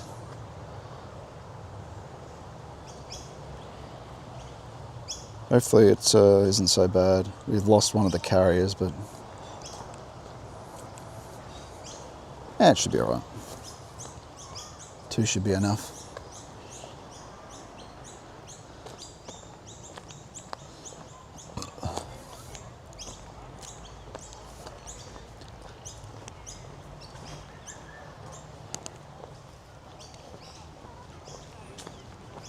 cool. People have left the beach now too.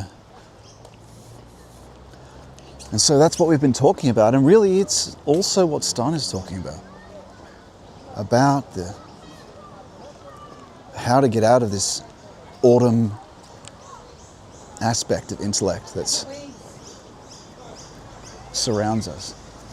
Because ultimately it's all tied up with, connected to, well, satanic, a wider satanic system, a wider, again, taking away the caricature of that word, understanding that these minor, there's minor demons all around us in the intellectual AI system, right?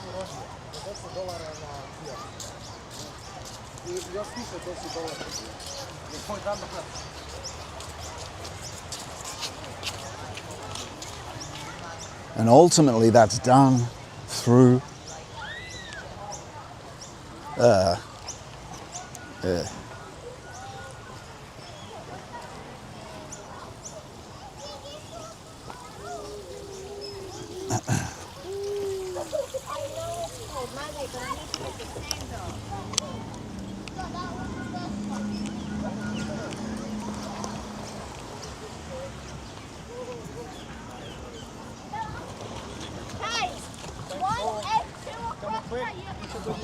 It's so white, man. all right, now we're good. Okay. And so we were talking about this earlier. We were talking about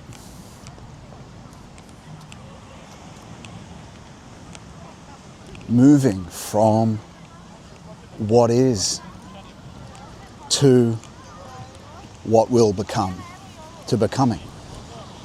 Getting out of the autumn intellect to before any understanding at all is manifested. And that is looking to effect a becoming in you from Christ. That's what this whole thing is, where He is. And that's why I'm constantly saying that He's the future.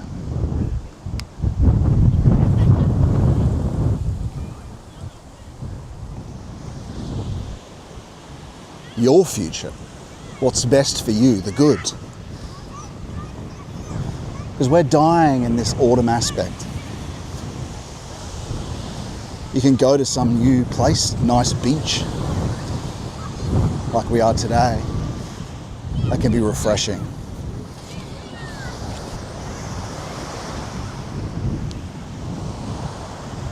But we're looking for the rain. We're looking for germination from the void, from the world, probing that world that's just outside the known to the unknown and unmasterable, who is Christ.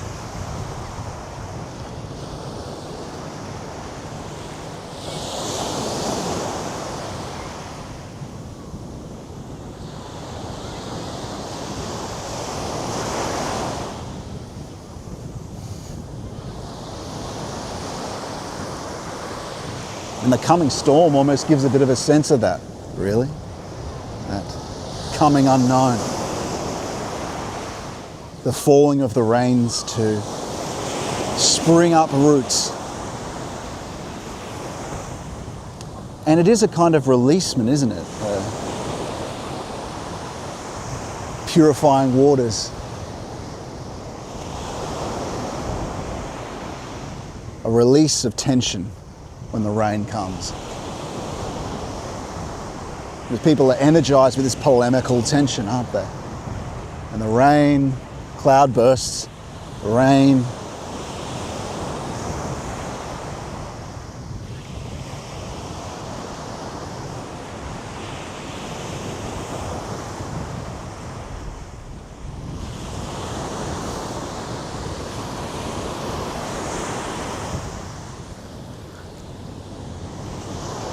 It's all about a change of mode, a change of way of being, away from the person who's greedy for quantity of knowledge, quantity of literature.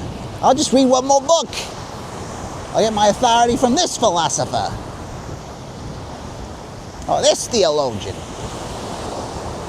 Rather than seeking, well, it's he who is, but it's he who isn't. Rather than seeking he who is not as a, he's not existential, he's uncreated, right?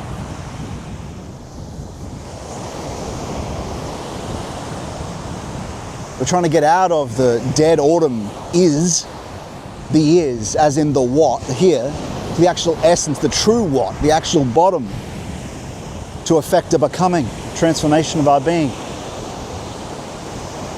It's all about getting into the practical, getting in. Concentration without effort in prayer. I can't stress it enough again and again and again. We must do this. Must do this. We must do this to find Christ as a fact of experience. Most overlooked traditional practice, the concentration. It's hard to understand how to do it, but there's such a very clear, I've put it so clearly about the kind of thing you enact and do.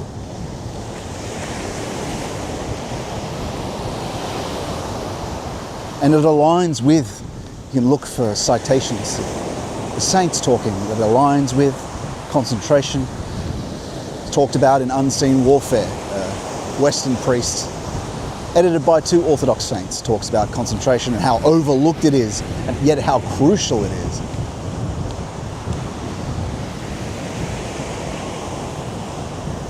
Hey buddy. Dog playing fetch. Yet how crucial it is.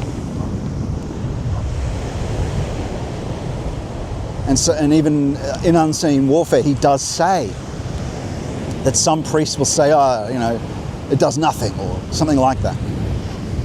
But he was saying how crucial it is. And we must remember that the Orthodox saints who edited it and revised it,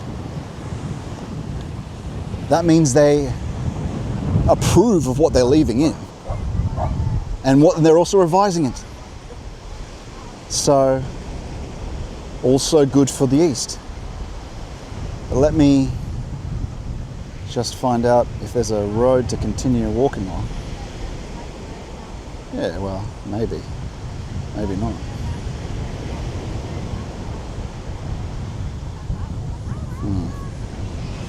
It may not be. That's okay though. We'll just keep walking. I think there's another exit or entrance from this beach the further we go down.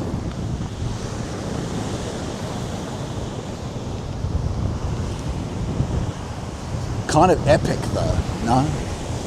As the clouds blow in. Imminent chaos soon to unfold. Oh, look at this. Look at the life they got here. Just look at it. That's a nice house.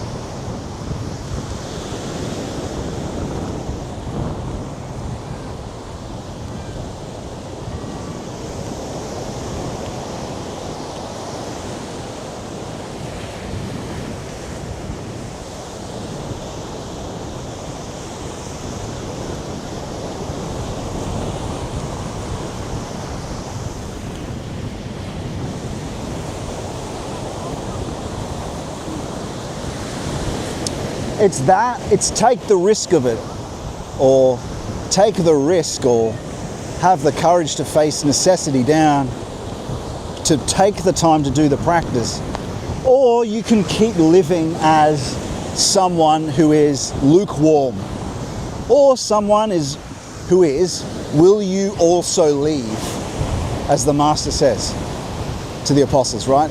One of the multitude. Do you want to be the multitude or an apostle?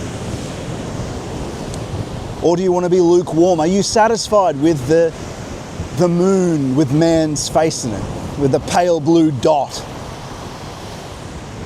With the missions to Mars? With false eternity? With false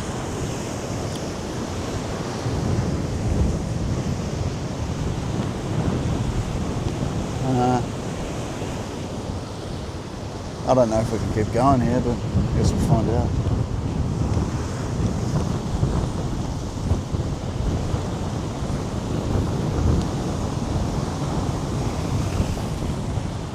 But sort of false Faustian goals that aren't for you anyway. That aren't the true edge of the unknown. Wherever you go within the same dead intellect, there you are as the same dead intellect. You'll be on Mars going, how shit's this? How shit's this? Oh, I'm a frontiersman. I'm an astronaut. Way, Elon Musk. No. Cringe. Gay. That's not the edge of the unknown. The edge of the unknown is Christ, is the Spirit. Always has been. I'm hoping that I can walk around this, but maybe not. We'll see.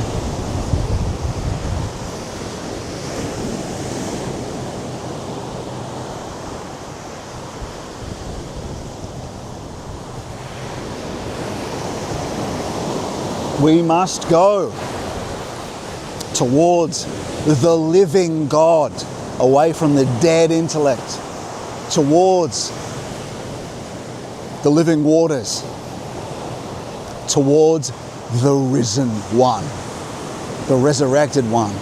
He came so he could be the master, the true high priest. He's I'm not initiating you, he does. I'm just helping. I'm just a friend helping along the way. And then he will, helping you and impelling you to turn inward. And he will. He will.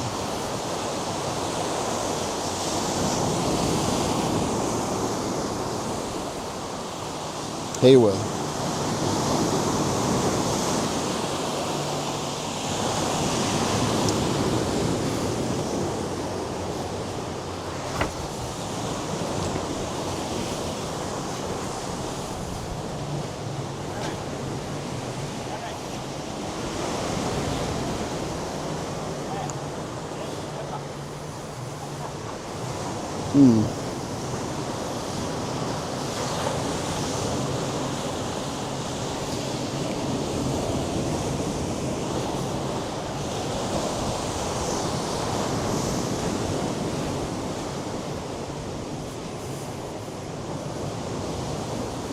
It's a bit hard to climb with all the shit here. With all my, I have to put you on my, well, you can enjoy my fall into the water, friends. It's alright, it's safe here, there's nothing dangerous. Don't worry. Don't worry about me. Nothing dangerous.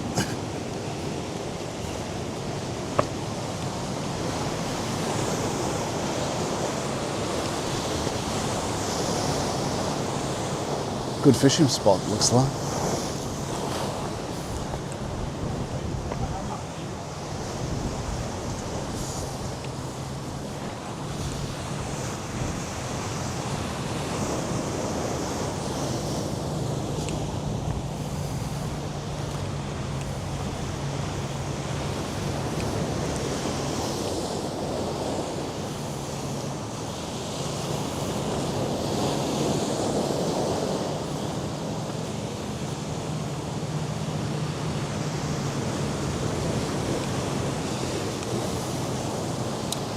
And so we have to take our tentative, careful steps. We have to have faith. We have to sacrifice the time, because this is a sacrifice of all the empirical self wants and desires.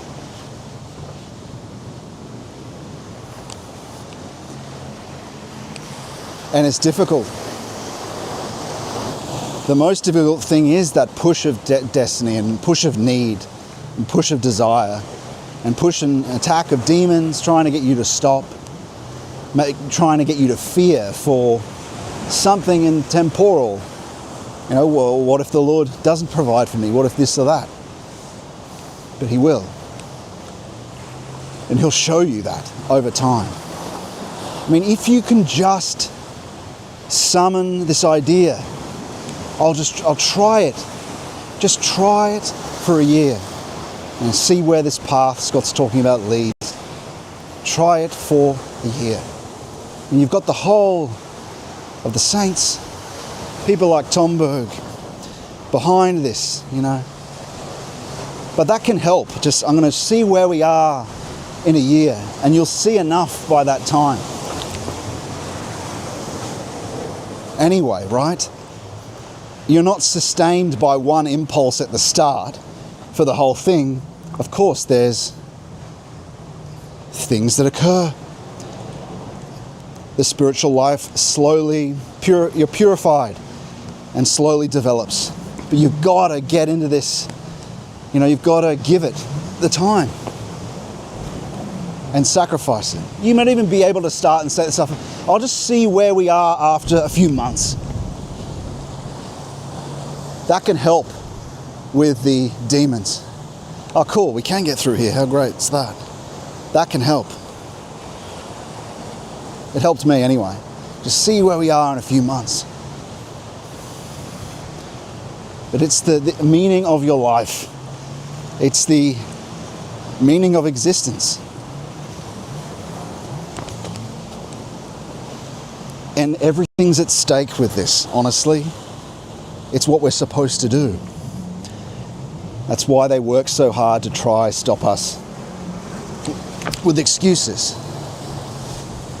With excuses. And that's okay. It's okay. It's something that we have to work on again and again. I'm a sinner, just like you are. How cool, these people, their property, they got a ladder up to their property. That's pretty cool. Rightio. We made it. Da da da da da da da da. Here we are. And yes, we have to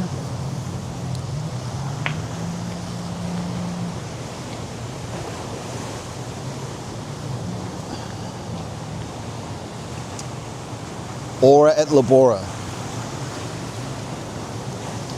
But it's really important that the time is given. Working our way up to an hour, right? Half an hour is a lot. That's good. But working our way up to an hour. And a great indication for that is what the Master says. Can you not watch with me an hour? Watch with me. Watch. What's watching? What's being watchful? Concentration without effort. Your attention placed somewhere in the center. Concentrating. Consent with center state. Breaking down the word a bit. Maybe those, I thought that was up to a park here, but it looks like more it's private property. That's okay though. There's a park soon enough.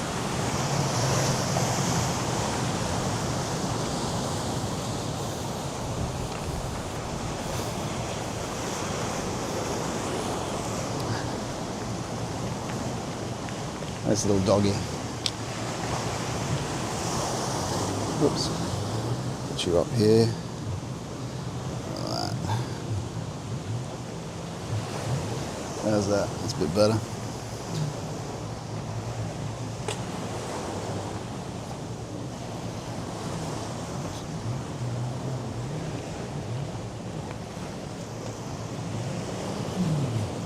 How you going?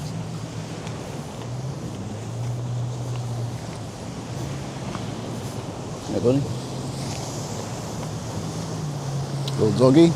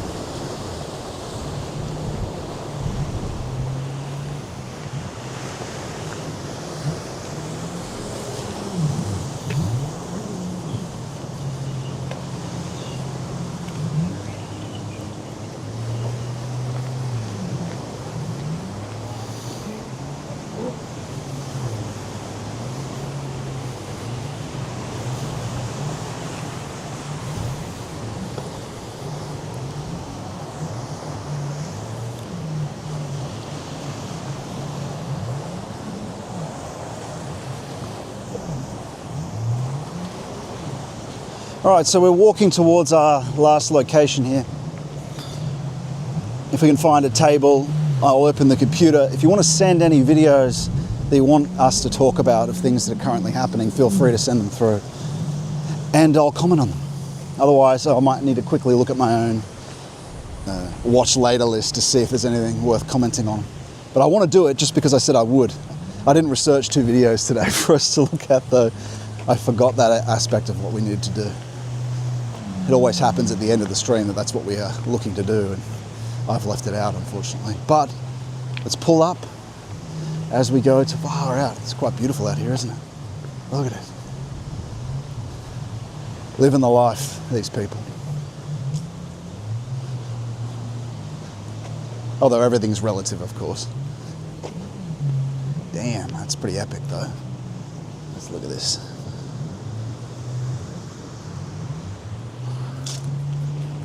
Yeah.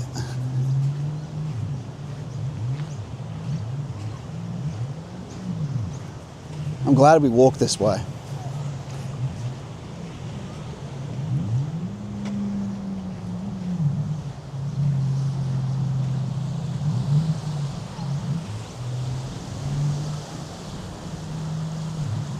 Nice, right?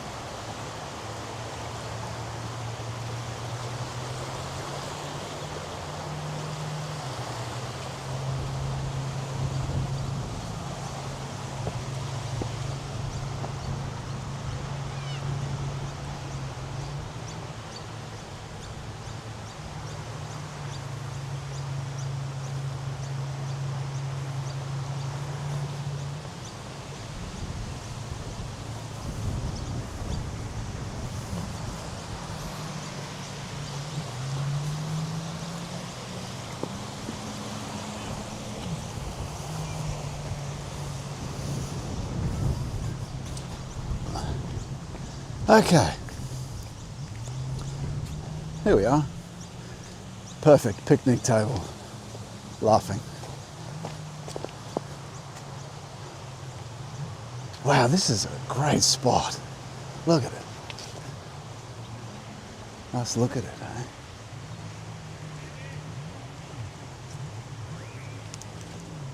eh? Incredible.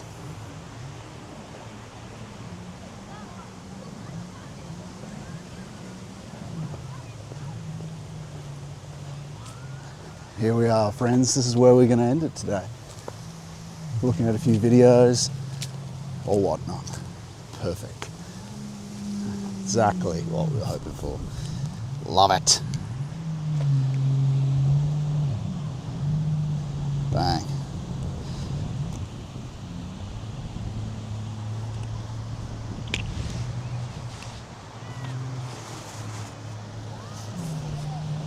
Or even better, when this guy, there's not enough frame, we'll go over here.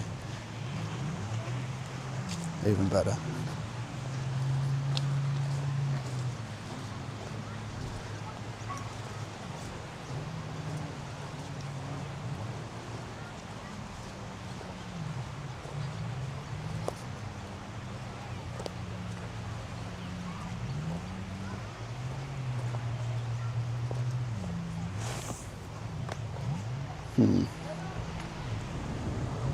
Oh, it looks like he's moving on anyway.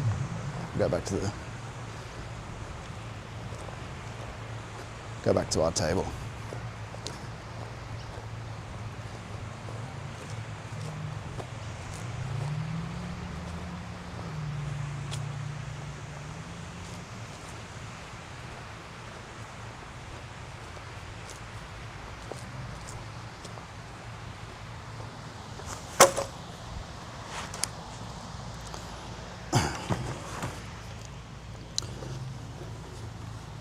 Okay.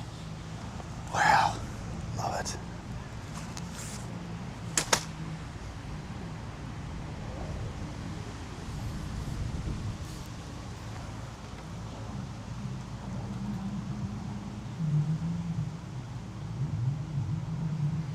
Out there or the other side? Probably the other side, right? Yeah. Let's look at this.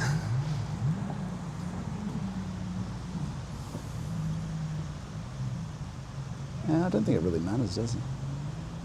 Just leave it here.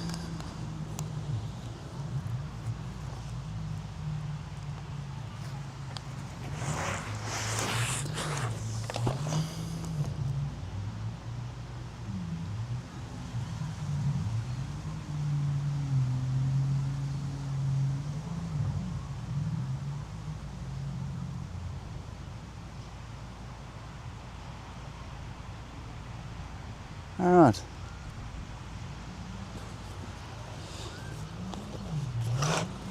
What a day it's been, friends.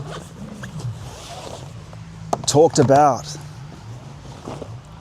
the resurrection that's needed, the birth of Christ that's needed in something deeper than if one is seeking a movement, whether it's art or anything else, it has to first come within the person. Because if you're not moved, if you're not spring, if you're not full of life, of love, if you're not someone who's more essential rather than surface senses, if the content of your soul is all of the surface senses, then that is the only movement which you're going to lead those people to, surface senses. And the world and the way it manifests to us is that modernity is the will to power. If clawing after resources and the necessities of life is all you want your art to be about, you might be able to electrify people to pursue that. That wouldn't really be art though. It wouldn't be springtime. That's not springtime as we explored today. It's not a flourishing. It's a parasite or a bomb that leads to a parasitic being. It might get you income, it might get spread around, but ultimately, when you look on your deathbed, you're dying. When you look on your deathbed, back on that work, if it wasn't of the spring of agape, the spring of love, then you'll regret it. You will regret it. You might say, I did my best, but that's not good enough, right? It's a cope. We must strive for Christ. Strive to do slightly better than our best, because our best is just modernity. Your best is just whatever you've got on the surface, right? Your best is whatever's with you now, not what you could become. We must look to becoming, because it's more than what we are now. He will help you. We just have to do a little bit more. He will provide the rest, the comfort, the impulse of something more essential, full of life, not polemical, but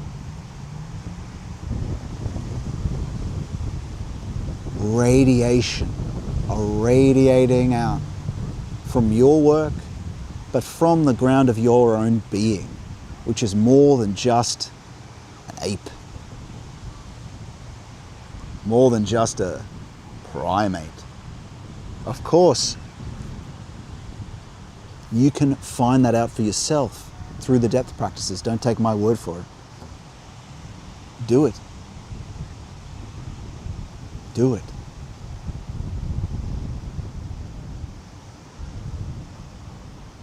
The edge of that feeling, that edge of that feeling of it, just past the horizon is where he is. There, just look, just over that. We seek, we strive for all the things in the worldly, and to travel, to go here, to go there, to wander, to go to space. And you're longing for what's just over that horizon, which is him.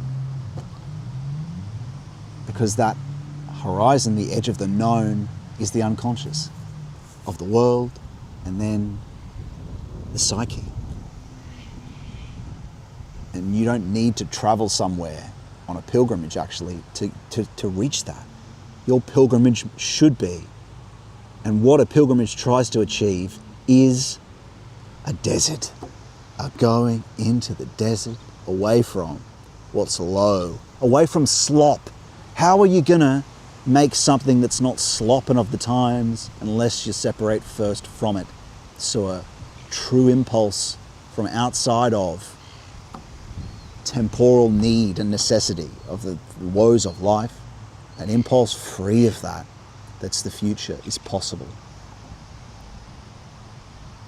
Else, the work, else anything you do, it's not even just about art. This is an authentic impulse of resurrected life for our social being and health, begins here today, friends, in you. Every one person. You can't bootstrap it from the surface though. You can't, I'm going to create a movement, I'm going to create a this, create a that, a subsection, a sect, whatever it is. First go to disclose divine will and become yourself. Then you can start doing that. Because it's a subtle will to power. Anyway, even if you're trying to do it, it's a subtle will to power. Unless you've first been there. But you can.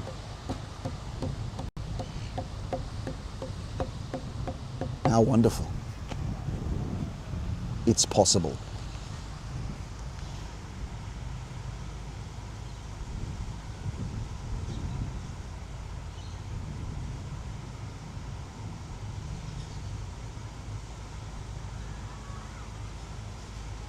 Crow Eater says, is this Queensland? Nah, it's south of Sydney, New South Wales, south of Cronulla. It's still it's called Royal National Park, but it's a village there. No, this is south. This is south.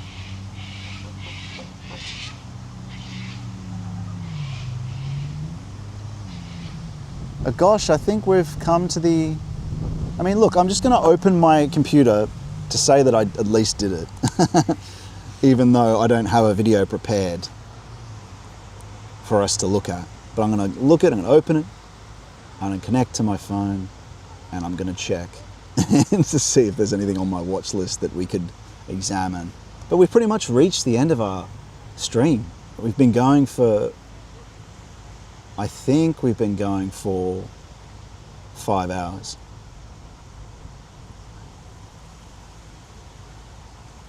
But let me look at my list. See if there's anything we can comment on before we leave. And if you want to say anything in the chats, feel free to send them now. I'll read them before we bring it to a close. But what a beautiful place for that. I feel it now. I hope maybe you do in a small way, that impulse of that possibility of becoming, that possibility of you, everyone who's watching. And it's not just me, others in the fellowship have progressed enough until that they can actually discern divine will. And what a wonderful thing that is, to see it in others as well. While I live, others living, able to do so.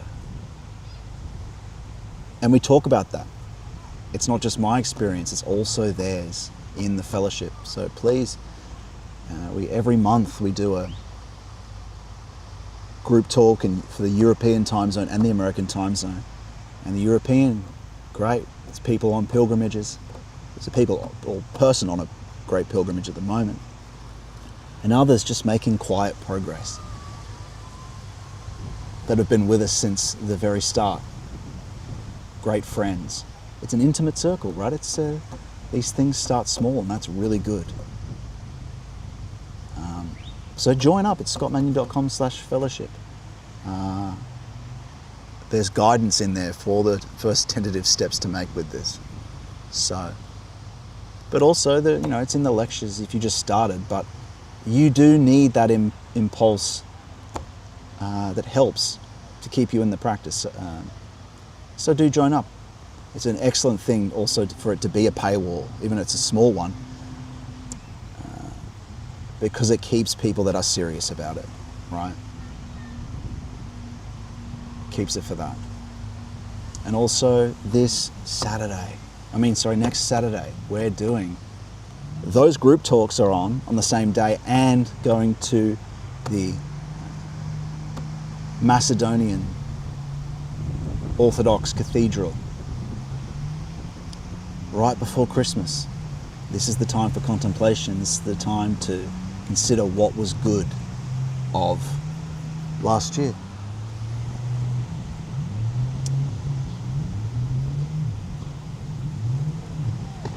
What was bad of last year?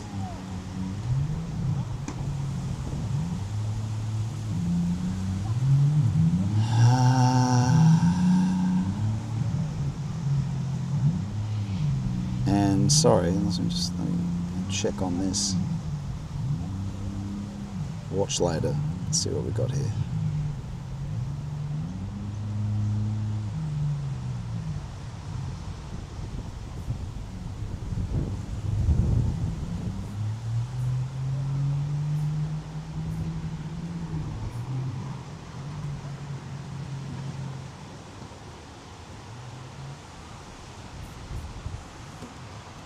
We opened it.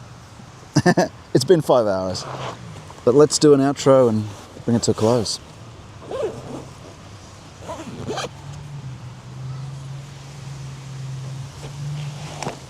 What a day it's been.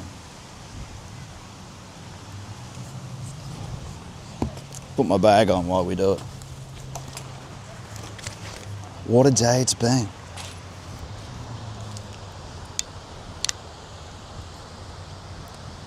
Friends, I hope you take it as an impulse to do the practices.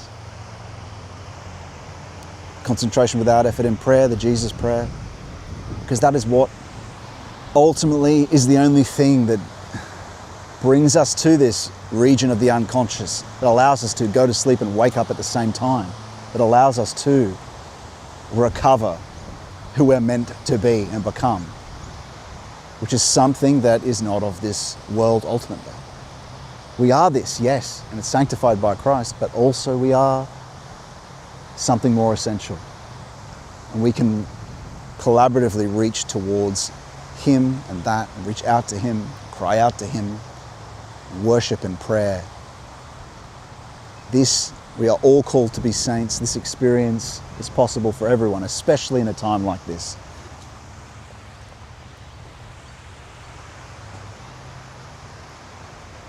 A new horizon for your life, not just in a material sense, because really what matters is, the true thing that matters is a closeness to Him, and Him as a fact of experience, not the things of temporality, but He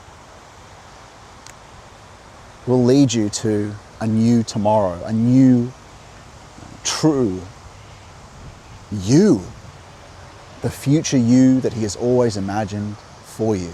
He's always willed for you. You just need to do the development to the depths so you're able to hear His primal will. And so I hope, friends, I deeply hope and pray every day that you hopefully make the journey to do so. And hopefully a bit of heart, a bit of love finds you from these talks and strings and offers a small impulse to doing so. For he who is not me, but him.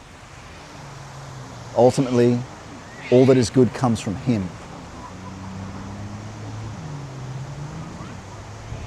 And if this can help in any way, then that's the best thing it can do. God bless you, everyone. What a wonderful day it's been. I'm going to now pray on my own with the Lord and wander around for a little bit, maybe get something to eat. I hope maybe you can have a relaxing evening and pray also.